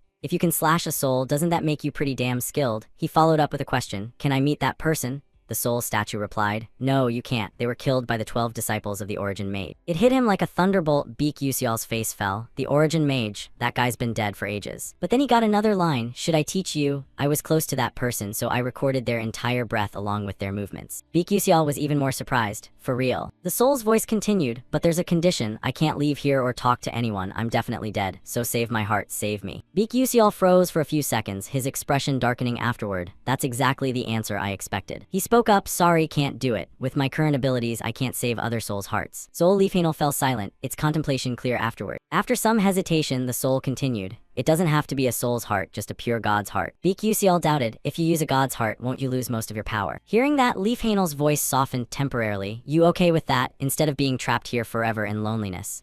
A bitter feeling laced those words. Not knowing how that felt, but Beak Yusial sighed in agreement. Yeah, alright, if it's just a regular god's heart, that shouldn't be a problem. A few hidden thoughts formed in Beak Yusial. Anyway, the reason I'm training here is for the upcoming Divine Beast contract ceremony. By then, I'll meet tons of creatures. That's way more valuable than saving some soul's heart. A smile appeared on his lips, and he said, I'll bring it, as many as I can. The soul before him replied, thank you, I'll wait. Oh, I have something for you as proof. Beak Yusial was skeptical. Proof. Just in that direction, another item appeared. The soul's voice rang out. Look at the pillar behind me. He asked, what's this? The soul replied, this is proof that you're my friend. Beak Yusial took it in his hand. The system provided knowledge. Leafhanel's flower necklace, friendship proof item. New thoughts flooded in. Never heard of an item like this, not even in the game. He stowed it in his pouch. Fine, if there's no firewood, I'll use it as kindling. But then he paused while putting the necklace away. No, wait, it's a sacred soul. He held it up to his face, admired it, and smiled. This is a friendship mark, probably a pretty useful item. Cut to dawn's end, soft light shining through some room's window frame. Someone's chalk writing hand appeared in frame.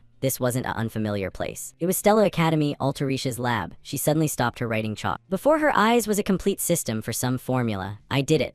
In the somewhat cramped room, Altarisha had solved the entire formula Beak Yusial gave her earlier. But then some sound rang out. She barely paid it mind. Oh, not the time. She headed to her notepad table and started writing. Pen tip placed down. After a bit, she flashed a satisfied smile. Tomorrow, a new era begins. Wonder if Yusial will be happy about this. Co-author Beak Yusial. Yeah. The Dwarf Kingdom's capital, Black Iron Empire, holding two main resources, gold mines and iron mines, a vast, tall, desolate area. Buildings so high they stretched beyond sight's end. These towers look like a cyberpunk forest of structures. In the sky, countless steel cables and trains zipping back and forth, like a spiderweb so-called Spider City. The gloomy, dark atmosphere gave an ominous vibe. But the actual dwarves living here were full of vitality. Beak Yusial and Altarisha had arrived. He grinned and said, we're here. Though a bit surprised, Altarisha beside him confirmed, yes, that's right. A few explanations formed afterward. Today was the academic conference day. This conference's venue changed yearly, and this year, it'd be held at Jumhakwang Academy, the Dwarf Kingdom's top alchemy school. Since dwarves created material magic, this year's event was expected to be bigger than usual. Plus, rumors said the best alchemist Kodin, Aka Golden Alchemist Hwell Siak Ko, would attend this academic conference. A smug thought crossed Beak Yusial's mind. Perfect timing to present Altarisha's latest research findings. But then his gaze shifted to Altarisha beside him. She spoke up, but Yusial, is this okay? Worry clear on her face. This is what that professor researched half his life. Seeing her like that, Beak Yusial thought with some concern, is that guy a good person or an idiot? Even when her research got stolen, she couldn't do shit about it. And she can still say stuff that nice. Seeing it wasn't good, he shifted the mood right away. Don't worry. Altarisha glanced over. And he continued, it's not like I copied Professor Mason Tyron's research, just that the assistant's better than the professor. Altarisha stood there a bit dazed. Yes, thank you. And so they kept walking forward. He continued, all right, let's head in. Too much red carpet up front, we'll use the back door. Altarisha didn't refuse. Oh yeah, good idea. They headed inside afterward. The host's announcement boomed. Hello to all doctors, professors, and researchers of THE Chinese letter H letter 1ED9I. The 87th Golden Section Science Conference is about to begin. For the first time, we'll introduce a new medicine. Footsteps of someone stepped up. None other than Professor Mason Tyrand. The host continued after she reached position. First up, Professor Mason Tyrand from Stella Academy. After starting the intro, she projected some info on screen. The introduction began. Hello, I'm Mason Tyrand from Stella Academy. Today, I'll introduce the alpha type of red potion. She launched into her long-winded presentation. Everyone listened intently, but we can't know what she said. After a long while, she wrapped up, that's all. Everyone was shocked. Beak Yusial stood in a corner, arms crossed observing, while chatter erupted afterward. Whoa, Professor Mason Tyrand's idea to improve that hard-to-make red potion is brilliant. Glancing at the buzz, thoughts crossed Beak Yusial's mind. Looks like she's real good at presenting Altarisha's thesis like it's hers. Plenty of ways to mess around here. The main dish starts now. Someone stepped forward, host announced, next, presentation by Assistant Altarisha from Stella Academy. Altarisha stepped up to the spot Professor Mazin Tyrant had stood. She decided to speak. Hello, nice to meet everyone. I'm Altarisha, an alchemist from Stella Academy. But no one paid her words mind. Whispers started below. Hey, she's from that pharma company I introduced earlier. I loved the professor's presentation on natural cell regeneration extraction method. Beak Yusial up top listened intently to Altarisha below. She continued. The topic I'll present today is... A slight smile appeared on Beak Yusial's lips. And her next line silenced the hall for a moment. This is the perfect summary and complete analysis and explanation of mixed number interference alchemy spell. The noise stopped dead, no one dared chatter. But then someone couldn't hold back, challenging her right away. Do you even know where you're standing? Altarisha hesitated a bit at that, replying, yes, of course. This is an amazing and honorable position for someone like me. The challenge turned back to her, so what should we make of what you just said? Altarisha, anxious, hands clasped tight over her chest but regained confidence. Please accept it in the way of an alchemist. Once more, folks below started murmuring, but that mixed number interference is nonsense. Magic principles and alchemy can't blend. It's an unsolved problem for 300 years. Up top, Golden Alchemist Hwell Siak Ko brought a hand to his mouth, adjusting his state. He continued, I'm really looking forward to it. I want to uncover the truth in a spell that's supposedly impossible. Little alchemist, go ahead and reveal your discovery to us. Altarisha couldn't help being surprised by this. Her face flushed a bit with happiness. She spoke, thank you. But then someone suddenly stood up yelling, I object. None other than Professor Mazin Tyrant. Words came with gritted teeth. Before Assistant Professor Altarisha presents her report, I want to raise some questions about the report in question. Professor Hwell Siak Ko glanced over, asking, what suspicions? But something drove Professor Mazin Tyrant. Looking at Altarisha ahead, she stated clearly, plagiarism suspicions. Altarisha's face went blank while chatter nonstop. Oh man, plagiarism, even accusing of plagiarism. Hwell Siak Ko seemed excited. Haha, hilarious. You know what happens if you accuse plagiarism and can't prove it. With a faint smile, Professor Mazin Tyrant said, of course. She advanced near Altarisha's position, blocking in front. Arms spread wide, saying, as everyone knows, mixed number interference alchemy has 5 difficulties. Only solving all 5 can alchemy and magic harmonize. She continued, so far only 2 solved at the academy and even those incomplete answers. Beak Yusial, arms crossed, listened to Mazin Tyrant's words. The professor below continued, but I've solved the 4 hardest problems. An assistant Altarisha here is my alchemy assistant. Altarisha anxious. Chatter erupted again. If that's true, then this report. Mazin Tyrant wasn't done. Of course my thesis is correct, even if the assistant solved the 5th puzzle. Criticism weighed heavy on Altarisha's shoulders. Can you really claim you solved the other 4 yourself? Mazin Tyrant smug, glancing at Altarisha beside her. A dangerous smile appeared with thoughts, stupid Altarisha. Gotta admit your genius and superior talent, but this is where an alchemist like you ends. Talent is forever. Professor Mazin Tyrant closed in on Altarisha. Question with hand on hip, so what do you think, Assistant Altarisha? Altarisha, still stuck in this mess, trembling feeling, returned with new thoughts. Oh, knew this'd happen. My hair's turning white, what do I do? But then an urge pushed her, if you're struggling alone, call me. Calmness gradually returned. She narrowed her eyes, raised hand to speak. I had someone helping me. I want to call another person up like everyone else. Altarisha continued, this whole report I'm co-author. A trembling finger pointed straight ahead, toward where Beak Yusial stood, saying, that student is Beak Yusial. Never expected this, his face mixed worry and surprise. New thought, I'm the co-author. After being introduced by Altarisha as the co-author, Professor Mazin Tyrant also glanced toward Beak Yusial. He stepped up to the podium gradually. Chatter mixed in, ridiculous, a kid that young too? Don't think anything real's gonna change besides word fights. Golden Alchemist Professor Hwell Siak Ko got excited, arms crossed waiting. Oh ho, looking forward to this. On Beak Yusial's side, after moving, he was now closer to the podium, eyes downcast with a slightly gloomy mood. He gradually approached Professor Mazin Tyrant. His eyes locked straight on the professor, no worry or hesitation. He quietly stepped past Professor Mazin Tyrant. But then a surge of magic energy suddenly burst out. It came from the branch he held in hand.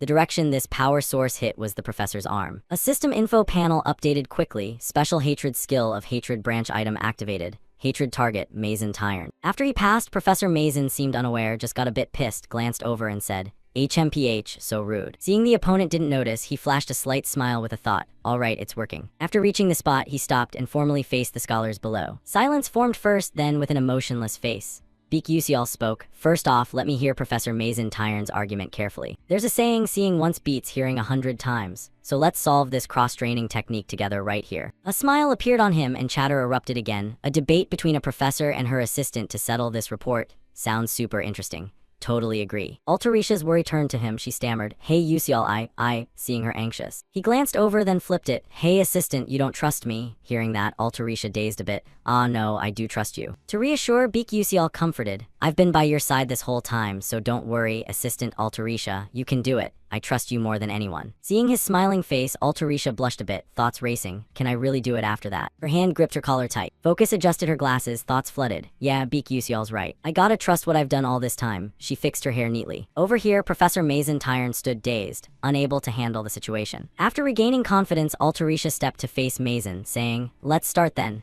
Boosted by Beak Yusial earlier, Altarisha was fully confident. Starting with new info lines, variable interference method in alchemy. 300 years ago, an alchemist declared, I found a miraculous formula to solve this equation. This is the miraculous array that solves the indeterminate equation, but I gotta pee bad so can't write it down.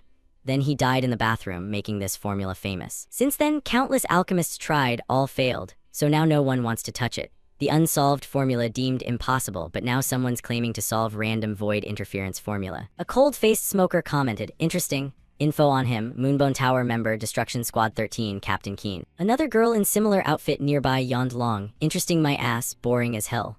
Info updated, Vice Captain Hyjin Macaron. Both here in stealth mode. After finishing the yawn, Vice Captain Hyjin Macaron glanced up, half-lidded assessment. Captain, that professor's really a dark mage, someone nearby chatted. Smells like tobacco around here, huh? Looking at where both scribbled info on blackboard, Vice Captain Hyjin Macaron assessed. The more I think, the more this mission's a huge scam. She glanced at Silent Keen beside her. Ellipsis appeared. Helplessly rubbing her head, eyes closed, she continued. What can you do? Captain buys every word from that old geezer. But then she suddenly opened eyes looking ahead. Not just her, Keen noticed that direction too. Where Professor Mason Tyrant and Assistant Altarisha faced off again. Quick thought formed, the hall's atmosphere changed, right? Host's voice rang, yes, just finished the first hard problem solution.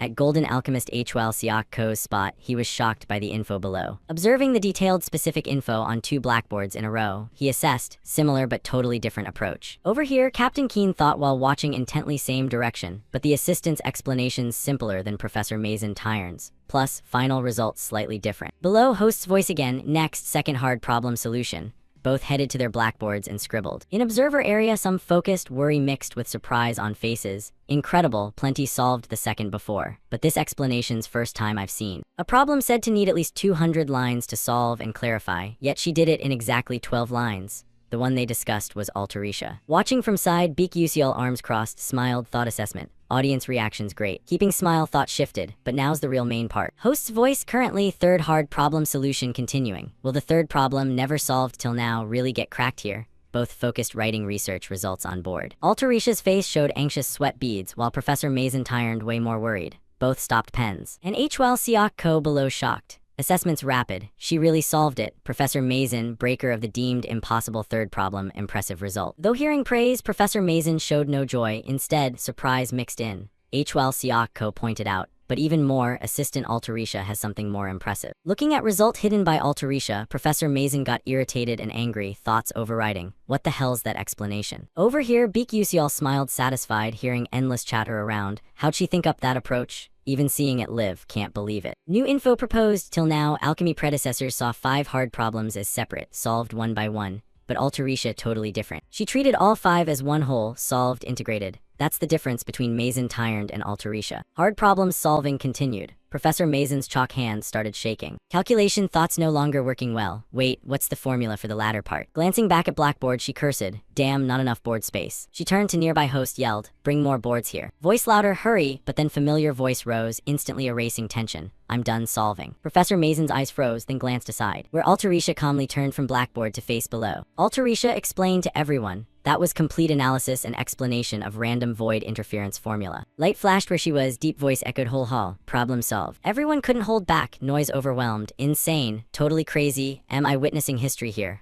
Awa, too emotional, centuries moment for real. Altarisha below heard this, felt joy, confidence formed in thoughts, I did it. She looked to nearby Beak Yusial, added thought, thanks Yusial, all thanks to you. Her smile still there, but another voice appeared. Altarisha, opposite her, darkness emanated from Professor Mason Tyrant. Altarisha glanced over, full worry. Professor. Beak Yusial stepped forward to stand beside Altarisha. Then one arm extended outward, and the dark mana source emanating from Professor Mason Tyrant grew clearer by the second. Her voice came out unstable right away. Altarisha. Some confession spilled out. How much longer are you gonna keep hurting me? You fixed the thesis you stole and then claimed it as your own. Does that feel good? Beak Yusial took one step forward, shielding Altarisha behind him. His eyes showed zero emotion. And thoughts raced through his head. Is she about to turn into a full dark mage right here? It's earlier than planned, but honestly better this way. Not just that, looking at Professor Mason in front, he added a new thought. If she turns dark mage in front of everyone right now, she won't be able to hold back the angry dark aura anymore. She called out again. Alterisha, Alterisha. Her eyes finally showed pure hatred. Alterisha was still anxious. She tried calming down by biting her lip. Alterisha suddenly shouted, I told you to just admit it already. Confidence returned to her. Riding that momentum, Alterisha stated clearly, my thesis is even better than the professor's. Wasn't that presentation enough? How much more do you have to steal my work before you're satisfied? Hearing her words, the audience and scientists started getting shocked and exchanging comments.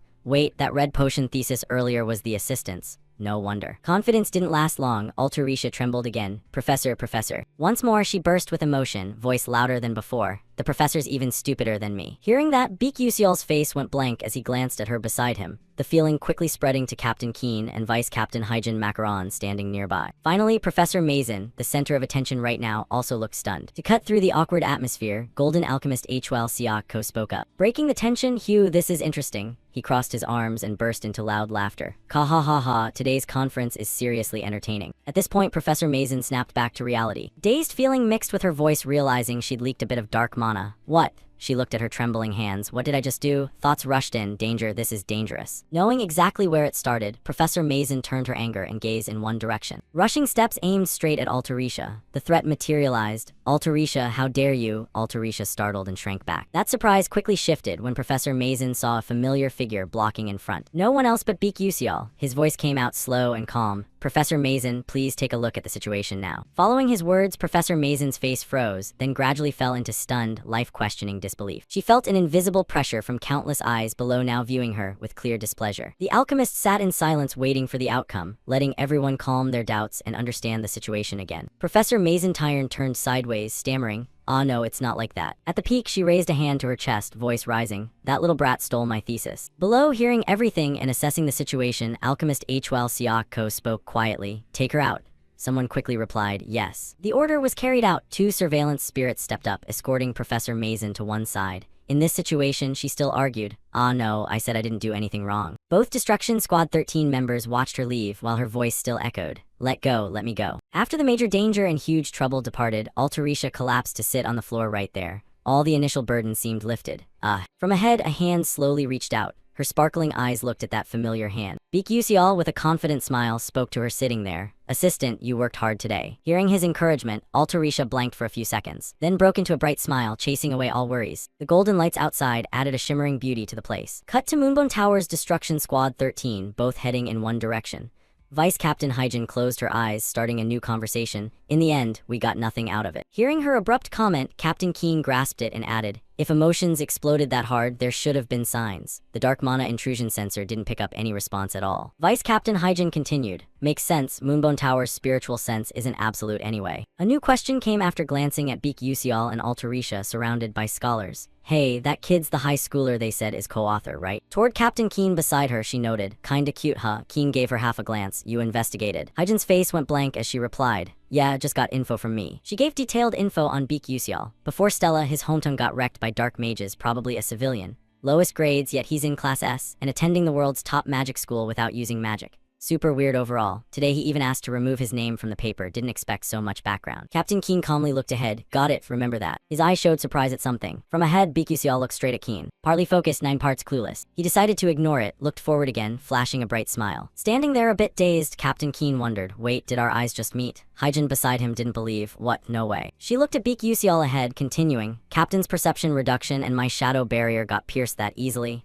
Assessment, probably just an illusion. Keeping focused eyes ahead, Keen stayed silent a few seconds. Beak Yusial's smile appeared like nothing happened with that earlier gaze. Beak Yusial's smile appeared like nothing happened with that earlier gaze. Keen had nothing more to say about him. Endless ellipsis appeared. With Professor Mason confirmed normal, Keen headed one way, saying, let's go, job's done. Hyjin put hands behind back, following, adding, I'm sick of this boring place too. Cut to Noblemarked carriage. Inside, someone seething, biting nails. No one else but Professor Mason Tyrant. Endless curses. Damn it, if not for Beak Yusial, I wouldn't be humiliated like this. But from ahead, someone sat reading a book with closed eyes, calmly saying, now that it's come to this, we have to deal with Beak Yusial. Calm down. Mason saw the person suddenly appear, voice dramatic. You're Raiden. He continued speaking, you caused this mess. After a nonchalant glance, he quickly snapped the book shut, hearing Mason Tyrant's assessment.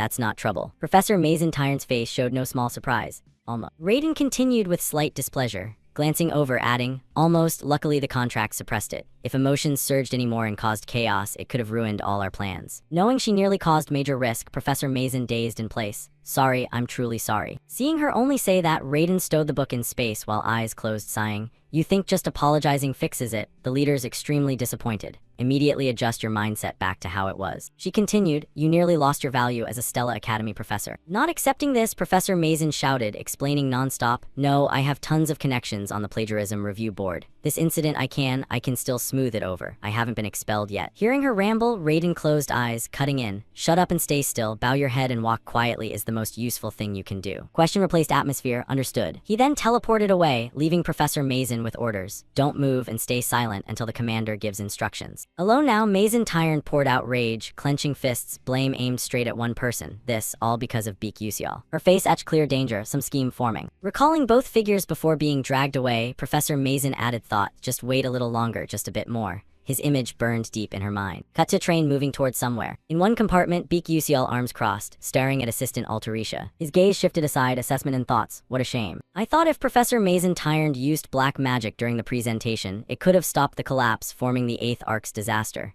He continued, guess things stay calm until the supposed explosion. Eyes closed, he leaned back, but thoughts lingered. Can't do anything else, don't rush. Academic conference ended smoothly and the hatred branch got activated. Suddenly eyes opened. Only one thing bothers me a bit. He recalled the moment his eyes unconsciously looked one way, where Captain Keen and Vice Captain Hyjin Macaron stood together in dark stealth. Looking at Keen looking back then, new assessment solidified. That's definitely Keen. More detailed intro, elite small group of mages. Selected with extreme strictness. Top dark mage unit, Moonbone Tower, even in Moonbone Tower. Famous for hunting dark mages and witches, the commander of Destruction Squad 13, the most elite group, is Keen. Thoughts deepened without sixth sense I'd never noticed till the end. I can guess why those dangerous people were there, probably monitoring Professor Mason Tyron. Whatever it is, great if we can engage positively. Just thinking that, he noticed assistant Altarisha looking drowsy like she just woke up. Old story continued through new one. Sorry, but can you spare a moment? Words barely out, someone appeared near where Altarisha sat. She asked surprised, who is it? Before hearing introduction, she startled. Opposite appeared in white suit, distinctive elf ears, holding a hat. Opening with cheerful face, saying, nice to meet you all. Character info appeared, Nebula Corporation Chairman Melian. Deep explanation added knowledge. As game chapters progress, world expands. When protagonist flame matures, naturally more characters become targets, including the heart of the southern lower moon plains. Nebula Corporation Chairman Melian with golden ratio fate points preset as world's richest. Over 50 with a daughter, still a target for many. Reason not because rich or handsome, but because his daughter is Jeliel. High Elf Melian, fitting villainous title, tormented protagonist in chapters. Players raged and targeted Melian most by hurting her dearest, her father. Marry Melian and destroy family. After long intro, Beak Yusial sighed wearily but summed up in thoughts. Sounds like a joke, but everyone's hyped for this dramatic turn. Continuing, he looked ahead half-lidded, clearly indifferent. I expected it, but didn't think he'd actually show up. Overthinking formed non-stop. Gotta leave good impression in today's talk to prep for next chapters. Melian smiled at both sitting together, starting with questions. You're alchemist Altarisha, right? And this is the unnamed alchemist, correct? If not rude, may I ask your name? Beak Yusial thought knew this, but smooth question. He replied right away, I'm Beak Yusial, first-year Class S student at Stella Academy. Melian surprised. Oh, so you're a Stella student. Pleasure. Just slipping hand inside coat, Melian closed eyes, adding, the reason I came to find you too. A meticulously prepared document was placed in front of both of them. He explained clearly, this is a proposal for an exclusive alchemy formula contract with the Nebula Corporation for alchemist Altarisha. Of course, the terms will be extremely generous. Would you like to take a look at the contract? Beak Yusial's face showed no surprise, but Altarisha was stunned. As soon as she took the document, endless ellipsis appeared while her hands trembled along with the papers. Opening it, her eyes lit up brightly, voice excited. This includes unlimited material support and technical staff. I've never seen this much money before. Thoughts formed, with these conditions, I can create all the inventions I've always dreamed of. Yusial will definitely like this too. Her gaze turned to him. But Beak Yusial looked clueless, not getting the hint. Altarisha paused after seeing his expression, then directed her opinion to Melian. Sorry, could you give me a little more time to think? Sensing something wasn't quite right, Melian added, are the conditions still not enough? If you have any requests, feel free to say them. But Altarisha quickly interrupted. No, it's not that. The conditions aren't just sufficient, they're way more than enough. Focus brought a reasonable explanation. I need to discuss this with the co-author of this formula. Beak Yusial sitting beside her was caught off guard by the words, unable to believe he was the reason for such an important issue. His face clearly dumbfounded. Huh. Hearing that, Melian chuckled softly, implying through his words, is that so? Thoughts slipped in, co-author, huh? I thought that was just something said for show. Turns out it's real. Looking at the two smiling brightly opposite him, he said, you don't need to worry about him. How could that be possible? Thoughts continued. At that teenage age, already helping solve a 300-year-old problem, definitely no ordinary genius. No matter what, he's still just a student. Assessment done, Melian raised a hand to ask, would you like to look over the contract? Additional thought, whether a genius in magic or alchemy in business dealings, he's still just a kid. Following the suggestion, Beak Yusial took the paper and examined it closely. Melian inferred, with conditions like these, no way he can refuse. But Beak Yusial replied, I decline. Never expecting this, Melian's face showed extreme bewilderment. Looking at him opposite, questioning, may I know the reason? If the conditions aren't satisfactory, I'll revise them immediately. Pausing his words, Beak Yusial stared straight ahead. Thoughts explored. Signing an exclusive contract with Nebula Corporation, the world's largest guild, is naturally a good thing. But Melian, despite his brilliant business talent, has an extremely stubborn personality and hates losing anything that's his. If this formula gets locked in his hands, only cheap, mass-produced items would be made, limiting the diversity, uniqueness, and overall performance of equipment. He continued, moreover, due to excessive exclusivity, many mages won't access the devices and technical development will skew toward commerce, letting dark mages catch up in tech. In fact, I've seen players choose this storyline branch, made money, but ended up with a tragic outcome. From those deductions, he added, it's not about the conditions, I simply don't want to sign an exclusive contract. Melian stammered, holding the paper with an expressionless face. Beak Yusial continued, this technology, the fusion of magic studies and alchemy, will have a huge impact not just on daily life, but also on equipment crafting for mages. We want this tech to be used by as many mages as possible. Hearing the series of words, Melian offered some confirmations. You have big dreams and ambitions. Having great aspirations is good, but to realize those beautiful dreams, money is essential. Beak Yusial replied immediately, perfect timing, I just finished negotiating with a bunch of investors, and one of them is you, Chairman Melian. As if understanding the implication, Melian asked the key question, so you're planning to sign with those people and also with me? If so, most of the conditions I offered would have to be cut. Not denying it, Beak Yusial closed his eyes and smiled confidently in confirmation. Exactly. To be blunt, I really want those conditions too. His eyes slowly opened, voice calm. It'll elevate the products to premium status. A new smile on his lips, that's my proposal, yeah. Additional info from set parameters, maximize item popularization. But for hard-to-make luxury items, I'll sign exclusive contracts with Nebula Corporation. Beak Yusial was trying to lure Melian into those decisions. That's what people call branding. Seeing his confidence, Melian opposite narrowed his eyes slightly. As a professional merchant, Melian got the point, extending an arm toward him with a smile and asking, excellent, but will those luxury items really sell? I won't do anything that harms myself. Knowing what he was worried about, Beak Yusial bowed his head slightly and replied, yes, so I won't ask you to sign right away. Cold yet confident eyes appeared. Half a year, let's hold an investor conference inside with Chairman Melian. Melian's face showed surprise as he continued. If you like the products I present, then please sign an exclusive brand contract with us. Seeing his meticulous calculation, Melian closed his eyes with his familiar smile. Yes, truly so. Yes, that's wonderful. Altarisha smiled, understanding the other side had tentatively accepted. To prove the cooperation, Melian took out something like a business card, saying, this is a message paper, it includes my contact info too. Beak Yusial reached out to take it. Yes, thank you. Annotation info appeared, message paper, an item written on and sent, guaranteed to reach the recipient. Business done, Melian put his hat back on, smiling in farewell. All right, I'll take my leave now. Beak Yusial's face was nothing but astonishment. Meanwhile, Altarisha kept a slight smile. As calm as he'd been, now he was shaking just as much. He clutched his chest, checking if his heart had fallen out, voice trembling. Oh man, I thought I was gonna die from nerves.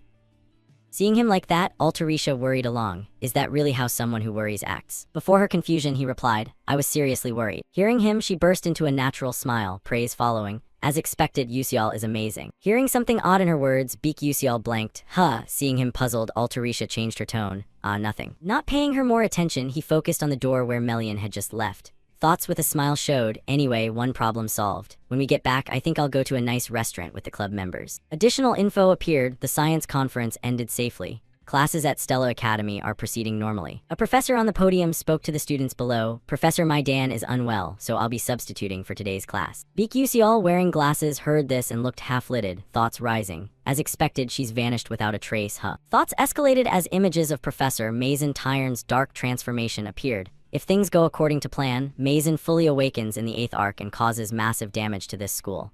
I don't know how the future changes because of this incident. His eyes grew more serious. Could this arc happen earlier? I hope at least it stays at a level I can handle. Additional assessment, not just Mazen, Altarisha isn't at school either. Class ended and he was now walking down a hallway. He thought, looks like she's happy and getting retirement benefits. Right on cue, a student ahead spoke. Hey, did you hear anything? Beak Yusial paid attention to the conversation. Assistant Altarisha, she's the one who solved that super hard thing called random void interference formula, right? Conversation continued. Oh, I heard, but isn't there another co-author? They say that person's identity is kept secret, but why? BQCL didn't pay mind, glancing ahead. Good, another student said, is that person super ugly or something? Aha, really? After some time, Beek Yusial stepped outside the school grounds. Overthinking lingered. Keeping my identity as one of the author's secret has helped me stay low profile in this school. His steps suddenly stopped. First, I gave hints by borrowing knowledge from these special glasses. All focus and attention should be on Altarisha, that's the right and best way. Stopping, he noticed something nearby. Ah, found it. A voice, isn't that Ma Yuxiang? Wow, look at that figure. Both main characters Ma Yuxiang and Azel appeared again. People watched Ma Yuxiang observing a slightly shy Azel, gossiping. High grades and good looks, no way that's not cheating. The one next to him, is she some kind of doll? She looks like a puppet. HMPH, anyway she's not that great. Yeah, she's pretty though. But Beek Yusial, hand on hip, glanced over and thought inwardly, no matter what, there won't ever be a quiet day to draw both their attention. He called out loudly across, I'm here. Seeing him appear, Ma Yusiang smiled brightly. Hey Yusial, he waved back. Sorry, I probably kept you guys waiting, right? Azel added, not really. A question came to him, so what are we eating? Didn't you say you're deciding? Knowing Azel rarely got good food due to family circumstances, Beek Yusial flashed a confident smile. You'll know when we get there. Cut to a restaurant, at the table with 3 people but only 2 plates of food. Kinda stingy, huh? Beek Yusial said, this dish, if I guess, is probably pizza. Sparkling light aroma spreading. Altarisha's eyes showed desire, face red from anticipation of delicious food. Beek Yusial noticed her cuteness. Her eyes right now only have food and more food. He hadn't looked away, some overthinking appeared. Thinking back, I remember in Azel's explanation and intro, when ordering pizza you have to order a soda-like drink first, maybe pickle juice. He passed her a glass, here drink this. Azel glanced over question marks, what is this? How do you eat it? Worry appeared, endless question marks. Beek Yusial added ellipsis, thinking, wait, is this her first time at a pizza place? He said, ah, yeah, that's right. Azel brought it to her mouth and tried a sip. Surprise on her face. Ah, so good. Face flushed red. Ma Yusiang also noticed a similar glass. Bringing it to his mouth, comfortable feeling blended in. He turned to Beek Yusial. Yeah, it's really tasty. Beek Yusial blanked, coldly thinking, take a photo, capture this reality. He's just drinking but posing like a food magazine shoot. After everyone finished drinking, he lifted a slice, smiling brightly. Try this too, dig in. Azel eagerly grabbed knife and fork. Seeing her hold them, Beek Yusial wasn't surprised, eyes closed. Oh man, are you really gonna stab that knife into the pizza? Nobody does that. Azel looked surprised for him to show the way. He demonstrated, bringing a slice to his mouth. Explanation followed. They say eating like this makes it super delicious. Azel hesitated, that feels kinda weird. Isn't it impolite? Ma Yusiang laughed brightly. Oh, doesn't that make it more fun? He coldly picked up the slice by hand, choosing a bite spot. Alright, I'll try it then. You don't know till you eat, but once you do, it's delicious. Azel followed, picking up a slice. Taking a bite, eyes squeezed shut. Body trembling, drawing attention from the 2 male classmates sitting together. Azel touched her cheek, face overjoyed. Thoughts? Ah, there's this gentle sweet flavor flowing through every bit of cheese and bell peppers dancing on top. Mixed with bell peppers and olive oil, yet it creates something special, plus bacon and onions. They're all dancing together to make a symphony. Seeing her delighted, Beek Yusial asked, how is it? Does it taste good? While eating, hearing him. Azel startled, looking at the slice in hand, blushing more. Yeah, it's really delicious. Both looked at her, smiling softly. Some suggestions and exchanges added. From now on, let's come here often. Can I join? Depends. Don't be like that. Cut to sunset at a field. An incident occurred with a special crack, signaling impending danger. Back in class, Flame was walking when someone suddenly called out, Hey Flame, have you heard about that? Her eyes turned back. A smile carrying an immediate reply, yes, I've heard. The female student was a bit awkward. Oh, really? She left right after, see you later then. Flame watched her figure gradually depart and then stood there sighing. I guess she came to tell me about the rumor that assistant Altarisha solved the mixed number interference alchemy spell. But from what I know, all of this is because of Beek Yusial. His image appeared in her mind. Then she turned aside, new thoughts, but how could he solve this formula? To return, most future knowledge except decisive events and arcs had to be forgotten. Does he remember all that, or is he just that smart? Ahead of current Flame, someone was chatting noisily. However, someone approached and greeted her right after. Hello, Flame. No one else but Jeremy Scanvin. He flashed her a bright smile and added to the conversation. This time, wanna practice Persona Gate with my group? Seeing him standing next to her, Flame immediately ignored him. Why are you acting like this? If you go, do I have to follow? Her eyes opened wide. Go find another girl. Stop flirting with people for no reason. Flame left right after that. Meanwhile, Jeremy Scanvin's face showed a slightly creepy smile. She's really something special. Cut to a notice board nearby, some content displayed. Official Persona Gate text. First-year students, please decide which Persona Gate you want to practice in a group. The one looking up at this spot, Flame was still there with new thoughts. By the way, this is the Persona Gate practice. Has this finally started? Additional info followed. A different dimension created by Dark Mage's power, the Persona Gate. If you don't conquer the Persona Gate quickly after it appears, that place will become a dead zone where no living creature can survive. Moreover, unlike dungeons cleared by defeating the boss or destroying the core, Persona Gates must be completed by analyzing, breaking their patterns and tricks. Silence after more. From analyzing focus to space distortion, structure, soul imprisonment, you need understanding of thousands of patterns and abilities, plus the capacity to memorize them. And finally, combat power. In fact, the reason for training magic warriors is to stop Persona Gates. It could be said this is the most important core subject. Flame's hand clenched into a fist. If it's like the original, something real will be mixed into this Persona Gate activity. I can't let Beak Yusial keep handling these things alone forever. Determination rose within her. This time I have to stop it to prevent major damage. Cut to the 9th Star Tower, Cloud Floor Cafe. Princess Bion's group was gathered here with plenty of desserts and tea on the table. A sudden question came over. Have you all tried the new dessert yet? A few others replied. Ah, you mean the pumpkin cake without cream cheese? Its flavor is really unique. Princess Bion took a sip of tea while the group's chatter continued. Yeah, I tried it once and was genuinely amazed. But Princess Bion's thoughts disagreed. It's bland. Right then, her eyes suddenly opened wide, hearing someone mention recent news. Oh, by the way, Stella's assistant solved the random void interference formula technique. Richard continued his words. I heard this from my dad. Also, I heard the real co-author is actually a Stella Academy student. Two friends were both surprised and amazed at his statement. Oh wow, is that true? It must be, since Richard's dad is the intelligence agency director. Doubt surfaced. Who in the world could solve an unsolved puzzle as a student? You're right. Over here, Bion set her teacup down on the table, thoughts taking over. Even the Intelligence Bureau director doesn't know exactly who that student is. But then images of Beak Yusial and assistant Alter Risha appeared in her mind. Beak Yusial is the co-author of the random void interference formula technique. Her face showed clear contemplation. She couldn't hold back the excitement anymore. Her hand repeatedly tracing the rim of the teacup. Endless questions flooded her mind, but why is Beak Yusial hiding that fact? Is he deliberately helping boost assistant Alterisha? And then some intention flashed. It's very possible Beak Yusial also has feelings for assistant Alterisha. She suddenly stood up and a nearby friend instinctively looked over, asking, Princess. Princess Bion left immediately after turning to everyone. I have to go now. That classmate added unconsciously, yes, but it's tea time now. The three left behind just stared blankly as she departed, unable to understand what happened. A question arose seeing her leave so quickly. Why is the princess acting like that? Cut outside the school grounds, Princess Bion was walking when suddenly a figure appeared right in her path. Her eyes looked down and hadn't noticed the person yet. Only when the voice spoke did she pay attention. Bion. Seeing the familiar person appear, she replied, Hong Shihua. Hearing her call her name directly, Hong Shihua quickly covered her mouth, correcting, Oh my, didn't you say I should call you Unnai? Additional info pushed in. They were forced to become enemies due to the fate of the legitimate child and the illegitimate one.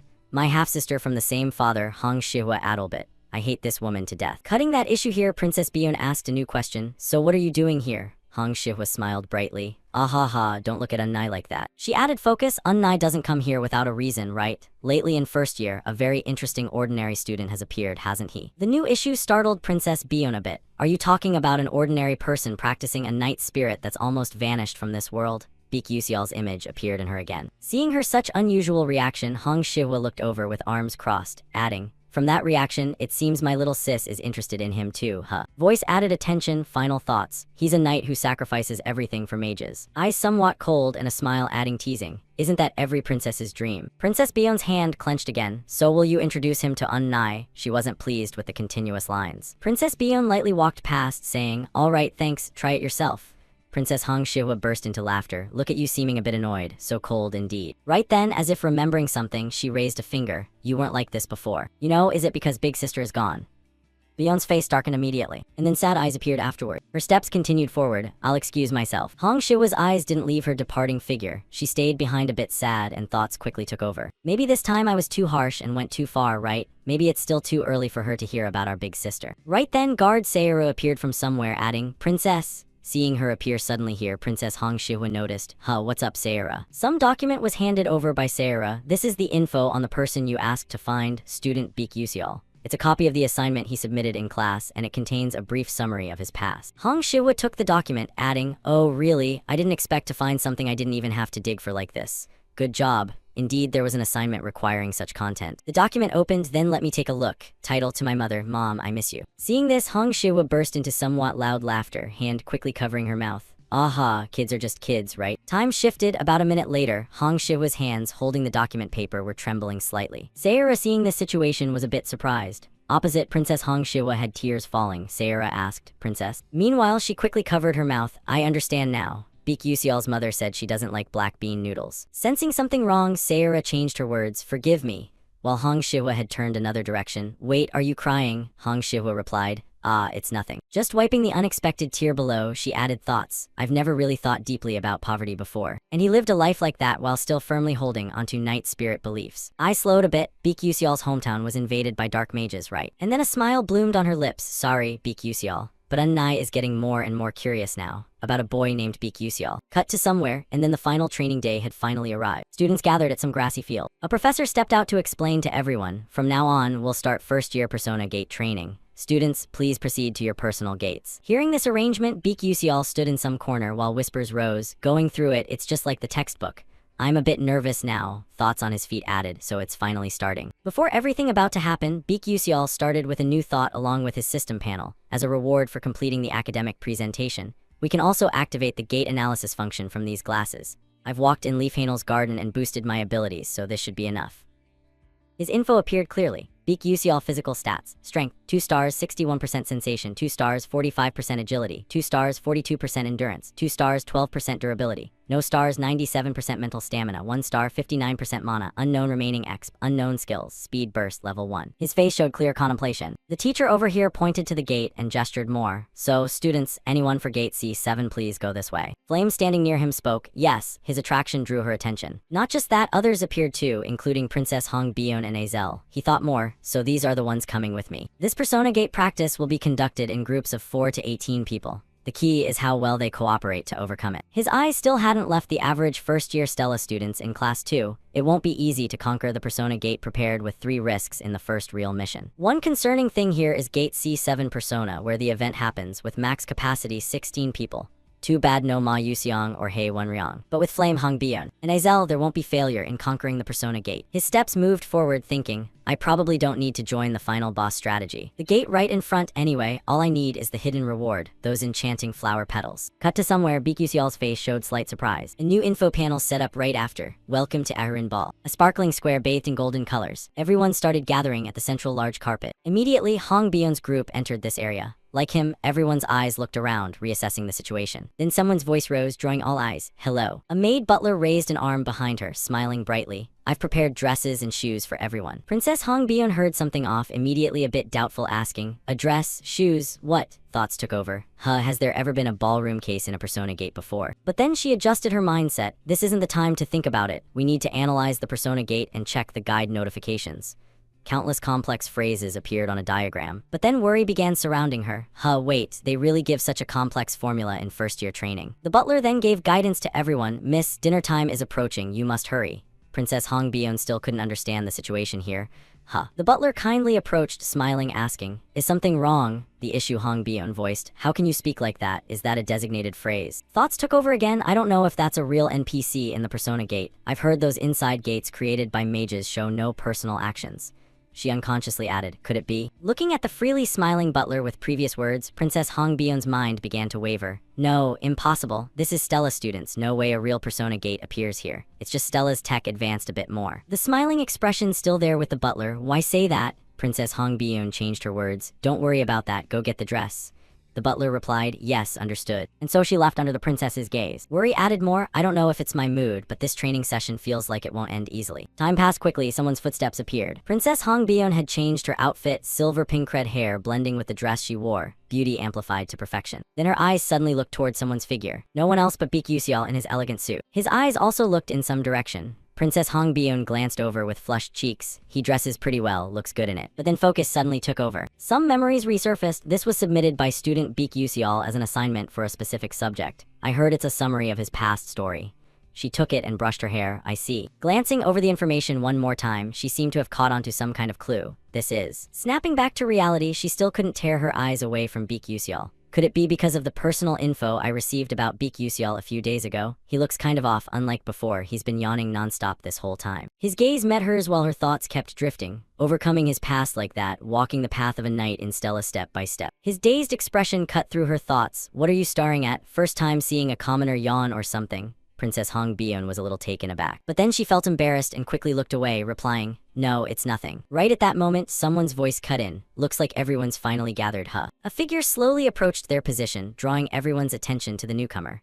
A lady with red hair holding a fan continued from where she left off. From now on, you all will be attending the ball hosted by Duchess Iharin. Then her gaze shifted, landing on a wall. They say those 4 passages lead to the basement of the mansion, but the basement is full of mazes and traps. And the moment everyone gets lost, the knights in the mansion will start moving. She added a smile. You have no choice but to trust and work with your own intuition and knowledge. Think you can handle it? Baek Yuseol, standing off to the side, immediately answered, yes. Hearing that from him, the lady looked over in slight surprise. You sound really confident. Nice to meet someone like that. That bold attitude of yours almost makes people feel bad for doubting you. I like it. Still so confident. He replied, thanks. Watching that natural back-and-forth exchange, the other students couldn't help but be shocked. What? That person just talked like a real human, didn't they? Do original NPCs even have dialogue like that? The woman's voice cut in again. Then good luck to all of you. With that, she turned and walked away, leaving her back to everyone. The male students started exchanging glances once more. Alright, guess we should get going. Anxiety hung over the whole group as they began heading toward the gates to start the task. Just then, another voice called out, making everyone turn. Hey, wait up a second, guys. The one who spoke was Flame. She added a question. Doesn't this training test feel a little weird to everyone? Calmly, she laid out a bunch of details. It's hard to put into words, but these NPCs are acting way too realistic. Plus, I can't analyze anything from this persona gate at all. Normally, a practical test for first years shouldn't be anywhere near this difficult. The male students up ahead nodded in agreement, adding their own thoughts. Honestly, I feel the same. I can barely make sense of it. Yeah, that NPC looked way too real, as more students started agreeing. Flame's expression brightened. Okay, then I'll convince everyone to go this way, she continued. In my opinion, but then another voice interrupted. Hold on, Flame. Zeki appeared with arms crossed, looking displeased, and went on. You're not seriously about to tell me this might actually be a real place, are you? Flame looked worried. Huh. Zeki kept going. From what I can tell, this is exactly the kind of situation the professors want. Isn't it obvious? In real combat, you don't always get to fully decode a persona gate either. In other words, us being thrown into this confusing, unanalyzable mess is part of their plan. He dug deeper. Stella is the place that trains the most elite magical warriors and has the top magical knight order. Are you telling me they wouldn't notice if a real persona gate appeared in the academy? People started buying into Zeki's words. Oh, so that's it? Makes sense. Meanwhile, unease began creeping over Flame. This is bad. If we go by the rules, this persona gate is real. But even if I say that, no one's going to believe me, so I tried to make them feel like something's off. Then she glanced at Zeki's smug look. Now what do I do? Silence fell over the space once again. On Baek Yuseol's side, he looked over with 100 thoughts running through his mind. So in the end, we're still heading down this branch, huh? He recalled some information. E006, the blackened branch of Zeki. In the original novel, the character Zeki doesn't even exist, so Flame must be really thrown off right now. But this scene where Flame tries to stop Zeki is actually one of the countless branching paths that appeared in the original game. Either way, this is the situation where one of the 3 students is forced to become the blackened sacrifice. A new worry started forming. I was hoping no one would get corrupted, but is fate really impossible to change? Looking at the opposing situation ahead, even if he helped Flame here, the outcome probably wouldn't change. If that's the case, the right choice was to step back. The 2 of them locked eyes. And as soon as one question came up, Zeki decided to turn and leave. No matter what you say, I'm going. Flame tried to hold him back. What? Wait, Zeki. Zeki turned back with a cold stare and replied, even in a situation like this, it's all arranged by the professors. We just need to stay calm and deal with it. You guys can keep standing there looking dumb if you want. With that, Zeki chose one of the gates and teleported away. Flame couldn't stop her. At this point, the male students started looking at each other anxiously before one spoke up. I'll go in too. I've always been ready for situations like this anyway. Baek Yuseol stood with arms crossed, assessing. No one's acting in any kind of systematic way. His fingers started moving. Whatever happens, since it's come to this, the only option left is to go in. A smile appeared on his lips as he stepped forward. While Baek Yuseol confidently strode ahead, he suddenly stopped and glanced to the side. Turns out a fairly large group of male students had gathered behind him. Baek Yuseol asked in their direction, but why are you guys standing behind me like that? Everyone looked a bit awkward, small beads of sweat forming. It's nothing. Seeing so many people wearing the same expression, he just stood there and let out an indifferent sigh with a small thought. You're not planning to follow me the whole way, are you? Kids always have their little schemes. His steps moved forward again. Still, I don't really care about stuff like that. Nothing here is that important anyway. A long, dark corridor became the next path on their route. Lamps containing some kind of energy emitted a purple glow. He stopped in the quiet space, and the sound of footsteps approached from behind. His attention shifted again, and he spoke. What's with this creepy corridor? The ones walking with him were Princess Hong Byeon and 2 other girls. A thought formed in his mind. Looks like everyone's here. The princess's eyes noticed something. The three of them then moved ahead of him and stood in front of a closed door. He asked, where did the others go? His gaze dropped as he instantly made a judgment. Just as I thought, we can't all appear in the same place at the same time. He analyzed further, 16 students split into groups of 4. Those 4 passages are divided according to the 4 groups entering them. Then he pictured 2 familiar figures. Looks like Azel and Flame got sent somewhere else and formed a group together. His eyes turned to the people here with Princess Hong Bion. I really didn't expect to end up in a group with her.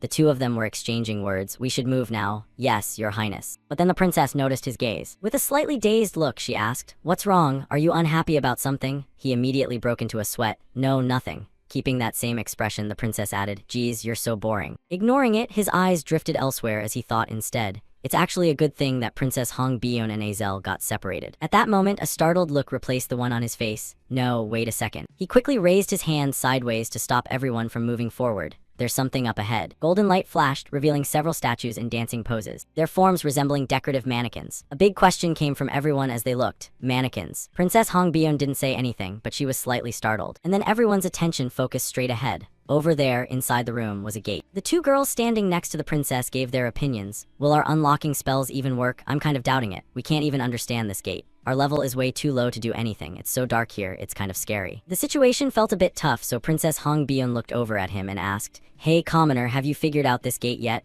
But his answer was a little disappointing. No. The princess's face showed clear disappointment. For a commoner, is it too much to expect this much from you? There has to be something here. But then surprise took over when his voice spoke up again. But I do have a rough idea of how we can get out of this place. Feeling a spark of something new, the princess shot back, really? You're actually serious? His eyes stayed fixed ahead, looking at the dolls in front of them. Beak Yusial pointed forward while drawing her attention over. If you look closely, you can see each statue is in a different pose, but they're all performing the same dance. He asked, do you know what dance that is? Hearing him, her eyes locked forward and an answer slowly formed before she said it outright. Serena's departed soul dance. She analyzed in more detail. This is the dance Serena performed right before she died, unable to bear the tragedy of her own life. He followed up with another question. So you remember the moves clearly, right? Princess Hong Bion was slightly startled, realizing his thoughts and calculations, and exclaimed, no way. To calm her down more, he looked ahead again with a small thought. She's probably realized by now each statue's movement is connected in sequence, but occasionally some motions overlap. After some time had passed, he looked over again and spoke. All right, is everyone ready? The other 2 girls moved to empty spots and started their dance moves. Done, me too. Princess Hong Bion followed suit, performing the missing pose after him. His eyes watched without looking away. And then the gate opened perfectly. Everyone's joyful voices rang out, we did it. The door opened fully, revealing another dark corridor ahead, with light from a new area shining in the distance. Without hesitation, everyone quickly moved through. Attention shifted heavily back toward Princess Hong Bion. As they advanced, a large room appeared, bathed in golden light. Knight armors holding swords stood in various positions, rising and falling. Beneath the armors were strange patterns on the floor. One of the girls pointed that way and asked, looks like there might be some hidden meaning in those armors again, right? Another added, okay, let's go take a closer look at them. Everyone split up to examine each standing armor, but there was no progress. No matter how I look at it, I still don't get it. Why isn't it working this time? Yeah, I don't see anything unusual at all. But then Princess Hong Bion's gaze turned in a different direction, toward where Beak Yusial was touching the carpet with its special designs. She immediately asked, hey, commoner, what are you doing? After observing for a moment, he stood up and shared his opinion. This time, it seems like the knight armors are just visual illusions meant to deceive us. The real clue is the carpet. Another round of surprise. Getting everyone to focus, he explained further. This time, the dance on the carpet is the key issue. If you look closely, you can see a figure performing a very specific movement. If we can piece them together in the exact right sequence, we can solve this puzzle. The 2 girls now stared intently and added to his words, oh, you're right, I think I know what this is. Serena's Tango of Silence. Everyone split up again to observe the movements engraved on the carpet. He and Princess Hong Bion also looked down more carefully. After a while, surprise formed on his face as if he'd noticed something strange. The sequences rearranged and the light flared brighter. A familiar sound rang out and a loud voice declared, the doors open. A new passage appeared and he and the others quickly headed toward it. All right, let's hurry. Princess Hong Bion's eyes once again stayed fixed on him as she thought, he really is different. I knew it from the moment I was taught to change perspectives, but I never imagined it would make such a huge difference. His breakthrough speed is freakishly fast for clearing an unanalyzable persona gate. Worry crept in, strategy, ideas, observation, calculation, reasoning. Is this really the level a first-year student should have? It's like he's already gone through this persona gate dozens or hundreds of times in practice. Reaching the new area, her thoughts continued. Come to think of it, before Beak Yusial entered this academy, he mentioned that his hometown was destroyed by dark mages. He murmured something, looks like there are more stone statues here too. Meanwhile, Princess Hongbion added her own analysis. It was a remote, unknown village. But it became a front line in brutal battles against dark mages. Now I understand why this commoner lacks basic academic knowledge but is so skilled in strategy and combat. Analyzing him further, he must have fought on fierce battlefields against dark mages in his previous life. Whether that's the reason or not, he really stands out compared to the other students. Some small talk ahead. Go over there and help me balance the weight, okay? Got it. A hint of surprise appeared on the princess's face. Everyone else is trying their hardest to score high points, yet he openly guesses randomly, scribbles nonsense on tests like it's nothing, doesn't do homework, and has a terrible attitude in class. But wait, after glancing again at his handsome features, a new thought came. So why is he putting in so much effort right now? Princess Hongbion frowned. There has to be some reason for it. Don't tell me you sense the atmosphere shift. Baek turned back to look at her. One finger pointing in a direction, drawing attention. Hey, why are you spacing out like that? Come over here too. But she suddenly questioned him. Tell me, commoner. You're zoning out and didn't catch what I said. Hongbion voiced her suspicion. This persona gate we're challenging, is it actually real? She waited silently for an answer, but got only contemplation and silence in return. He sized her up. Your eyes have gotten sharper, Hongbion. Normally, you wouldn't realize the truth until the very end and would keep meddling with Erin nonstop. A smile replaced it. This is proof that Princess Hongbion is slowly veering off the path to becoming a villainess. Seeing him, Princess Hongbion noticed. What are you smiling about? He replied, nothing. The other two girls were confused, looking around. Why isn't the princess coming over? What's going on? Turning his back to her, he answered her earlier question. Like you said, this place is real. You could get hurt or even die. If you don't clear it, there'll be a world synchronization phenomenon outside. That's why I plan to get through here as fast as possible. Princess Hongbion paused for a few seconds. I knew it. Baek always acts for some reason. Her lips pursed as she thought, I won't accept help like this. Her eyes narrowed with sweat beading. I'll survive on my own strength for sure. Meanwhile, in another scene, a dark room with loosely scattered soldier armors. Flame and Azel were teammates in this training gate. Seeing them appear, someone called out to one. Hey, Flame. Flame looked over. As a girl waved, over here, over here. Flame headed toward the three. Running up, is everyone okay? Where's the fourth one? Where'd they go? The girl hesitated. Well. Then added, Zeki suddenly vanished. Flame's eyes widened in surprise. What Zeki? The female classmate looked at everyone with the same expression, explaining further. It's all thanks to Zeki that we made it this far. But right after we passed the final door, she just disappeared.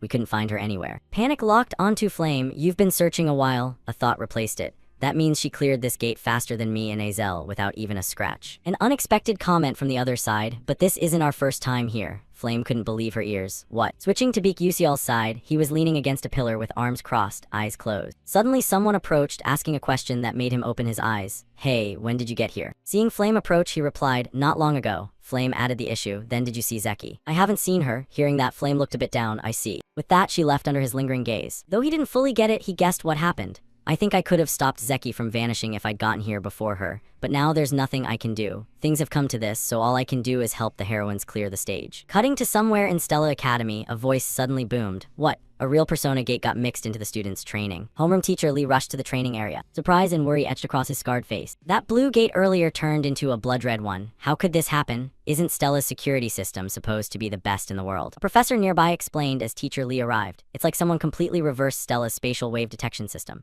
The single wave appeared simultaneously with the persona gate, so it wasn't detected in time. Security's boosting the system now. But teacher Lee cut in. Damn it, right now that doesn't matter anymore. Suddenly, someone else interjected. He's right. Following that, a figure appeared, drawing teacher Lee's attention. To the newcomer, judgment took over. The most important thing now is who's inside that persona gate. Someone recognized him. Commander Erin Blackswin, Stella's supreme leader, the world's strongest Knights Order. The man said to have created a sea of blood from dark mages' corpses who rarely shows up on academy grounds. He approached coldly. What's the situation? Is backup going in? The previous professor replied. No, we can't. The students inside seem to be tackling a pretty tough challenge. Erin asked, what's the estimated level of this persona gate? The answer came, currently it's estimated between level 4 and 5 risk. Erin frowned. Estimated, give me an exact number. The professor clutched his stack of documents. Yes, it started at level 4, but the moment the students entered, it suddenly jumped a level.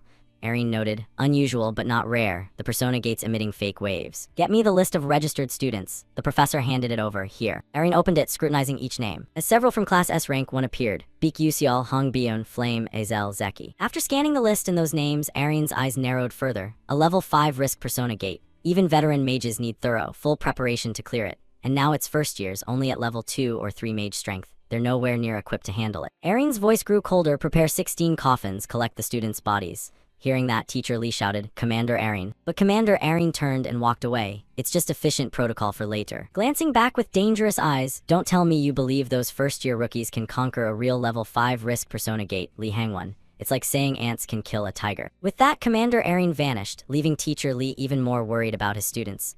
I know betting on them is totally irrational, but I still hope the kids can make it out safely. The red gate remained unchanged. Back inside, Azel and Flame both noticed the same direction where someone called out, "Hey, everyone." Zeki had returned, a bit dusty, continuing, "So this is where you all are." He stood there, arms crossed, pensive, while everyone was relieved. "I'm so glad you're safe. Why'd you suddenly disappear like that? It scared me a bit." After looking around, he turned to one side, voicing deep thought. "Now that everyone's here, the only thing left is to fight the final boss here." While pondering, something suddenly appeared moments ago, catching Beak Yusial's attention. Red status panels popped up one after another. "You've arrived at the Dancing Clock Tower. If you go down these stairs, you'll reach the ballroom. The party seems to have just started, so hurry up." The group headed for the stairs leading down. "Guess we gotta go down these steps." While everyone focused on the path below, Flame anxiously looked up. Sensing something bad, a giant sword-tailed spider monster formed in her mind. At the top of this clock tower lives the great sword-tailed spider leader, a level 4 risk monster, and its 8 legs can turn into 8 razor-sharp blades. Flame swallowed hard and took a deep breath. "That thing's dangerous. I can't keep relying on Beak Yusial forever. Plus, he's lost his memories, so he has no info on the great sword-tailed spider leader. But I've done some research on that great sword-tailed spider, so I'll try to stop it myself somehow." Then she glanced at nearby Azel. "If Azel and Beak Yusial face the final boss, we can clear it without too much damage." "All right." Flame resolved and spoke up. "Guys, wait." Right then a voice cut in, startling her a bit. "Hold on." It was Beak Yusial looking up at a high corner. "There's something up above us." Flame froze for a few more seconds. He turned then, breaking the new silence. "You guys go down first, I'll check around here and join you after." As he said, no one objected. They all continued down together, Princess Hong Bion leading, with him trailing slowly at the end. Worry still lingered on Flame. Beak Yusial probably doesn't even know the great sword-tailed spider exists. That figure earlier, he sensed its presence right there. That's impossible, don't tell me. Hesitating, an alternative thought, I didn't know his senses were that incredible. Well, after all, he's the one who warped magic. While she hesitated, everyone had gone deeper down. Just then, a male student stopped, noticing something. "What's with this sound?" The others shared the expression. Next, Princess Hong Bion pinpointed the strange noise and warned everyone loudly. That sound, coming from above, everyone looked up, only to be stunned again seeing the great sword-tailed spider charging at them. "That's a sword spider." Another student corrected. "No, that's the level 4 risk great sword-tailed spider leader." Seeing it appear here, Flame's mood turned anxious. "What's going on? What about Beak Yusial?" Thinking of him, Princess Hong Bion suddenly realized. Commoner. Both their expressions shifted to the one nearby. "Don't tell me." But surprisingly, a foot appeared on the spider's body. Beak Yusial jumped down from above, stomping deep into the spider. A flash of golden light burst out. He gripped his sword tightly. Someone below shouted his name, Beak Yusial. Seeing everyone hesitate below, he suddenly yelled, "I'll handle this guy." So everyone hurried down below. Azel couldn't believe what just happened. Can he really stop it alone? She gritted her teeth and decided, maybe I should go help him. Right then, a voice called, "I don't know what you're thinking, but right now we need to get to the ballroom ASAP." Princess Hong Bion suddenly approached Azel and said that, before continuing forward. Princess Hong Bion glanced back, adding, "That's the most helpful thing we can do for that commoner." Still reeling from his earlier surprise, Flame was now shocked and confused by Princess Hong Bion's actions and expression. Curiosity hit as she watched Princess Hong Bion's retreating back. In the original work, was Hong Bion like this? Flame's curiosity was justified. Normally, Princess Hong Bion would be jealous of Azel's combat power and plotting something. But instead of jealousy, this time the princess was helping Azel. Everyone else didn't stick around to bother him. The door to the room below burst open. They all headed to a new ballroom. Piano and music sounds filled the room. As they entered, someone gasped in awe. Whoa, totally understandable. It was way more magnificent than they'd expected from this special dance party, with crystal chandeliers shining brightly in the air. Masked nobles held hands and danced in the radiant atmosphere. Red carpet stretched across all the stairs here. It was so alluring. Amid the festive vibe, the lights suddenly flickered out. The piano stopped too. Everything went silent. All the nobles froze, like waiting for the main character to appear. And in that darkness, slow footsteps gradually emerged. Once more, everyone was stunned. Princess Hong Bion spoke up, shifting attention. "Someone's coming down the stairs." Flame made a quick judgment, probably the final boss, Duchess Iharin. Everyone stay alert. But then something shattered the view, leaving Flame surprised in place. In the central spotlight, someone stood under the light. "Hello, nice to meet you all. I'm Iharin," and it was none other than Zeki, who'd split off and vanished from the group earlier. Her smile right now had something seriously off about it. Unlike the cadets' expressions, the nobles here were hyped as hell about her showing up. "Duchess, you look gorgeous today. Give me a big smile, I'll hand over my heart." Even though she'd read the original novel, Flame had zero clue how this plot twist was going down. How the hell is this even happening? This development wasn't anywhere in the original romance novel storyline. Hell, the character Zeki didn't even exist from the jump. Catching Princess Hong Bion's worried look, a regular human turning into a Persona Gate NPC? Impossible. and not just any NPC can become the final boss. Then Azel's expression. There's only one way for someone to become a Persona Gate NPC, which means Zeki's a dark mage. Flame pursed her lips after those conclusions, finally getting why Beak Yusial dropped those weird lines. So that's how Beak Yusial warned me about messing with Zeki, but I can't just bail now. Determination cutting through her anxiety. I'll drag her back, whatever it takes. So Flame yelled up at Zeki, Zeki, if you get hooked on that power, you'll turn into something monstrous. Please snap out of it. But Zeki cut her off. Ha, total bullshit. Right now, I am Iharin. A wicked grin slipped out from behind her paper fan. She tossed out the question, nobles below chanting back. My head is Iharin. My chest is Zeki, my heart is. Zeki's face flushed weirdly. It's so damn thrilling it feels like everything's melting away. Taking it in, Princess Hong Byun clocked it. Too late, her mind's corrupted by dark magic. Azel chimed in. Only way now is to clear this gate and snap her back to normal.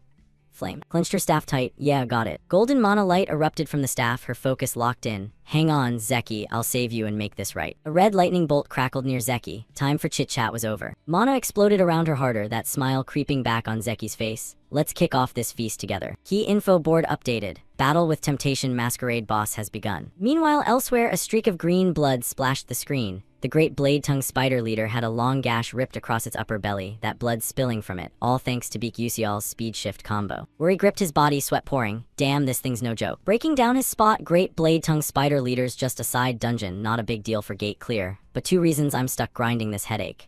Eyes narrowed. First, snag that enchanting tree flower stuck on its forehead. Mid-thought, the spider whipped a leg straight down at him. But he was ready, speed shifting to dodge easy and scoop the drop. Mid-dash, he chucked 3 colored potions ahead. Orange for sparks, green for slip, purple for oil. Boom, results hit fast. Spider got fried, lightning hammering its body over and over, white light blasting out. Second reason, Beak Yusial swung his sword hard, blasting straight into its energy shield. Short time later, it cracked like magic. Target locked, pink flower on his forehead. Face shifting with the play, hidden strat to beat Chapter 6, Zeki's dark magic route. Extra deets popped, enchanting tree flower, suck it up for massive mental strength boost, killer for perception excel, crest's glasses points, and alien mana slow debuff.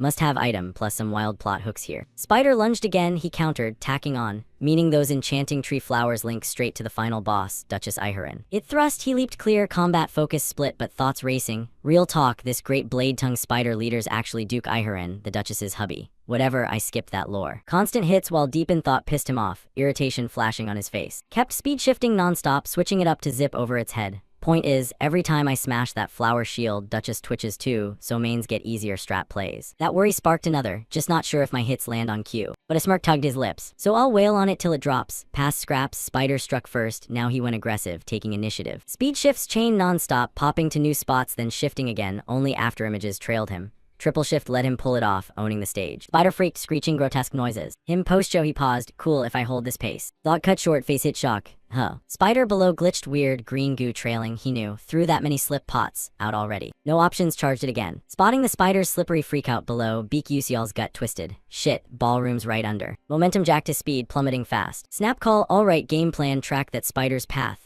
Blazing down, he closed in smash, they collided. Eyes locked, sweat dripping, teeth gritted furious. And I'll redirect this. Pupils flared special hue, speed shift kicked in. Minutes back, big alert dropped. Battle with Temptation Masquerade boss has begun. Post-announce, Princess Hong Byun squad clustered tight for battle. Meanwhile, Zeki clutched her black dress hem. Blood red music blared, her dance exploded into motion, eyes glued to every sway. Each step shift spawned red lightning arcs, weird magic circle blooming underfoot. Zeki switched dance steps again. Red bolts warped the field, scatter. 2 slow strikes converged, blasting nearby nobles flying. Over here, Princess Hong Byun post-blast checked back. Everyone good, male cadet, yeah. Steady now, sizing it up, dread building. No room for second guessing, fight time. Staff out, gripped high, glow flared cause dark mage foe. Up top, Zeki danced on fire spells locked and launched her way. She clocked him, sneered back, justified, not happening. Black array bloomed before her, fire snuffed easy. But kept coming, as Elle spun 3 mini ice arrays, unleashing fat ice pillars. Rest of the cadets piled on, magic barrages flying. No dice, all tanked by those arrays. Cadets stunned, our spells, doing jack shit. Mid-barrage, Zeki stepped new, sky red lightning, forks spawning. She's hitting again, watch out. Flame somehow whipped up a wild complex array ahead. 2 marks pop, mimicking her, Flame grabbed her dress. Music swelled, staff in hand, blank face, she launched into the dance. Azel gawked at the sudden groove. Where are you busting moves now? Flame blanked her, kept dancing. Soon stopped, eyes half-lidded, dead stare on foe. Array primed, attack unleashed. Gold light zipped past Zeki, she fanned up, eyes bugged, frozen watching. Hit landed, Flame pumped inside, nailed it straight out of the novel. Then boomed, everyone dance. Princess Hong Byun and Azel blinked shocked, Flame broke it down. Hints from prior rounds, this ain't pure spell slinging, it's dance battle too. magic only through moves. Hong Byun clicked fast, gotcha. Duchess Iharin's groove shrugs normal spells. Azel sparked, danced to counter silent Serena boost.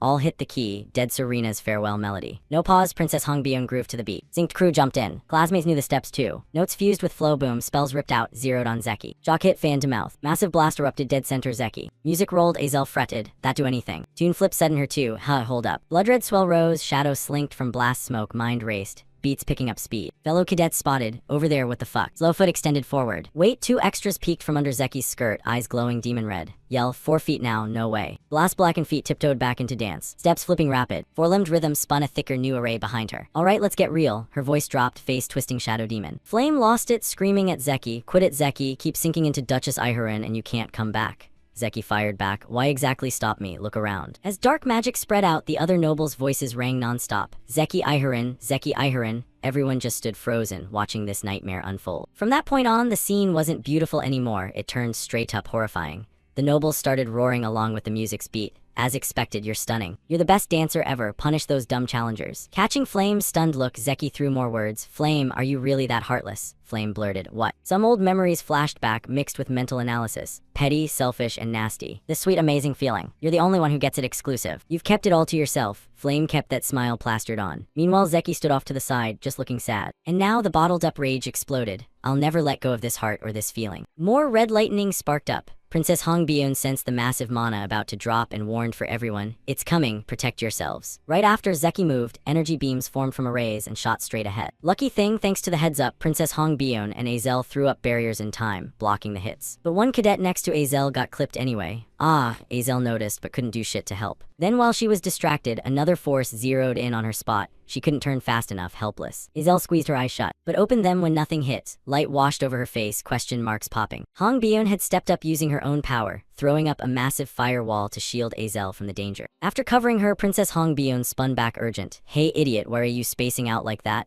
Azel stammered. Seeing her still dazed, Hong Byun's voice rose. Fire magic defense works better for me, so let me handle it. You focus on blocking those lightning spells.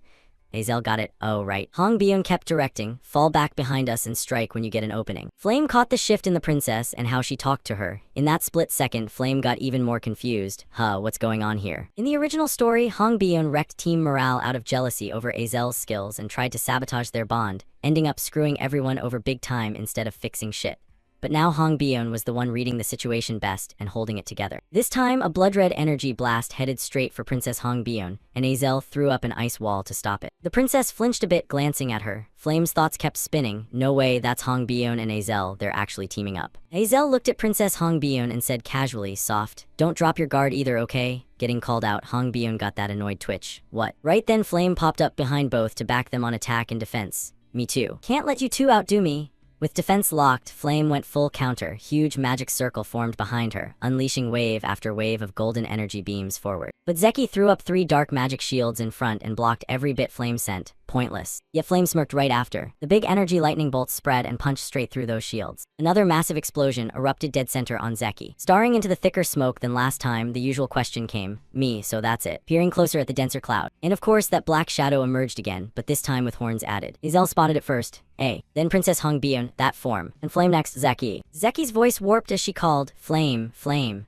Her legs had fully morphed into spider legs, just like the one they ran into in the hallway on the way down. You hate seeing me happy that much. The noble NPCs shifted completely. They started shaking. Some even puke. Zeki was losing control more. Why won't you just leave me alone? Why, knowing part of this mess was on her, Flame shouted over. Zeki, it's not like that. Please snap out of it. But Zeki hit peak rage. Shut up. Instantly, a blood-red magic layer formed. Not done, a second divine array popped below. The blood-red music swelled again, that locked smile on Zeki. Princess Hong Byun froze. No way. Flame behind her matched the horror. This is. Facing the threat ahead, analysis kicked in. At least level 5 risk. I can't think anymore. What do we do? From her forward stare. Flame suddenly looked up, sensing something. The noise grew louder and she blurted. What the hell is that sound? Azel, like she knew, cut in from beside. Beak use y'all, beak use y'all. Flinched at her words, but quick, another twist hit. Zeki screamed like she'd taken a heavy blow. Princess Hong Byun asked, what happened? Flame glanced distant, explaining, I don't know why, but looks like Beak Yusial's fight with the great blade tongue leader up top is messing with Zeki down here. Zeki clutched her head in pain. Flame couldn't believe it, but another thought confirmed. Don't tell me Beak Yusial figured this out and is soloing that monster just to help us beat the final boss. No clue how he was hitting up there, but Zeki clutched her head again, wailing helplessly. Not wasting the opening, Princess Hong Byun's voice shifted. now's our shot. After the order, all three unleashed their spells again. Fire from Hong Bion, ice from Azel, light from Flame, all rushing forward. Ice hit first, freezing the spider leader leg parts. Then Hong Bion's flames engulfed next. Light came last, huge explosion when the three elements smashed together. Clearing the smoke, Zeki roared furious, "You bastards, this is all you've got, you brats." But rage peaked, "How dare you?" Right then, the great blade tongue leader spider crashed into the room. Sensing the new arrival, Princess Hong Bion worried, "What now?" Flame equally confused, "I don't know, something just dropped." Recognizing the shape, Flame froze and thought, "That can't be. Isn't that the great blade tongue spider leader?" The giant thing fell from above, knocked out cold, cracking the dance floor. Big question followed, is it dead? A male cadet in the group, shaking and not believing his eyes, muttered unconsciously, "This is ridiculous. Beak Yusial, a first year like us, solo hunted a level 4 monster." Not just the spider dropped, the cadet snapped around quick, seeing him lying there knocked out in a heap. In front of everyone watching, the massive spider slammed right where Zeki had been standing. From below, someone climbed the stairs, one of her friends. Flame was first up but carrying heavy sadness. Zeki now crushed under the giant spider, struggling to rise but trembling, questioning Flame as she approached. "Why do you always have to ruin everything for me?" More anger twisted her face. "I'll never forgive you." But another thought hit in the moment. "Oh God, I get it. You couldn't win at dancing, so you pulled this dirty trick. Because no one dances better than me, right? Pathetic, so pathetic. In the end, you're just like me, jealous of someone prettier showing up." With a dumb laugh, "Ahaha, not just me anymore, you're no different." But the sadness dug deeper in Flame's heart, seeing her friend completely lost. Catching Flame starring weird, Zeki asked confused, "Why are you looking at me like that?" To shift her emotions a bit, Flame turned to Azel behind. "Azel, can you summon an ice mirror?" Azel quick, "Yeah." Zeki caught the move and smirked smug. "No matter what nonsense you pull, truth is I'm still prettier than you." At Flame's request, Azel made an ice mirror right in front of Zeki. She dazedly looked in, One side of her face had fully turned spider. She still couldn't accept, this is, While a male classmate checked on the guy sitting up. "You okay?" My head." Zeki's voice shattered the quiet again. "Is this really my form? You lying? This isn't a mirror, right?" Beak Yusial was awake now, but pressed a finger to his forehead while Zeki kept going. "You're trying to trick me with this image, aren't you?" "It's disgusting, disgusting, so fucking disgusting." The screams kept coming.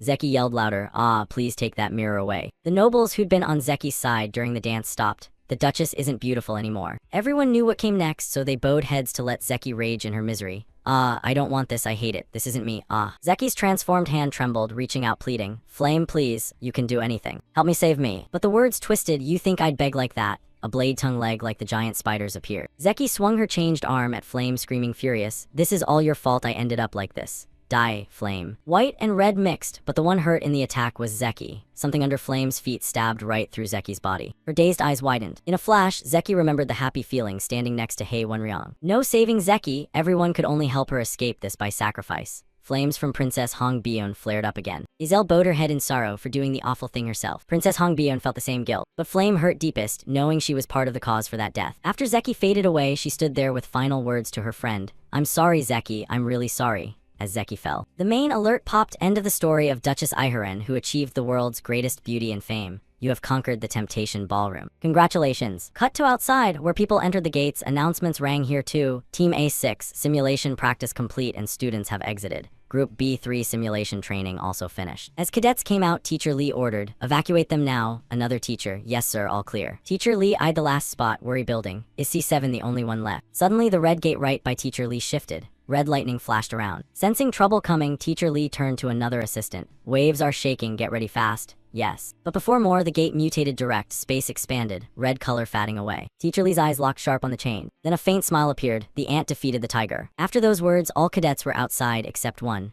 The red gate vanished completely. Seeing cadets walk out from that deadly spot, chatter sparked. They really cleared a level 5 persona danger gate as just students. Even veteran pros find that brutal. Doubts kept coming. Was that kid the leader? Arian's face flashed surprise at his own earlier words. Then he turned self-mocking. "Let's pull back." "Yes, sir." Not over yet. Outside, Beak Yusial stepped up, sword across chest. "Permission to report Persona Gate conquest complete. Total 16 participants, 1 sacrifice, 15 safe and successful return." Teacher Lee's face turned bitter hearing it. So in the end, 1 still sacrificed. Teacher refocused and ordered, "You all did great. I'll send healers right away, so rest up." "Yes." Right then someone cut in. "Did something happen while I was gone?" Everyone turned to the familiar voice. Then a figure appeared. "Oh, looks like stuff went down while I was away, huh?" He paused, confused by the sudden arrival. Stella Academy Principal Elman Eltwin, level 9 Great Mage, walked up smiling. "Seems some fun happened without me. Tell me everything." Cut to Stella building number 1. The principal's office. Beak Yusial walked alongside Principal Eltman Eltwin down the hallway here. As they went, his face carried this indescribable dazed look mixed with fresh worry. A private chat with Eltman Eltwin kicking off. No way, right? Why do I feel so damn anxious? His eyes flicked away like he was griping about some decision. That's exactly why I never wanted to be the leader. Flashback to right before exiting the Persona Gate. Princess Hong Bion gathered everyone like she had something major to drop. Wouldn't it be better if we picked one leader to report the situation before we leave? Stone-faced, he thumbed over at Azel and said, then how about Azel? Still half out of it from passing out and waking up, Azel blinked stunned at the big suggestion aimed her way. But from the start, both Hong Bion and Flame had zero plans to let him wiggle out of this. They synced expressions, arms crossed, casually dropping. Commoner, I've got my eyes wide open and you're still gonna blatantly ignore your own contributions? Pathetic either way, that's not right. Sweat dripped and for some reason, like she had a special duty tied to Azel, she chimed in extra. I think I'm kinda good at it, but not this time.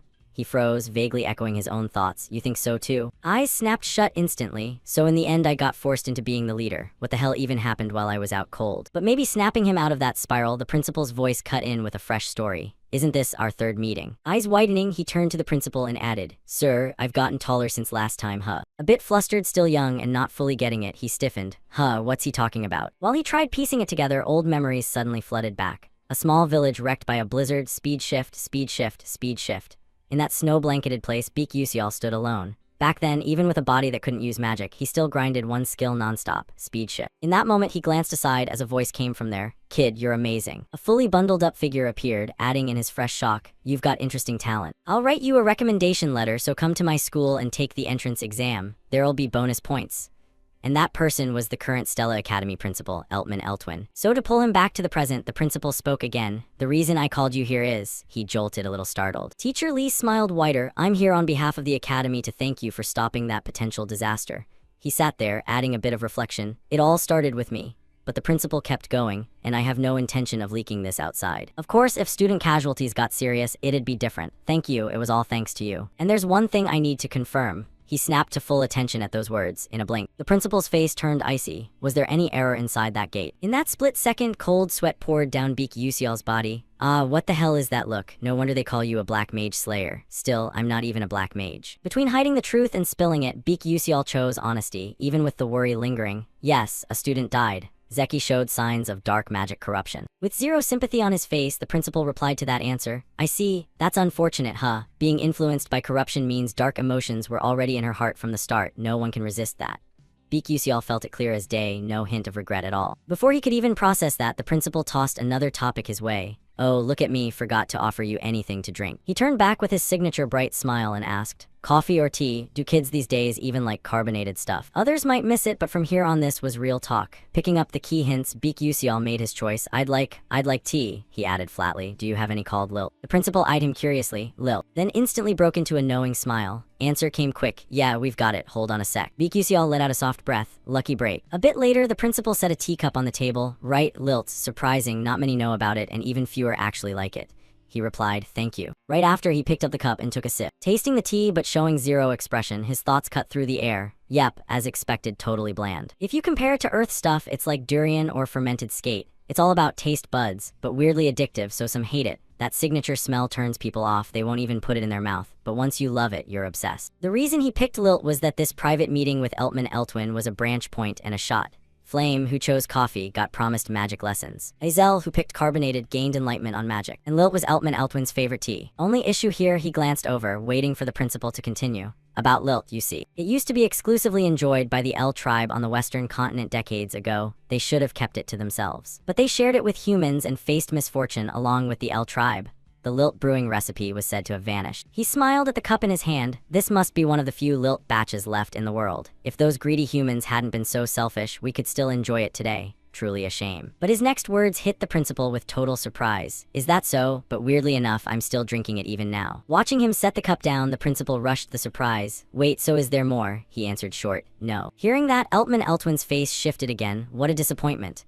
But too early for that, he cut in once more. But I know it, the Lilt tea recipe. The principal's eyes went wide, staring at him, the quiet atmosphere shattering because he couldn't stay calm. What really, how'd you get that recipe? Beak Yusial knew he'd blurted it, so he played dumb. Thoughts took over right after. This is kinda hard to explain. Can't exactly say I got it from a game. Under the principal's eager weight, he slowly said, My late mother taught me, so that's how I know. With a touch of sadness on his face, he said it. Final touch, the motherly nurturing pulled at his emotions. The principal saddened too. Sorry, I shouldn't have asked. He brushed off the gloom. It's fine, no need to apologize. thoughts took over, glad it went smooth. Regaining his usual calm, the principal cleared his throat and asked next, "So would you consider selling me that recipe? I'd pay you handsomely." Eltwin couldn't hide the excitement, but he was waiting for this moment. "Finally, the moment I've been waiting for," he said straight. "Actually, there's something I want from you more than money." "Principal, sir," he asked back. "Oh, what's that?" Shocking the principal again, he revealed it. "Your spatial enchantment technique. I want your help with it, even if it's just once." Surprised by the choice, the principal asked again, Why not rethink? The lilt recipe's out of production. It could fetch a fortune compared to that. But my magic technique is completely impractical. You know what that means, right?" He sat silent. "I know perfectly well. With Eltwin's spatial magic and Alter Risha's alchemy techniques. And finally, using a mana vessel captured by a soul mage, I can create an amazing multi-dimensional space. It'll be a storage space, one that can only be made when a mage masters level 8 spatial attributes. That's why so few in the world can pull it off. It'll be a storage space, one that can only be made when a mage masters level 8 spatial attributes. That's why so few in the world can pull it off. But with level 9 mage Eltwin's help, I can make a top-tier dimensional storage." Running the math in his head, he smiled and continued. "More than a few coins. As an alchemist mage seeking the truth of matter, understanding magic's essence and principles, I can see it as the most precious gift in my life. So please, I'm asking for your help." Hearing him drop surprise after surprise, a smile and sigh followed. Under his anticipation, the principal answered right away, "All right, if that's really what you want, then let's make a deal."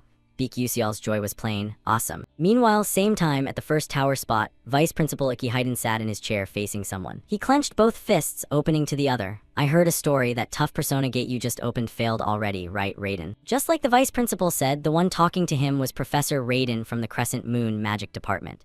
Professor Raiden closed his eyes and replied, "Yes, I'm afraid the cult leader will be furious if he learns the truth." The vice principal adjusted his collar, cutting in, "You're being way too stiff, that's what's causing trouble. I'm not too torn up about your failure, but there are other ways." Professor Raiden stayed indifferent, like he could guess something. And under Ikihaiden's dangerous gaze, Professor Raiden voiced his guess. "Are you planning to make Professor Mason lose control?" The air went unnaturally quiet, and the talk ended with Professor Raiden leaving. "If there's nothing else to report, I'll excuse myself." Long hallway, and the professor walked silently through it. During this, he started fresh guesses of his own. "The only real reason I opened the Persona Gate this time was to deal with some students who might join the upcoming Aslan seminar. Even though they opened a level 5 risk gateway beyond their level, who could have thought Flame, Azel, Princess Adolvit, and even Hung Byun would all walk out safe." Glancing at a nearby window, a small assessment slipped in. None of it went according to plan. Busy in those thoughts, the professor suddenly looked one way when someone called, "Professor, long time no see." Raiden slowly turned. It was a polite smile from student Ma Yuxiang greeting him. He crossed his arms and continued,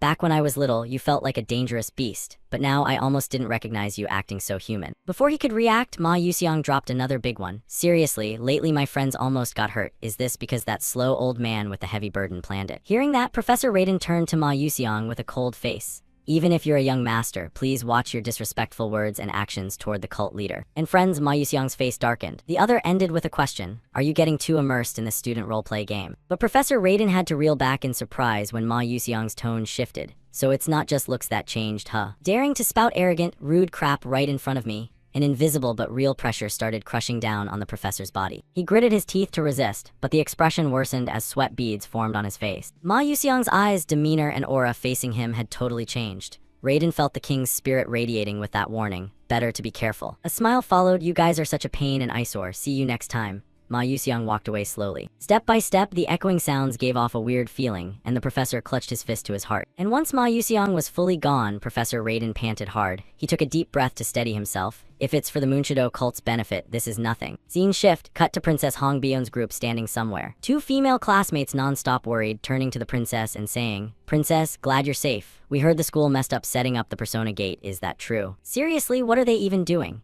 So with those words, Princess Hong Byun looked down with unsurprised reflection. As expected, the other students don't know about this. Considering the academy's power dynamics, it's understandable. Right then someone appeared and called Princess Hong Byun. A voice impossible to ignore. The princess turned to confirm, "Senior." A male student approached with a smile. This student was Edmono Atalik, 3rd year at the academy. Still that smile, but brighter. Edmono kept talking. "No need to be so formal and stiff. I feel kinda awkward with those fancy words too." Facing the change, Princess Hong Byun stayed calm and replied, "Students maintain strict hierarchy." Hearing her talk so coldly, Edmono switched topics fast. "Haha, glad you're safe. I was really worried something happened to you." Still that familiar expression, the princess's words came blunt. "I'm fine. Senior doesn't need to worry." thoughts suddenly formed and replaced, this sly old fox. What he's worried about isn't me, it's his own rice bowl more like. The two top powers in the Adalvik kingdom. Duke Orkin's family backing Princess Hong Chhwa, and Duke Atulik's family the only one that could match and oppose Orkin. Among them, Edmona was the sole heir to Duke Atulik. Probably his goal was to help me become queen and marry me. With the princess's earlier responses, Edmona realized that approach wasn't working, so he switched. Oh right, wanna play soul chess? There's a student tournament coming up soon.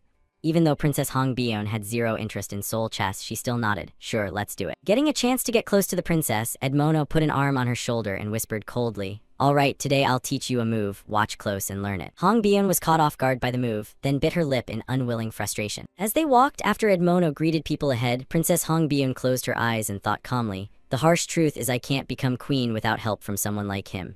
If only I had some kind of power. Even if it was someone with strength equal to Duke Atulik on my side. Right then, the princess suddenly shifted her gaze out the window. Beak Yusial. Coincidentally, he walked by outside and caught her eye. But the princess had to quickly look back at Edmona when he turned to her with new words. Hong Bion, what are you doing? Hurry up and come. Still, Princess Hong Bion lingered with a glance back at the window spot. Looks like he left. And Princess Hong Bion moved from there. Yes, senior. Cut to someone's hand holding a flower petal. It was Beak Yusial who just stopped in a corner, starting to feel a bit cocky as he admired it and pondered. Let's see, is this enough yet? The surroundings suddenly shifted to pink hues, the petal in his hand began floating up, and a status window popped in its place. Absorbing the enchanting tree flower branch will permanently increase mental strength by 65% and grant a small permanent boost to resistance against charm-type magic. Beak Yusial's status window appeared too. Stats. Strength 2 stars 73%, Senses 2 stars 57%, Agility 2 stars 42%, Stamina 2 stars 19%, Durability no stars 99%, Mental Strength 2 stars 24%, Magic Power, dashed line. Seeing the changes, he murmured softly, not bad at all. Plus more info followed. Constellatio project grants you a special reward. Because of that, Beak Yusial put a hand to his chin, starting fresh guesses. Thanks to clearing a new stage, I got this special reward. Anyway, what should I pick this time? Should I use a growth item? Suddenly he realized something. Question added, could there be Merkin's necklace? System replied, possible. He grinned satisfied right away, then give me that. New info popped, you have obtained the Merkin necklace item. Item details appeared, Merkin necklace, superior grade. Description, necklace crafted by Mekin, a future alchemist engineer. He pushed past a barrier to its limit to protect his own life. Special function, Merkin shield auto-defends against attacks up to level 6. Usable only once. No hesitation, he slipped it around his neck. Shame it's single use. But having a life-saving guarantee isn't a bad deal. Since episode 8's coming up soon, I'll have to fight the awakened Professor Mazen Tyrant. Plus, more info showed, Hatred Branch has accumulated 78% value. Beak Yusial smiled at that. Good, prep for fighting Mazen Tyrant is going smooth. Guess I'll rely on Altarisha for the rest. Scene shift to a new place, the International Alchemy Organization. Beak Yusial arrived here. He stood in front of some area and a smiling person greeted. This is Branch 13 of the Cordon Living Stone School, the annex under the Great Elm in Alchemy City. He replied, I'm here to see alchemist Altarisha. But the receptionist clearly stated, I'm very sorry, you can't meet her right now. He kinda knew, so he looked a bit dazed, slipping a hand into his coat, figured as much. Instantly, he pulled out a letter and handed it over. This is a direct invitation from Assistant Professor Altarisha.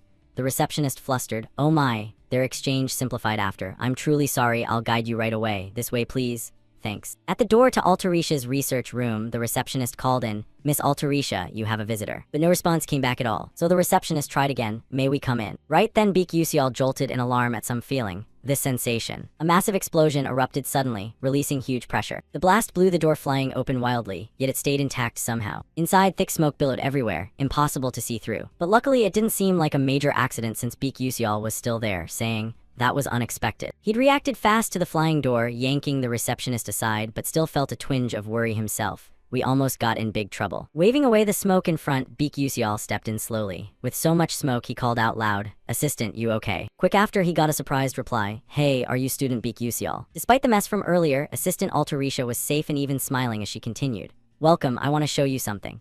At the same time, a familiar figure appeared beside her, no one else but the golden alchemist, Bowstone Fox. Beak Yusial hadn't noticed him yet but caught Altarisha's expression and thought, the explosion didn't even faze her. Then both their attentions turned to the golden alchemist as he spotted something on the bracelet on his wrist. Student, see this? It's a shield bracelet. On the silver bracelet was a button and he pressed a finger to it. A green shield instantly formed, covering the whole arm. He beamed excitedly, explaining with hype, if we press this button twice, just in this state, it's already proudly at 3rd level power. But Beak Yusial got shocked when it didn't stop there, with more from him. Oh ho, but if we press this button here one more time. How about that? Amazing, right? Even if your mana is low or you're a normal person who can't use magic, you can still deploy this shield at least once.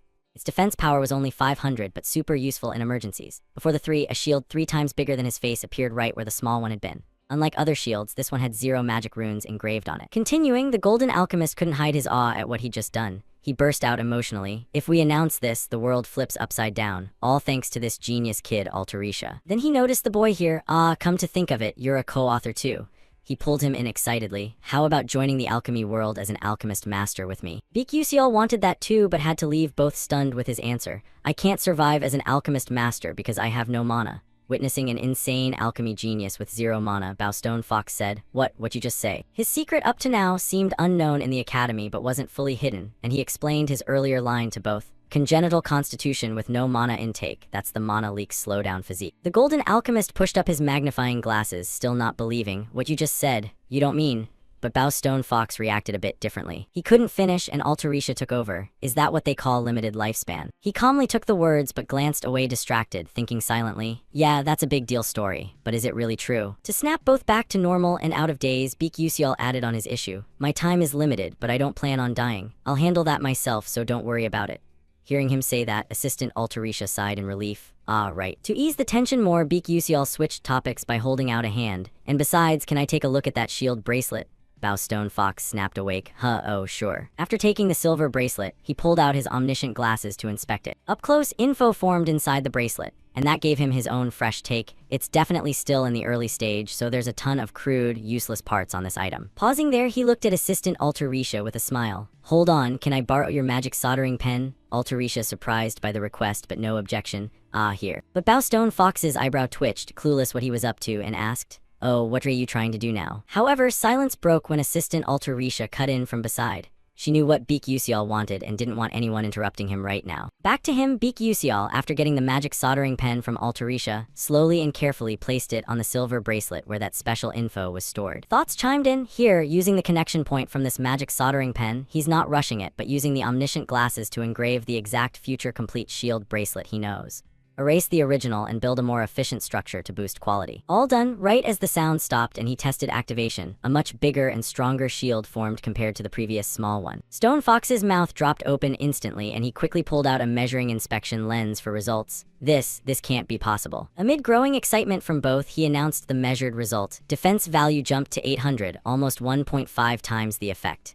No wonder, she said, you're a co-author. He exclaimed in pure admiration, face flushed and voice rising. Kid, ever thought about working under me? No, not under me as equals. Don't worry about not using magic. I'll assign some alchemists to make you a magic shuttle carrier. Beak Usial appreciated the offer, but it still didn't land. Haha, sorry, I have my own reasons to keep chasing my dream as a magic warrior. He looked a bit regretful. Oh, that's too bad. But another intent came from the boy, more important. I still have something to ask. A purplish orb mana vessel he held out. Can you make an item with this? Altarisha's hand reached to take it, asking. Some kind of enchantment. No rush, Beak Usial sent both from shock to shock. Spatial magic. The Stella principal said he'd lend a hand. Both froze solid in massive stun. Altarisha calm. First off, the principal. Meanwhile, Bowstone Fox was speechless. Oh, that old geezer decided to help you. You're such a troublemaker. But Altarisha showed her confusion openly. I want to help you, but sadly I don't think I can. I've never tried elemental attributes before. Beak Usial knew that, smiling as he added, I know I'm not asking you to do it right away. You can take it slow while mastering your skills more. His initial thoughts set a limit. With this, it'll probably take a few months.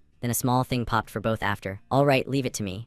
Time to create a masterpiece. Back to class at Stellar Academy. Azel sat at her desk, clearly flustered now. Things aren't looking good. Shyly after, Azel glanced over at Beak Usial sitting dazed not far from her spot. Watching him yawn non-stop there, Azel hesitated with thoughts. That thing, should I ask Beak Usial or not? But before she could act, someone beat her to it and spoke in that super familiar tone. Commoner. Beak Usial looked dazed as Princess Hong Bion appeared at his desk, adding words to him. I have some important things to discuss with you. Are you free? Azel watched both in fresh confusion. More important stuff. But Beak Usial's reply came, nothing major. With that, Azel watched Princess Hong Bion lead Beak Usial out of the classroom. After both left, Azel sank back into her usual sadness. Thoughts kept rising. Whatever they're about to talk about has nothing to do with me, right? Why do I feel so weird? Now both walking the hallway, silent the whole way felt kinda awkward. Beak Usial decided to break it. What you want to talk about? Princess Hong Bion, walking ahead, stopped at the question and answered. In the alchemy world, they say a product from alchemy techniques has been developed. Right after, Princess Hong Bion turned to look at him. Seeing him kinda handsome, she got to the point. I heard you're co-author on that alchemy report. He paused to think, with the Adelvit royal family's info power, that's obvious. Still calm, Beak Yusial replied. So what, you want a direct link to the ink shop business through me? Seeing he guessed part of her intent, Princess Hong Bion crossed arms, eyes closed with noble coldness. I won't deny it, but don't misunderstand me. The items are important, but I think building a connection with someone like you is way more crucial. He suddenly got flustered at those words. Thoughts replaced again. Didn't expect her to think so highly of me. Definitely different from the original, so maybe this time I can prevent Princess Hong Bion's death. As cold as before, now Princess Hong Bion turned shy. Hey, so let's go eat together. Suddenly someone cut in. Is that Hong Bion? Both looked over dazed, trying to confirm who it was. No one else but third-year student Edmono Atlik. His expression and next tone showed clear annoyance. You even turned down lunch with me. I wondered if something important came up. Turns out it's just going with a commoner like this. Really disappointing. Behind Edmono Atlik's cold face, all three stood silent for a long stretch. But it broke quick under Beak Yusial's locked gaze and thoughts. That guy. I've seen him in the game. One of the death flags leading Princess Hong Bion to destruction. Edmono Atlik. Judging from this guy's attitude just now, looks like he still doesn't know I'm co-author on that random technique report. Right then, Princess Hong Bion suddenly spoke, startling him and cutting his thoughts. Not just any commoner. I'm considering connecting with alchemist Alter Risha through this commoner, so please don't interrupt right now. But Edmono Atlik wasn't letting it slide. A dangerous smile appeared. Hey Hong Bion, you really think that? What power does a commoner like that even have to help you? Aren't I way better? Beak Yusial listened to the trash talk aimed at him, but his usual indifference took over thoughts. Kinda funny. Glancing at the princess beside him, thoughts continued. Yeah, I'm used to being looked down on as a commoner anyway. Knowing the other was her big backer, but Princess Hong Bion coldly shot back at Atlik's last line. Exactly what does senior mean by that? Seeing this not-so-great look from the princess, Beak Yusial didn't want things to escalate too far and immediately cut both off with his words. AI, alright, let's just pretend we never talked about trading items. Princess Hong Bion jolted, whipping around to stare at him. What? Meanwhile, Edmono Atlik looked super pleased. Smart thinking. The commoner knows his place. But before leaving, Beak Yusial suddenly dropped another bombshell. Oh, by the way, about the item business. I'll definitely tell them Duke Atlik flat out refused to supply the Adalvik kingdom. Edmono's face hardened, but that dangerous smile stayed. Hey, looks like you're getting cocky. You know what happens when a first-year dares challenge a third-year. Beak Yusial replied coolly and quick. So what, not my problem. Worried about his direct confrontation, Princess Hong Bion felt stuck in an awkward spot. Commoner, you know Stella's hierarchy system is super strict. Plus Edmono has the strongest influence among third years. What were you even thinking saying that? Ignoring both of them, Beak Yusial turned to leave. Then I'll head out first. Their eyes locked on his retreating back and Edmono's contempt showed clear. How does a first year not realize how scary his senior is? Guess I need to make this kid's school life a bit more fun. Watching her efforts flop again, Hong Bion's face filled with clear loss and sadness. Meanwhile, Beak Yusial had walked out to the academy's main courtyard. As he went, he carried his own quiet sadness. Sorry, Hong Bion, but if that guy doesn't get taken down, you'll never get a happy ending. Even if you inherit the throne or Duke Atlik falls, death still comes in the end. It's unavoidable. His steps suddenly halted, eyes snapping straight to one direction. At the very least, I won't let Hong Bion bow her head to him. His gaze shifted toward the moving students. And farther off, Hong Bion was hiding in a corner wall. Truly helpless, Princess Hong Bion just slapped her forehead. Should I just throw away all this princess honor crap? Edmono Atlik's constant interference reason was crystal clear. He probably wants me never able to stand on my own 2 feet. So I'd have no choice but depend on him. Helplessness piled on more as she stood alone. Looking at her clenched fist, the earlier sadness deepened. I missed a good chance. Am I really incapable of doing anything myself? Right then, Princess Hong Bion's eyes widened suddenly, like she realized something. Wait a second. The earlier figure and words flooded back in her mind. I'll definitely tell them Duke Atlik flat out refused to supply the Adalvik kingdom. Thinking back, as a commoner, why would he say that? Normally, he shouldn't draw attention like this. But instead, he directly provoked Edmono. She had a strange hunch, don't tell me. Scene shift tonight, some dorm wing in the academy. Beak Yusial appeared holding something, opening a box with a grin. Perfect, it arrived safe. A 3-compartment box revealed bracelet, necklace, and ring with simple patterns. Though they didn't look like accessories, their integration potential was seriously impressive. Sitting there staring at them a long time, Beak Yusial sank into deep thought. Alter Risha's prototype items arrived faster than expected. Hesitation added. Now let's see, what do these do again? Status window popped instantly. Shield-coated necklace, low to mid-grade. Description, activates protective coating covering the entire body when worn. Effects, agility plus 11%, defense plus 14%, mana plus 1%. Special function, level 1 body shield, 125 BP, plus 3% damage absorption rate. Looking at the necklace he just picked up, Beak Yusial's joy was obvious. Oh, this is better than I expected. And the ring in his other hand showed new info. Unidentified dagger ring, mid-grade. Description, when used, the ring turns into a dagger hilt and generates a new mana dagger. Effects, agility plus 14%, perception plus 9%. Special function, level 3 magic dagger, 5-minute duration. The last item in the trio got detailed. Shield bracelet, low to mid-grade. Description: when activated, becomes a forearm protector. Effects: strength plus 7%, defense plus 9%, mana plus 2%. Special function, level 1 shield, 1000 BP. He gave a praise looking at the bracelet, as expected from Altarisha. She managed mid-grade items already. Clenching his fist, a new confident smile formed. Gotta test these in real combat and give Altarisha feedback. And I already gave Dr. Halskorden a heads up. Prep's all set, time to slowly crush Duke Agilic. A few days later, the second exam was approaching. This second test split into 2 parts, practical and theory. In the practical, combat magic tests got scored differently based on magic type. For example, lightning magic scored on max voltage and chain count. Wind magic on explosive force generated. Ice magic evaluated on max coldness and coverage range. Healing, light, and other special attributes had lots to judge, but fire attribute drew the most anticipation. Who else but Princess Hongbion? Watching everyone unleash their abilities non-stop, he couldn't help being amazed again. Main characters really are on another level.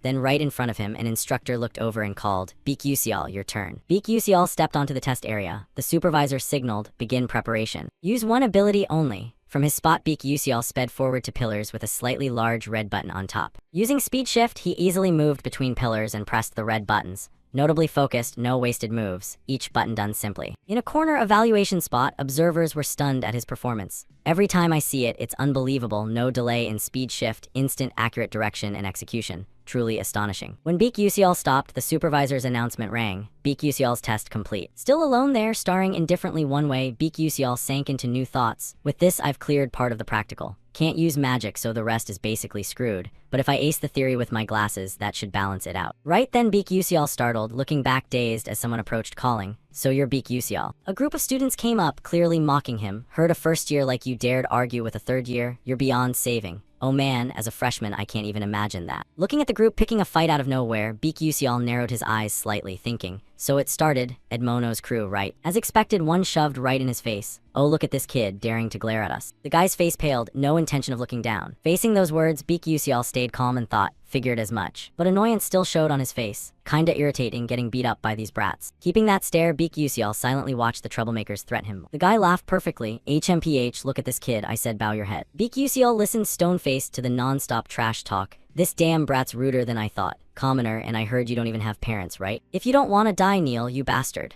Right then, second-year senior Bandion passing by noticed the commotion. "While I'm here, might as well check. What's going on? A fight?" Not far, Bandion quickly recognized they were Edmono Agilic's people. But above all, she noticed him there too. "Huh, isn't that the freshman we met at Made's cemetery?" Heard his name's Beak Yusial. Thinking done, she strutted over confidently and called loud, "What are you guys doing over there?" As she approached, the guy looked at Bandion. "Can't you see? I'm disciplining a junior, stay out." "Bandion, this kid dared talk back to a third-year senior. As seniors, disciplining juniors is our duty." Hearing the argument, others noticed her too. "That's Bandion, isn't she from S52 class?" Catching the issue quick, Bandion turned to Beak Yusial, showing clear surprise. But looking closer at him, new thoughts came. Beak Yusial, is he planning to kneel? If he's strong enough to take down a level 5 summoner, he should handle them easy. Why's he worrying himself like this? No way, no hesitation, Bandion decided to stop it. "No, don't do that." The guy surprised by her decision. "What?" Bandion closed her eyes, calmly continuing. "If what you say is true, a freshman talking back to a third year, it's no small matter. In a military mage team, that'd be insubordination. So my idea, how about we open a special junior training session?" Hearing that, both sides froze stunned, looking at her confused. Someone already said, "That kind of training needs student council president approval." With the idea out, Bandion decided she'd handle it. "I'll go get approval, make it proper then." Suddenly getting a more reasonable move, the guy flashed a perfect smile. Adding with a bit more killing intent, staring straight at Beak Yusial. "Fine, sounds fun." The group left after, leaving just the two. Bandion spoke next to him. "Sorry for butting in, but if I didn't, they wouldn't let you go." Beak Yusial said nothing but showed clear surprise. "Huh, she means they won't let me off." No answer from him yet, Bandion voiced her guess. "You plan to use the humiliation moment for a big counter, right? Someone smart enough to beat a summoner wouldn't argue pointlessly. So only one reason, to end Stella's stupid long-standing senior tradition. You chose to sacrifice yourself." Beak Yusial stayed silent listening, then dazed thoughts took over. "Me? Like, huh, who am I and where am I? Why am I in this situation?" Back to main point, seeing the group not fully gone, Bandion analyzed deeper. But among them, some have no choice but follow Edmono Agilik. They're called the forced ones, bound by family circumstances. Even if you're right, you can't let people like that get punished. Her hand then directly landed on his shoulder, adding encouragement. "So I'll set the stage for you, fight however you want. I'll personally convince the student council president." Hearing this far, sensing incoming danger, Beak Yusial sweated nonstop, clueless what to do more, helpless smile stretching on his lips. Huh, what the hell has she been talking about this whole time? Time flew fast, some blue drawings got precisely engraved. It was a protocol interpretation created by some professor. This was the magic protocol explanation exam. Students below started their written test. Among them, some complained unavoidably, don't get any of this. Can I even finish today? But stand out, someone stood and left his spot. It was Beek Yuseol, putting on his omniscient glasses. His knowledge surpassed professors. Forgot to add, here's my submission. The proctor took the paper, confused. Only 20 minutes in and you're quitting. How's that possible? Beek Yuseol, walking away, turned back to explain. No, I finished. Sounding ridiculous, the proctor looked at his answers. What, you mean? And then from earlier confusion, it turned to shock on the spot. Storing his glasses in his coat, Beek Yuseol calmly walked off saying, didn't study at all, but finishing feels refreshing. However, things got a bit complicated when he stopped, looking one way as someone gossiped about him. That's Beek Yuseol, right? Heard a freshman dared argue with Edmono Atlik. Looks like he's getting properly taught soon.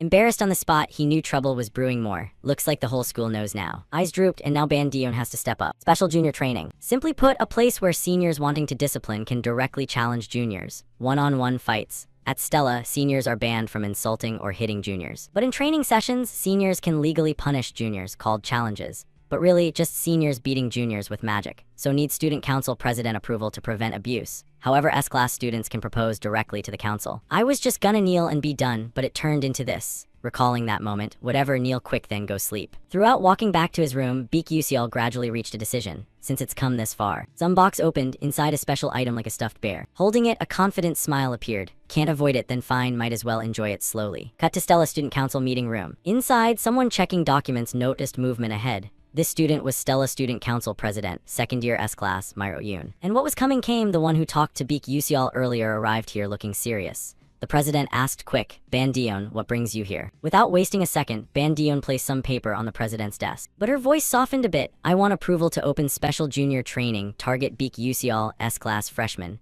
The president surprised in his words then, I thought you hated ridiculous stuff like this. Why now? Showing no emotion, Ban Dion said, exactly because I hate it, I'm doing it. Since this was serious, the president reminded a bit. No idea what you're scheming, but no matter how talented, a freshman can't beat a second year. The gap from experience isn't something stats can cover, yet you still want to request a training session. Waving the paper in hand, Ban Dion smiled now. If you want to know why, come watch, it'll be fun. Seeing her sudden change, the president's eyes narrowed slightly and he sighed. Seriously, what are you plotting? Meanwhile, outside, someone's voice rang preparing to enter. Oh, student Myro Yoon. Figure of the previous examiner in charge, Beek Yuseol, was holding a sheet of paper as he stepped into the room. Could you take a look at this report for me? It's the student thesis submission report. Recognizing the person, the chairman immediately greeted him. Professor Gerald, welcome. Did this exam produce a thesis worthy of being sent to the academy? Yet he hid a hint of displeasure. The last one you brought wasn't all that great, but you still insisted on submitting it anyway.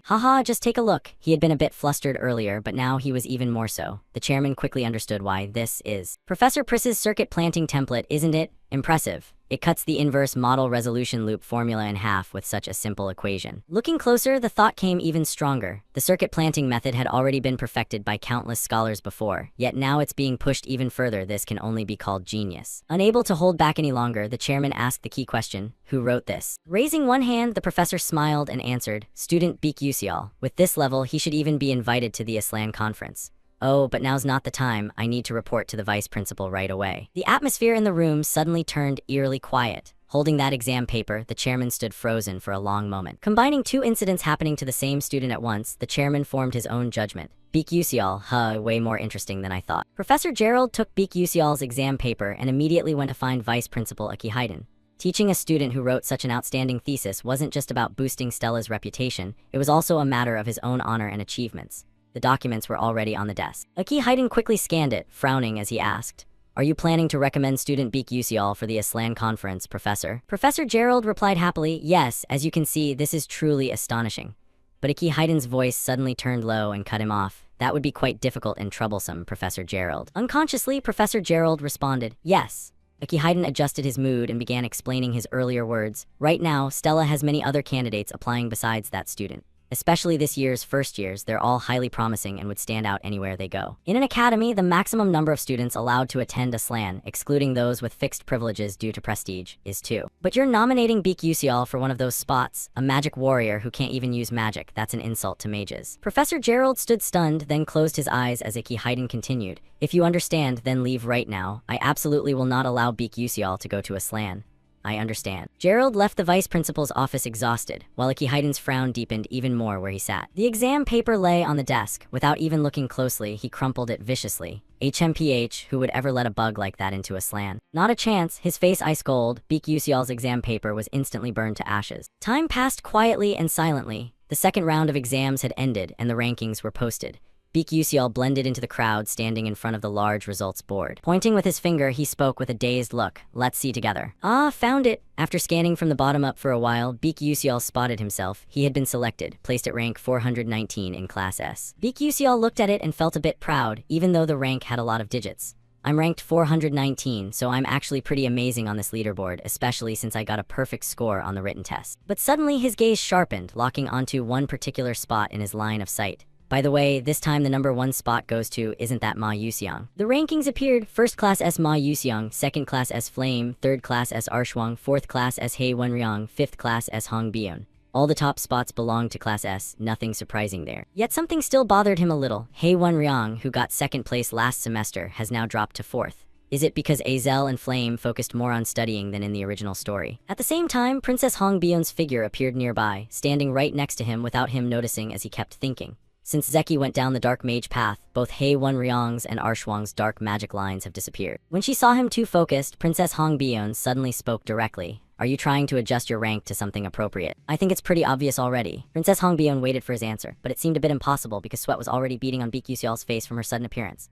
That was unexpected. What is she even talking about? Why is she here out of nowhere? Is she planning something bad? As if reading his mind, Princess Hong Bion immediately said, Still, seeing that you managed to sneak into the top 600, it looks like you're planning to join the academy tournament. Hearing that, Beak Usial vaguely recalled and raised a hand to his chin, thinking further, oh, right, now that I think about it, there was something like that. The Academy Tournament is an event where selected students compete against talents from other prestigious magic academies. After those thoughts, he immediately turned to the person who had just evaluated him. At that moment, all he could see was her shyness, flushed cheeks, and a hand nervously stroking her hair from the princess. He thought, what's going on? What is this feeling? Naturally drawing closer to the princess, Beak Usial confidently voiced what he'd just been thinking. What's that about? Do you have anything else to say? Hong Bion's eyes widened, her face turning even redder as she immediately turned away, looking sulky. Her clenched fist tightened even more, proving it. Amid Beak Usial's continuing confusion, a question came up. Why did you do that? Beak Usial didn't understand. Huh. Her eyes narrowed further as Princess Hong Bion questioned. Why did you do something like that to Edmono? He's influential and holds grudges. He'll probably keep making trouble for you until graduation. Her tone grew a bit serious as she added, are you confident you can handle it? Seeing Princess Hong Bion showing concern for him surprised Beak Usial. His eyes never left her shifting expressions. Without much thought, Beak Usial answered frankly, no, I don't think I can handle it. Hearing that answer made the princess's heart tighten. She protested while Beak Usial looked dazed again. Rather than letting a bunch of green kids a year younger pick fights with me, I'd rather crush them all and get expelled. Returning to the princess's mood, her clenched fist gradually trembled as she fired 2 questions at him in a row. Then why did you do it? What do you even gain from me? Instead of answering quickly, Beak Usial created another moment of silence, his eyes still fixed on the princess. Only when his gaze shifted away did the answer come. Because I value our relationship more. Princess Hong Bion's worldview instantly turned pink after that line. Knowing he hadn't finished, he scratched his cheek, looked elsewhere, and added, and besides, I'm not doing this for you for free. So after this is over, you have to sign a contract with me to buy an item. Facing him, Princess Hong Bion looked a bit confused because she knew one thing. Actually, item contracts can be done anywhere, not just with Adolvit. But why? Beak Usial's inner thoughts wavered after the question. Honestly, I shouldn't say I want to save her and give her a happy ending. His eyes drifted away again. That I'll tell you later. Curiosity added a new question mark for Princess Hong Bion, but she couldn't press further on that topic. Hong Bion decided to switch subjects. Alright, by the way, do you have any plans for the freshman training session? This time he answered quickly. Yeah, I've got to do something about that no matter what. Unexpected advice came from the princess. You don't have to hold back. Beak Usial looked puzzled. With many shining stars giving her confidence, Princess Hong Bion spoke boldly in a string. Yeah, you can fight the seniors to a certain extent with your natural abilities. It's fine, I'll do my best to handle the aftermath. Beak Usial sweated a little. Sure, thanks. A new thought arose. It seems like she's trying to be considerate and help me, but why does she think I'd actually win? While the two were talking in a shadowy corner of the hallway, someone had been standing there listening to everything. That person was none other than Arshwang, the fire magic genius. She left afterward. Then she moved to a special training area. A huge flame suddenly flared high in this place, the practical magic training ground. Arshwang was already here, undergoing training under Professor Hong Si HWA. Praise came along with a smile. Your control is truly excellent. Arshwang, you lack firepower, but that can easily be fixed with precise control, and you'll pass this test. It'll work great against sensitive enemies or when carrying out stealth missions. Right after, her gaze shifted for comparison. Still, your magic isn't enough yet. Princess Hong Bion lowered her head, looking sad. Meanwhile, the complaints from the other side kept coming. Fire magic. How many times do I have to say that destruction isn't everything? Yet you're ranked #1 in fire affinity compatibility. It's ridiculous. Now do it again. Arshuang looked through the criticisms, and a hint of unwillingness began showing on the surface. Fire magic kept being generated and blazing. The training dummies ahead were engulfed in even more flames. Arshuang continued practicing her fire magic specialty. However, dissatisfaction still lingered on her expression. This time I lost again. If it's about effort, I didn't lose. So why is it like this? She let go of her magic staff. Looking at the destruction she'd caused ahead, Arshuang still couldn't understand why she couldn't win. Back with Azel, she now overheard some nearby students chatting. Come to think of it, isn't it today? I'm talking about the sparring match between first years and second years. Wanna go watch together? Azel had her own thought about that conversation. Does this have something to do with Beak Yusial? Meanwhile, she had missed the chance to talk to Beak Yusial because Princess Hong Bion had taken him away first. A touch of sadness etched onto her face, but that doesn't really matter much to me anyway. I still have class to go to. So Azel had to walk off alone to somewhere else. However, a specific large hesitation lingered in her heart. Then she stopped at some place. Azel smiled faintly and regained her spirit. Ah, I finally made it here. Suddenly, another incident occurred. Azel looked at the person next to her who was starting a conversation. Ah, you came here too? A question mark appeared. It was a girl with brown hair and green eyes, smiling brightly. There's a rumor going around about Beak Yusial, you know, Class B first year Harlan. The friend sat down beside her without hesitation, flashed an even brighter smile with a teasing edge. Actually, you two aren't secretly dating, are you? That's why you came here, right? Azel had been shy before. Hearing this, her face instantly flushed red. It's not like that. From the start, hesitation showed in her words. Beak Yusial and I don't have. Seeing her unable to finish, Harlan next to her gained a new impression of Azel while keeping her smile. That's surprising. I wondered what kind of person she was, carrying the title of the trader's daughter. But isn't she way cuter than I thought? She couldn't force Azel to continue that story. Instead, Harlan remembered she hadn't done one thing. Ah, this greeting's a bit late, huh? I'm Harlan from Class B, nice to meet you. Azel replied dazedly. Yeah, nice to meet you too. Just then, a loud gasp from someone drew both their attention toward one direction. Looks like it's about to start. Down on the large field, Beak Yusial appeared and stood there motionless with a backpack slung over his shoulder. Hearing the chatter growing louder and focusing on him, he looked just as dazed as before. Why are so many people gathering here? And it wasn't just that. A senior up on the stands shouted encouragement. Hey, brave kid, I don't know the exact details, but go easy on them, all right. Hearing himself being hyped up a bit too much, Beak Yusial went blank. A new thought popped up. Wait, are I the one the seniors picked to get beaten? Why should I go easy? As for Senior Ban Dion beside him, she remained strangely calm. Only Senior Ban Dion was like that. The other students were gleeful about a match like this. That jerk Beak Yusial is finally gonna get a lesson he'll never forget. A commoner acting like he's the center of the universe. Serves him right. Once a senior marks you, that's the end of the story. At that point, one of the two froze in expression. Hearing her crush being badmouthed, Hong Bion shot a cold glare, staring daggers at the speaker. The chill intensified, almost warning that one more bad word and she'd make them regret it. And it worked perfectly. When Princess Hong Bion left, the two who had been mocking earlier shrank into a corner, meek, and not daring to do anything more. Like the others, Hong Bion was also interested in his match and chose a good spot to watch. But when she recalled him, her eyes narrowed slightly. Commoner. She still couldn't take her eyes off the calm Beak Yusial down below. And not long after, Beak Yusial's gaze focused straight ahead, where someone was standing opposite him, speaking. Hey kid, you ready yet? His opponent had appeared. Second-year Class C student Caliban Catalum was there too, a Class C guy, probably ranked around 300 somewhere. Even though I'm in Class S, if we're talking pure combat ability, he's stronger than me. Best to avoid direct clashes as much as possible. Beak Yusial casually replied, yeah, I'm ready, probably. Hearing the confirmation, Caliban flashed a dangerous smile, stubborn to the end. HMPH. And just as the tension built up, a professor stepped forward to officiate for both. Since everyone's here, I'll explain the rules. This match will last at least 15 minutes. It continues until one side falls. If any life-threatening danger appears during the fight, Stella's spatial control magic will automatically end the match. Additionally, after 15 minutes, either side can choose to forfeit and the match ends immediately. Then begin. The moment the sound rang out, both were transported to a vast green forest. A clock showing 4 zeros would mark the start of it all. Caliban still exuded confidence as he drew his wand. Facing him, Beak Yusial grew serious, gripping his light sword to ease some tension. Harlan looked at Azel and asked, who do you think will win? Azel had her own answer ready, obviously the senior. Anyway, Senior Caliban is the heir to the Earth attribute.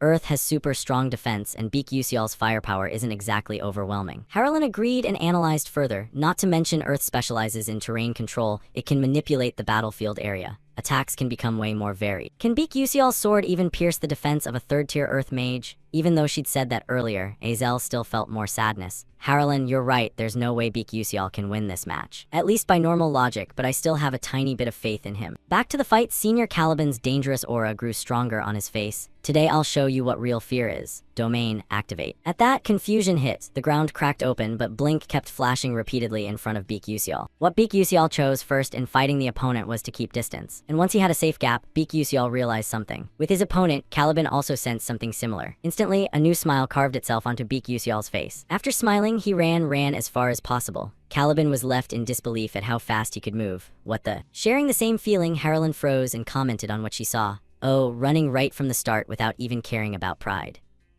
Azel beside her agreed. Yeah, makes sense. Still, Azel's worry for Beak Yusial remained, but in this situation, maybe that really was the right move. Back to the fight, Caliban chased after him relentlessly with an angry expression, yelling, "Hey you bastard, get back here."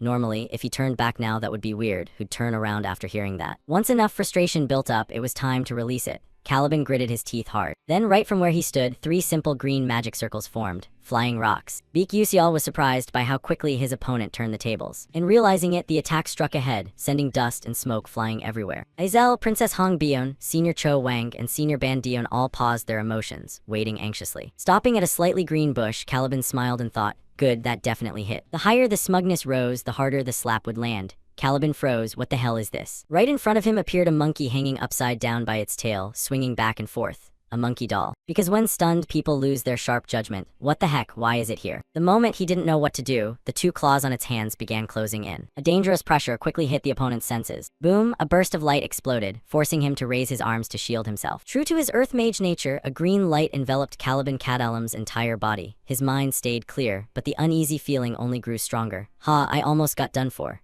Good thing I increased my body weight to match the Earth's gravity. But that didn't matter anymore when his senses picked up on something strange. An Earth shield formed right behind him. And just as Caliban predicted, the sound of tearing wind rang out. Beak Yusial appeared at that exact spot and swung a slash with his light sword. A cracking sound echoed, but unfortunately, the sword couldn't pierce through it. Caliban spun around with a smug grin, raising his wand high. Die shatter rock. The earth shield he'd created vanished in an instant, replaced by the energy of a new explosion about to form. Caliban was certain he wouldn't miss this time, but the face slap was about to rewrite his perspective right at the explosion's origin. There was nothing there, not even any weird traces. Nothing. Caliban scanned around, sneered, and added a taunt. Hey newbie kid, is running away all you know how to do? All that talk about knightly spirit, was it just empty words? Another face slap update came when he stepped on something strange. Then holy crap, his body reacted weirdly. It had been heavy like a lump of earth before, but now it was lifted straight up, teetering and unsteady as he stammered. Why is my body frozen like this, losing balance? He staggered and tilted to one side, eyes darting forward. From far away, hidden in the bushes, Beak Yusial watched everything intently. A smile boosted his own confidence, but when it caught Caliban's eye, it felt like pure provocation. Yeah, that punk, is he smiling at me? Pouring all his strength into magic, Caliban bent down and gritted his teeth. Earth gravity. His wand pointed straight at where the kid had been before, but the kid had vanished. Frustrated, furious, and pissed at himself, Caliban scanned frantically to find him again. You damn annoying brat playing hide and seek, get out here now. Not sure if he picked the angle or not, but another weird thing, like a tennis ball, came flying from afar. Spotting the motion, Caliban dodged sideways and sliced it in half with his wand. Stop pulling cheap cat tricks. It was a total miss. From the cut on the ball, a slightly bright light shone out. Instead of exploding like a bomb, it was a smoke bomb. Ah, smoke, then it must sting the eyes. Just like that, Caliban went temporarily blind. Tears are falling, game over. But no. Caliban was still there, looking only mildly annoyed. Is this a CS gas grenade? Even though he didn't take much damage, his attention accidentally bumped into a small bell lying on the ground, swaying next to him without him noticing earlier. And what was coming finally came. That light was revealed for everyone to see. Instead of affecting only Caliban in the fight, now it impacted everyone watching from outside. Harlan wondered, what the heck is that? Azel narrowed her eyes and judged. It looks like a flashing device that temporarily blocks vision and sound. From CS gas to flash attacks, this second-year senior seemed completely disoriented. Princess Hong Bion stood in a corner, pursed her lips, and made her own assessment. That's it. Now, if he can approach slowly and land the finishing blow, that commoner will be the winner. Suddenly something changed, making the princess's eyes widen as she looked down. What now? Down below, Beak Yusial casually pulled out more round objects, preparing to throw. Bingo, the first one hit him square in the face, deforming and spreading pain. The rest couldn't be wasted. Beak Yusial kept using his blink skill to change attack directions. From another viewing angle, Senior Diok Choi Wang and Senior Ban Dion voiced their doubts. Another CS gas round, seems like just some simple smoke mixed in. Yeah, what should I say, Beak Yusial's attacks aren't exactly lethal. Well, he did cause some minor injuries to the opponent. Instead of just tears streaming like before, now there was drool too. Cursing was the only way to vent for the moment. Beak Usial, you bastard. Carrying most of his mana, Caliban pulled a massive chunk of earth from under his feet straight up into the sky. Beak Usial below was somewhat shocked by the impact. Cursing earlier didn't feel right. Caliban cranked up the volume for his next words. Screw this training crap, I don't need it anymore. I'm fighting you seriously right here, right now. Beak Usial knew what was coming, so looking dazed was unavoidable. This time, it was Beak Usial's turn to get hit hard. A gigantic green magic circle with countless overlapping symbols covered the entire area. From dazed earlier, Beak Usial froze solid with fresh sweat drops. Still, isn't a meteor shower a bit overkill for a first-year student? Already pissed and on edge, now hearing forbidden words, Caliban's eyes reddened as he ground his teeth. Are you insane? I don't know about others, but you shouldn't say that. Both Deok Choi Wang and Ban Dion sympathized. Yeah, fair point. When words couldn't change anything, small sharp stone pillars began poking out from the circle. The countdown started. 14 minutes 47 seconds, 14 minutes 49 seconds. Caliban's wand arm raised high, ready to strike. The moment his arm dropped and pointed forward, he poured in more power and shouted, Die! The timer kept running, 14 minutes 55 seconds. The dense meteor shower filled the sky, closing in on Beak Usial more and more. Time reached 14 minutes 57 seconds, and he was still standing there without any sign of preparing to move. Not just that, Beak Usial looked sleep-deprived, his eyes slowly drooping. Time crawled, 14 minutes 58 seconds, 14 minutes 59 seconds. And the most critical moment arrived, 15 minutes. A long smile spread across his lips. Right when the stone pillars were only a hand's width away, Beak Usial raised his hand high and declared, I forfeit. Instead of stopping right in front of him, every spell halted under Stella's intervention. The entire plaza suddenly fell eerily silent. Because one thing, they couldn't believe he'd say those words at such a crucial moment. And the most pitiful one right now seemed to be Caliban. From the start, only he had been getting hit nonstop, tricked, eyes stinging, choking on smoke. One frustration after another. After a while, he finally regained some composure. The announcement came, sparring match concluded. Both returned to the real world and stood facing each other. First-year Class S student Beak Usial has forfeited, therefore the winner is second-year Class C Caliban Kadalam. Caliban still couldn't believe it. Is that it? In contrast to that expression, Beak Usial felt his body lighten up. I finally survived. Poor guy's still standing there hearing the announcement. The special training match ended here. His body trembled naturally. Then an angry roar echoed across the entire plaza from a third-year student. The match was over just as most students had predicted. The second-year won. Stepping outside, the chatter grew lively. Man, did you see that second-year's face? He looked furious enough to go crazy. If I were him, I'd start throwing punches no matter the outcome. You're right. It seemed like the first year had outwardly defeated the second year. This affected how Stella's students analyzed that fighting style. But what exactly were the things Beak Usial used? Were they some new developed items this time? Beak Usial did great, but I was way more drawn to those tools. Senior Ban Dion got pulled into the conversation too. As expected, is it because he likes using magic tools? While normal alchemists fight by utilizing terrain features. But Beak Usial planned the positions of his magic tools from start to finish thanks to his superior mobility. He created favorable terrain by installing items in his area. As expected, that kid is really something special. Senior Deok Choi Wang suddenly interjected with his thoughts. Oh, Myro Yoon said you requested this training, so did you get the result you wanted? Ban Dion observed the people around her again. The result I wanted, yeah. Now second years won't easily mess with first years anymore, right? And sometimes even second years can lose to first years. A bit more small talk from other students. I'm in a bad mood, couldn't see that arrogant top guy's pathetic state. What a shame, same here. Senior Ban Dion concluded, at this level, I guess this is about the result I wanted. Things have gotten really interesting now. Haha, everything's going well. Moving to the Red Hawk Club room, someone slammed their fist hard on the desk. It was Ed Mono Agilik clenching his fist with a twisted face. Caliban Kadalam, that stupid brat. Not far from there, Princess Hong Bion was sitting and reading some newspaper. It contained info about Assistant Lecturer Altarisha. Alchemist Altarisha develops new future magic engineering technologies. Amid outside discussions about Beak Usial, Princess Hong Bion was lost in her thoughts with a series of battle images.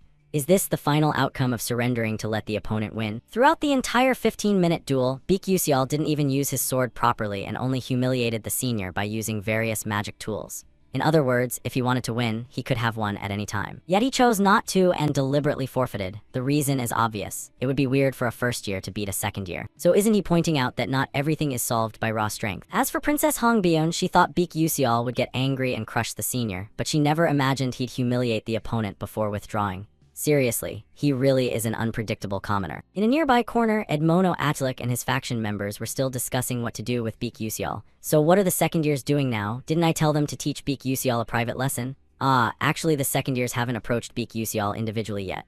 What? The confused student scratched his face and explained carefully, contrary to rumors. Beak Usial greeted the seniors politely and treated them really kindly. I was going to scold him, but he's so good at chatting that I ended up buying him snacks instead. It was an absurd situation.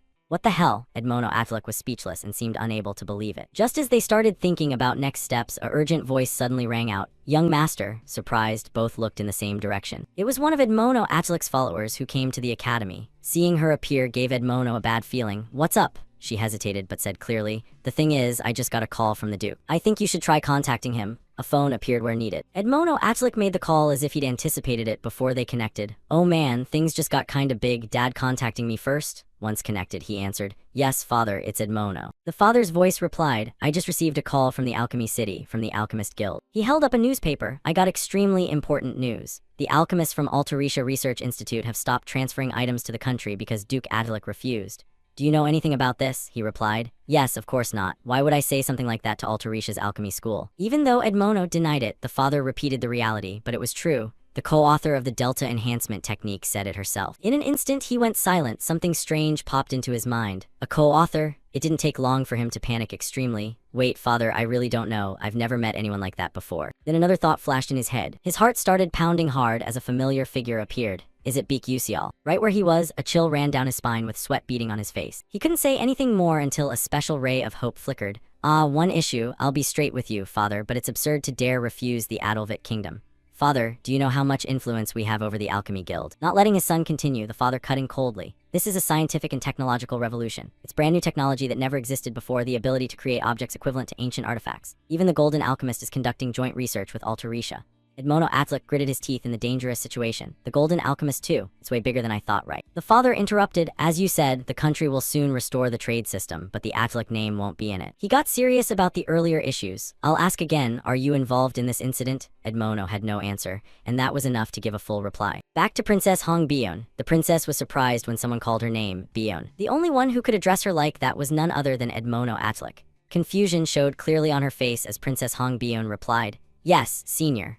With no other choice, Edmono could only pin his hopes on Princess Hong Bion now. Can you arrange a meeting with Beak Usial? Princess Hong Bion couldn't believe Edmono himself uttered the name he considered disgusting and hateful. After thinking for a moment, Princess Hong Bion narrowed her eyes. Yes, I'll do that. Heading to the southern continent, Howell Glacier, Lower Moon Plain. A breathtaking scene unfolded before everyone's eyes. A girl with long red hair gazed at the vast space ahead. It was Jeliel. Without any expression, Jeliel spoke to herself. Land prices are rising. At that moment, another figure approached her, trembling, knelt down. Lady Jeliel, please, I beg you. Just this once, show mercy. Above his head appeared a strange number 3. A new knowledge update assigning value points to everything. This point lets one see every creature, person, animal, or object as a number. The lowest value is 0, the highest is 100. She sat down near him, but this person only had 3, a value equivalent to a rock on the street. Then she spoke to him. See, why did you go bankrupt like this? I warned you not to expand into useless businesses. However, he gritted his teeth with a different mindset and lied. This business was supposed to succeed, and you're the one who ruined everything. But everything seemed beyond saving. Bury him. Yes. That voice rang out as the clearest expression of shock. The guards came in and dragged him away amid his extreme screams. Please spare me, Lady Jeliel, Lady Jeliel. Jeliel gave him one final glance. When the sounds faded, she wore a particularly satisfied smile. However, it quickly vanished, returning her to normal. So boring. Kids these days really have no willpower at all. Right as that thought formed, a familiar voice suddenly rang out. Jeliel, are you there? Her expression changed faster than Doryman's blink. Jeliel broke into a bright smile with flushed cheeks.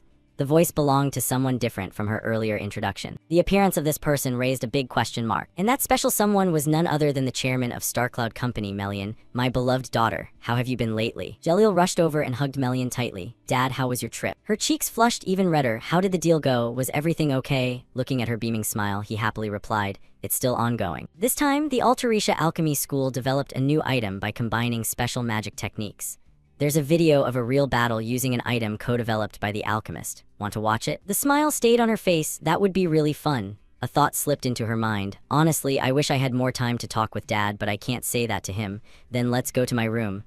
Okay. Stepping into the new room, a purple orb emitted a lot of light. A brief introduction before playing the specific video. He's a first-year student at Stella Academy. He fought a second year using that item.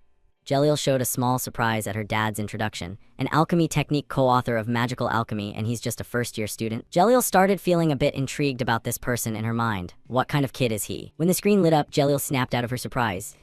Beak Usial's image appeared in crisp 4K quality. Yet through the screen, just like with her dad, he had a question mark color board. A different perspective replaced it. What's weird? Why can't I see his value? This has never happened before. Even the Emperor of the Scalvan Empire or the King of Adalvit, I've seen them all with my own eyes. There are 2 cases where the value of all things can't be measured. she looked more seriously at her dad. More precisely at that small question mark board. One is when the subject is a loved one. Then she secretly glanced back at the screen with him. The other is when the value is hidden to an immeasurable degree. The poster he held showed countless super cool gas orbs. She knew her dad hadn't mentioned the name yet. Jalil grew interested and asked about him. Dad, what's this person's name? He smiled and answered his daughter. His name is Beek Yusial. Remember it well, who knows, maybe you two will meet someday. Not wanting to upset her dad. If dad says so, of course I'll remember.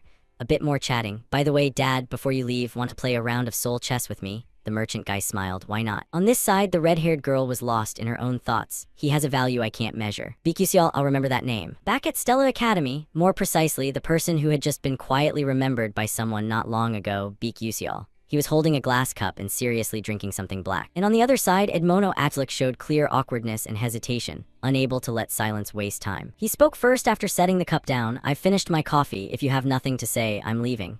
Edmono couldn't believe he was so decisive and blunt. Ah, wait. Not daring to look at him, I feel regret about what happened before. It was my fault. I'm deeply remorseful and self-reflecting for looking down on you just because you're a commoner. So please, could you forget what I said earlier and take back what you said too? He remained indifferent while the other was talking to him. Molding that expression, a deeper thought was reinterpreted by him. What's this? Apologizing or whatever doesn't really matter much, but to avoid the tragic ending for Princess Hong Bion as much as possible, I need to strip away Edmono's political power. To achieve that, Edmono was surprised when his voice turned unusually cold. I don't want to do it for you. Right now, it's better to play hard to get. Switching to something cute. So what should I do? Let's see. Beek Yusial reached into his shirt. How about this? A sheet of paper with writing appeared out of nowhere. This wasn't ordinary paper, it was magic paper, a mysterious sheet where anything could be magically created just by drawing. Beek Yusial continued, this is a magic oath written on magic paper. Let's bet with me. Edmono looked confused. A bet. He explained in more detail, but nothing changed. The game will be soul chess. If I lose here, I'll retract my words.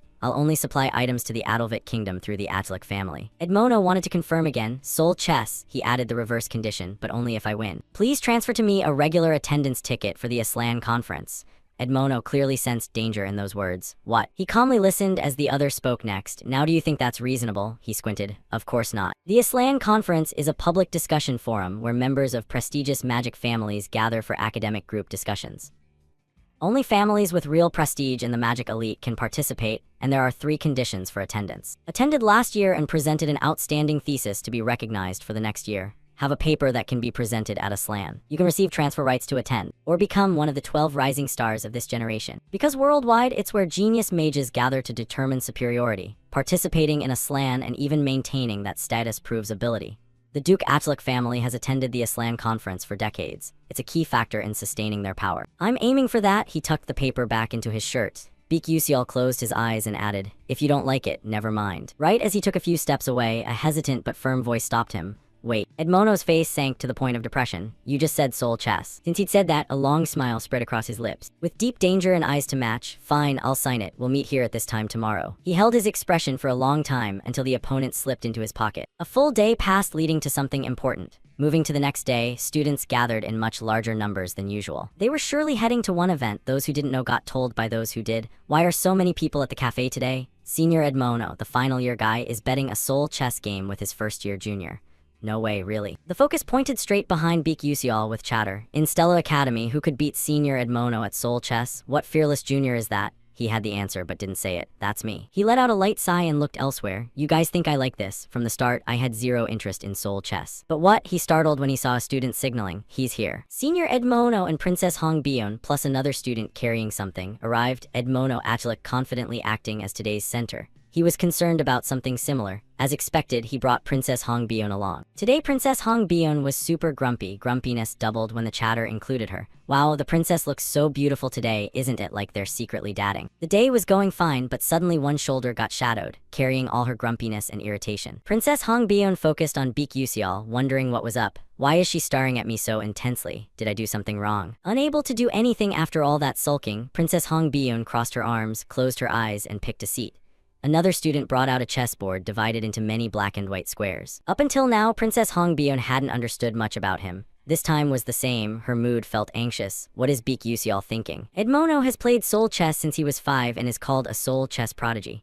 Not just Stella, but across all of Adolvit, few play Seoul chess better than Edmono. But why did he choose the sport Edmono is best at? Baek Yuseol is an idiot. As if reading Princess Hong Bi-eun's mind, Edmono Achalik smiled at her like a familiar item. Keeping that smile, he turned back to this decisive chessboard. Honestly, it was surprising that Baek Yuseol set the Aslan attendance condition beyond expectations. He placed his hand on the white pieces and thought further, but this actually works out better. Now it's time, I'll make you feel humiliated first. Hong Bi-eun picked up a chess piece, her smile turning slightly inhuman. Let's start the game. Finally, one last check and confirmation. Edmono Achlik, brimming with confidence in his sure win, reiterated the bet. Once you've signed the magic paper, breaking the oath means losing all your mana completely. You understand that, right? Baek Yuseol showed no unusual reaction and replied, of course. But in this matter, he truly felt like he was playing a bit dirty and sneaky. I don't have any mana anyway, so breaking the agreement doesn't matter to me at all. Edmono Achlik placed one final piece right in the center of the sharp point. Letting go, he invited him. The pieces are all set in position, your move first. Baek Yuseol had a quick thought. He's giving up first move advantage in such an important bet. Reaching into his shirt, looks like he's completely underestimated me. He made full use of the encyclopedia glasses right down to the last breath. Alright, things are looking better for me. At this point, let's briefly explain some rules of Seoul chess. Seoul chess is played on an octagonal board. You select 20 pieces from 200 types and place them on the board. You can only move one piece per turn. Unlike regular chess, each piece and square has its own unique attributes and abilities. Strategically combining them to capture the opponent's king and win is the ultimate goal. Even for me, a 10-year veteran of Seoul chess battles, it's no easy feat, but PvP is way more fun than this game anyway. Baek Yuseol chose the black pieces, then locked his gaze on his opponent. Moreover, Edmono Achlik was one of the top Seoul chess players not just at Stella, but across all of Adolvit. That confidence completely clouded Edmono's reason. I'm really surprised he bet on Aslan attendance rights but challenged me in Seoul chess of all things. What an arrogant commoner brat. I'll crush you so hard you'll never dare challenge me again. Cutting off that thought, since Baek Yuseol had been given first move, he prepared his opening. Then let's begin. As if isolated in an undefined space, both were completely cut off from outside perception. Edmono noticed the setup Baek Yuseol had prepared. It showed an unusual level of surprise, yet at the same time revealed something completely unpredictable. What kind of layout is this? It feels like his pieces are positioned to subtly dismantle my strategy. It can't just be random coincidence, right? Anyway, a commoner like this kid couldn't possibly have accumulated much Seoul chess experience. Baek Yuseol began adjusting his opening pieces smoothly. Since you gave me first move, I'll take it. Just the first move already overwhelmed a player like Edmono. Not only did he move his queen right from the start, this guy charged straight into my formation. He lifted a piece resembling a knight. This could prove the guy was an idiot. A confident smile stretched across his lips. The white knight was placed firmly on a white square. As soon as the piece moved, a special change vaguely appeared from the previous move. More precisely, that piece quickly knocked back one of Baek Yuseol's pieces behind it. The leading knight Edmono was confident he had seized the advantage. So stupid, he dared push his queen into a sacrificial dangerous position right from the start. Revealing the piece's trait, Swift Knight can move across the board with its special mobility. On one side, Baek Yuseol played seriously. On the other, Edmono moved with meticulous confidence. Continuing with the knight charging forward, wherever it went, Baek Yuseol's pieces were knocked away and vanished. Still the knight, relentlessly pushing ahead. At that very moment, Edmono could no longer hide the inner glee he'd kept from the start. He covered his face and laughed shakily. Once the trembling passed, his true nature gradually came to light. Unbelievable, I never thought you'd play so recklessly. I could end this even before I moved to the next phase of my symphony. In this match, Edmono Achlik brought out one of his favorite tactics, flames of destruction. The core of this strategy lies in the tight coordination of 3 Swift Knights. Step 1, use the Swift Knight's mobility to disrupt the enemy. Step 2, deploy 5 fire pawns to safely seize map control. Create Burning Terrain, a special map that reduces defense for fire-weak pieces and boosts damage for fire element pieces. If he reached this phase, Baek Yuseol would have no chance. Although that was the plan, the moment Baek Yuseol moved his arm for a new step. Edmono seemed to spot the mistake. It should have been that way. In a white square on the black side, a piece suddenly appeared without warning. Edmono realized the error. An invisible pawn. It had its own unique info. Iron Shackle Trap creates a prison in a designated area. Any piece trapped cannot move for 5 turns. The 3 rampaging white knights were now chained in red shackles along the same row. Panic began for the damned Edmono. My Swift Knights. The invisibility effect was supposed to end after 3 turns. Why? And then the surprise wasn't over for him because the next info was revealed. Invisible pawn. The pawn remains hidden during the match. Invisibility ends after 3 turns. However, if the queen dies before the effect ends, the effect is extended by 7 turns. Sweat dripped, but that dangerous smile appeared again. That bastard deliberately sacrificed his queen early to trigger this effect. His hands froze. It's fine, the effect only lasts 5 more turns anyway. Plus, this turn I'll activate Burning Domain. The white piece placed on a black square ignited flames across the entire board. Burning Domain reduces defense by 30% for all non-fire pieces. Fire pieces gain 200% damage, a terrain that weakens the opponent's defense against fire and boosts the owner's attack. Completing this goal is extremely difficult because it requires holding points in 5 different locations. Once achieved, the advantage tilts decisively. Edmono stared at Beak Yusial. How about it, Beak Yusial? The domain is activated. Next turn you're done. Beak Yusial remained strangely calm. But then another hand movement changed everything, sending a wave of unease crashing into his thoughts. Edmono watched intently, not missing a thing. Another invisible pawn, you sneaky bastard. But no matter what he placed, when this turn passed, Edmono the chess master failed to notice Beak Yusial's move. Then the move landed and Edmono froze, blurting out a stupid word in his mind. Ha. Edmono hadn't realized how an ordinary pawn had somehow seized control of a specific point. A black piece appeared in a white square, claiming terrain reversal. When you capture while the opponent's terrain is active, you gain the reversal effect. In other words, the raging burning domain instantly turned into frozen domain. Activated, ice terrain, flames vanish, ice pillars rise. Edmono gradually lost the control he wanted. With the reversal effect, ice element damage increased 200%. The hidden reversal condition was met. Gaining an extra attack turn, 2 moves, 2 simple pieces, 3 knights, and the environment neutralized. Edmono tried to calm himself with his earlier arrogance. What the hell? He saw through my entire strategy. Edmono rolled his eyes to look closer at him. No, impossible, it must be coincidence. Just by adjusting his glasses, Edmono took in the sight of Beak Yusial holding him firmly in the palm of his hand. A true chess monster slowly revealing itself, pale and terrifying. At the same time, his mouth opened uncontrollably. Coincidence, right? One white knight still wasn't trapped. Wake up, he can't possibly have you in the palm of his hand. Edmono could only clutch his clueless pants pitifully as another bead of sweat fell. Edmono pressed his lips tight. I've faced countless opponents like this. Just hold out until the next turn, then I can turn the tables. If I endure, I win. Swallowing hard, his surface grew even stiffer. That's all, the once bright face gradually sank into darkness. I can win. Instead of confidence, disappointment dragged Edmono into an isolated dimension. Can I really beat him? Can my turn come back? Beak Yusial's pieces moved without the slightest hesitation.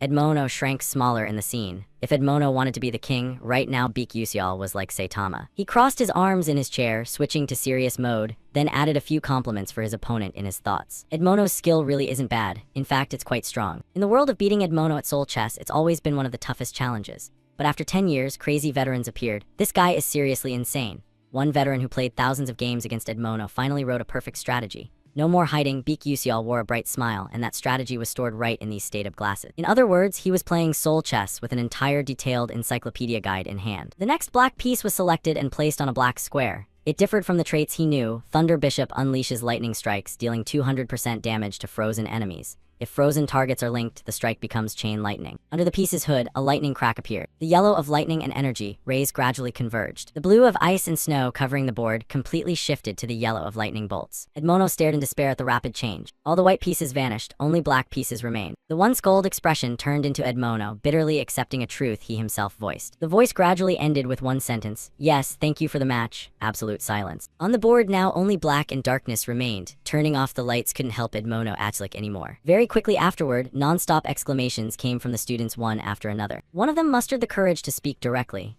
Wait, forming the first group of 3, buzzing excitedly. Insane, did you just see that? Senior Edmono lost? How did that happen? Was it strategy or a joke? His tactics were that crazy. Edmono Atlik sat motionless, ignoring the disruptive sounds. For the first time facing an opponent who moved pieces coldly and ultralogically, those things turned an arrogant Edmono into an emotionless one. And then the unwanted scene unfolded. Princess Hongbion was talking and standing right next to Beak Yusial. Thoughts swirled in Edmono's head. I lost, and in soul chess of all things. Edmono still couldn't accept this reality as the two left. The product contract was lost, and he even lost his Aslan attendance rights. Hands trembling, thoughts increasingly chaotic. What do I do? If my dad finds out about this, will my life end right here? The student in charge of the board noticed the change from Senior Edmono while arranging. With a decisive motion, the board remained intact after Edmono's dangerous hard punch on the table.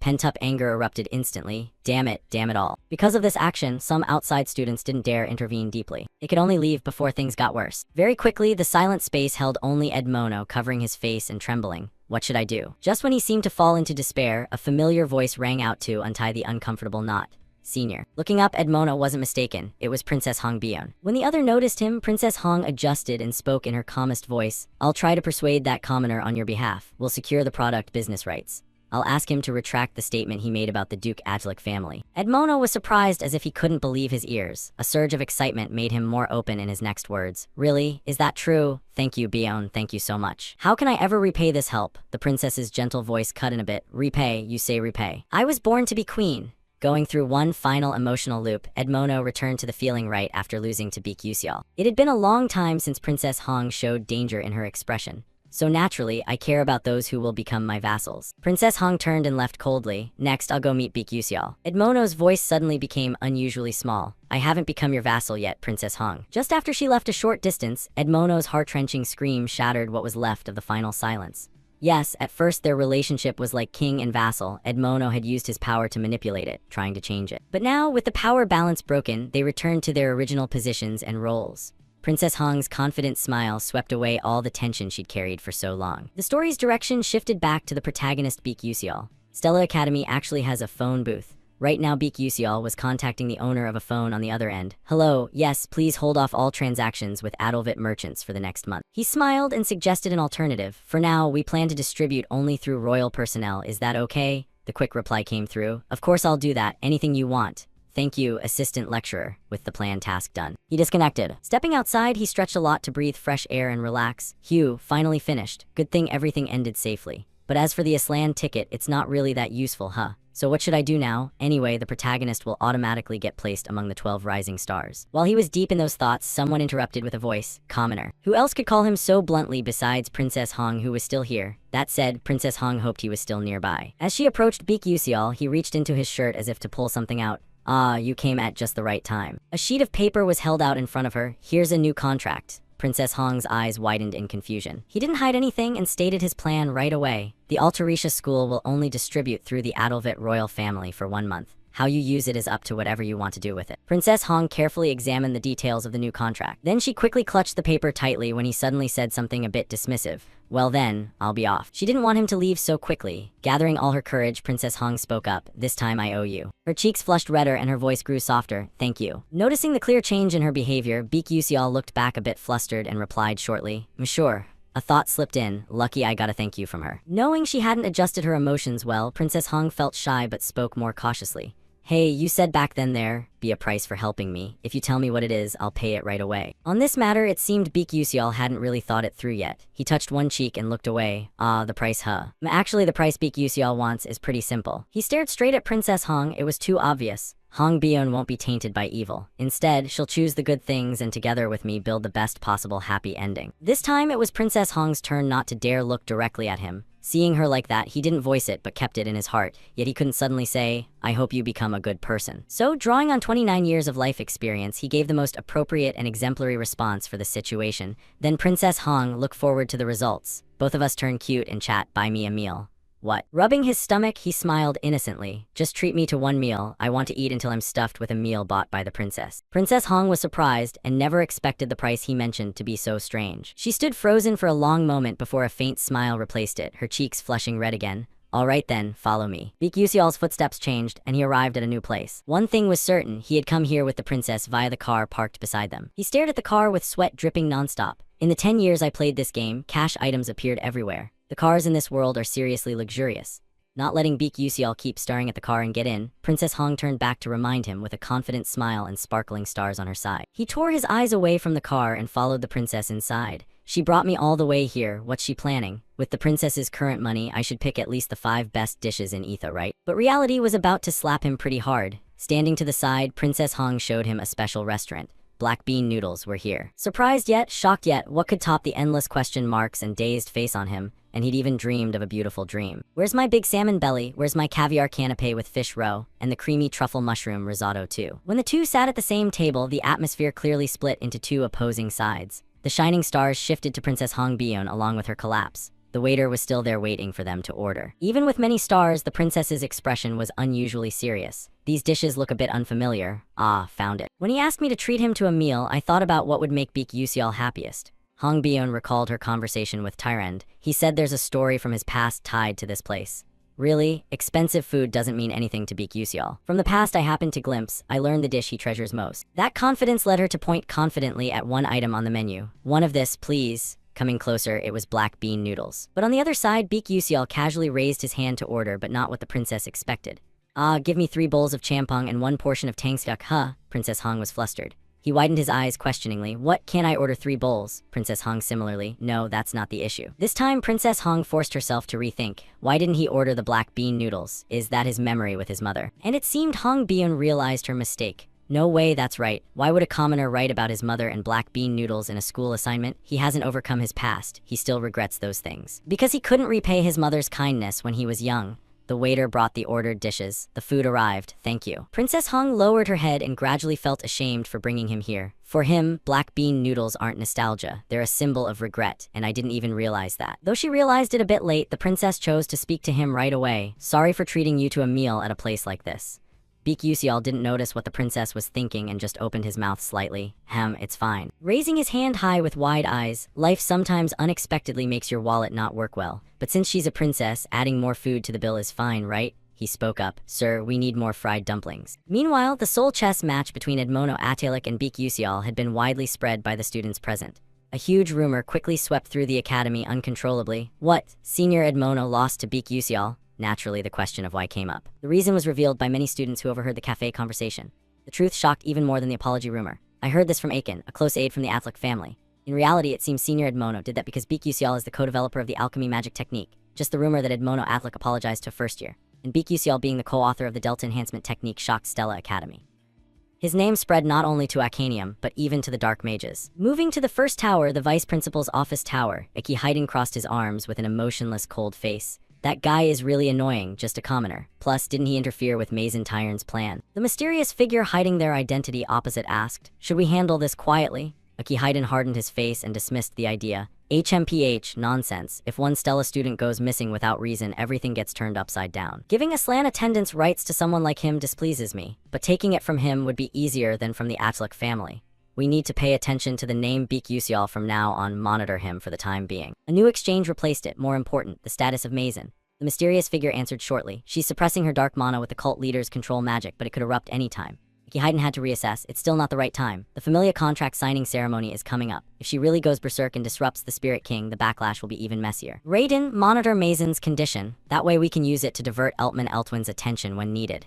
Professor Raiden nodded seriously. Understood. With Iki Haydn's final instructions, Professor Raiden left the principal's office and headed toward the science building. A nearly deserted area inside the lights were off, creating a dim laboratory. Shattered glass tubes, broken experimental tools including microscopes in pitiful condition, though a few papers were still acceptable. Inside the room, Professor Raiden clenched his fists looking at something on the floor emitting dark energy, groaning in anger. Since this was a mission, priority was to resolve what needed attention. Facing him now was the transformed form of Professor Mason Tyron, unable to stand steady amid everything happening. Professor Raiden thought inwardly, this is getting pretty serious. Mason now with bloodshot eyes asked in a hoarse voice, did you come here to tell me to wait longer? If I endure and wait, can I return to my original position? Raiden outside remained calm, but inside showed great contempt. Ridiculous.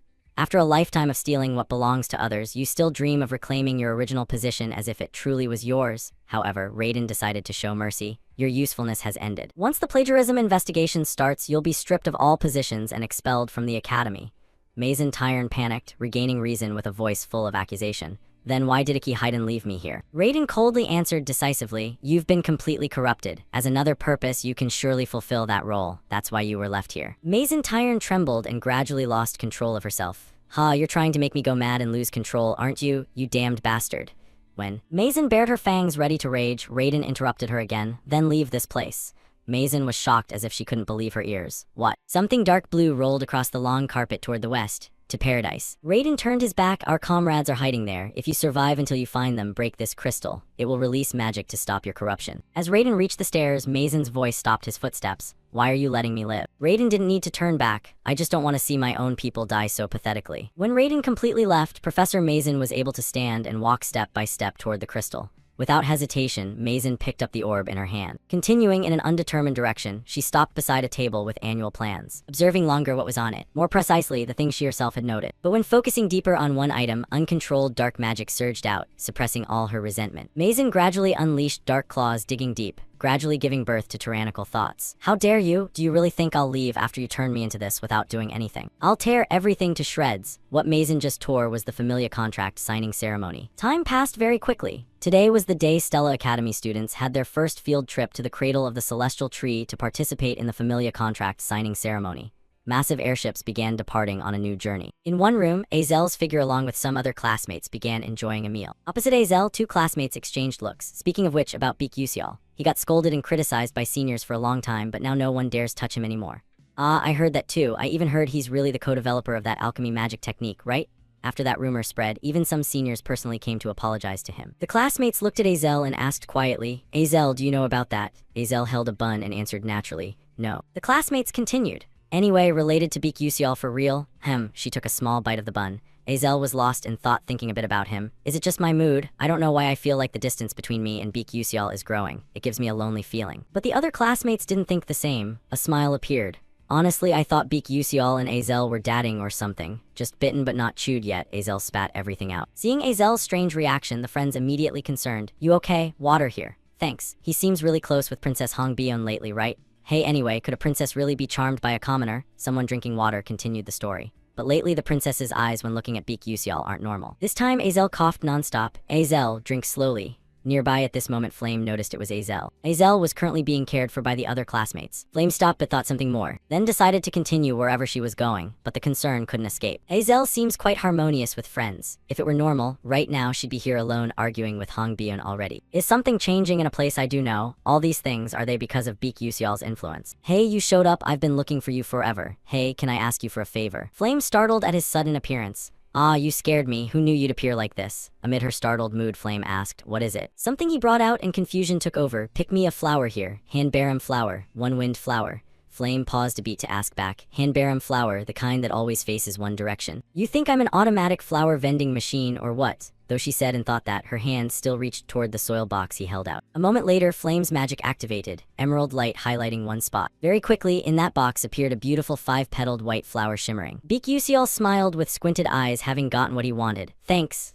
Flame crossed her arms knowing he was up to something. What exactly are you planning to use this for? Right after saying that, Flame vaguely realized something. So a direct question replaced toward him. Hey, don't tell me you're planning to go to the 4th floor. Baek Yuseol was surprised Flame could guess. Of course I have to go, what else would I take it for? Flame couldn't help but add a few more words, keeping her body careful, otherwise this time it would naturally get cut off. He showed a question mark, not understanding anything. Flame knew she misspoke and quickly looked away. No, nothing. However, she startled a bit when Baek Yuseol proactively asked back, what about you? You okay? Confusion took over, asking if I'm okay. What do you mean? He tucked the flower into his bag with a bright smile. Just that you seemed down after the Persona Gate practice. Flame turned her face away. It's not like that, you nosy guy. Her face flushed uncontrollably. If you're worried about me, I won't thank you anyway. Baek Yuseol looked back with a faint smile. From far away in a shadowy corner, someone was secretly watching their exchange. Looks like you're thanking me. I told you it's not seriously dishonest. Oh, give me back the flower.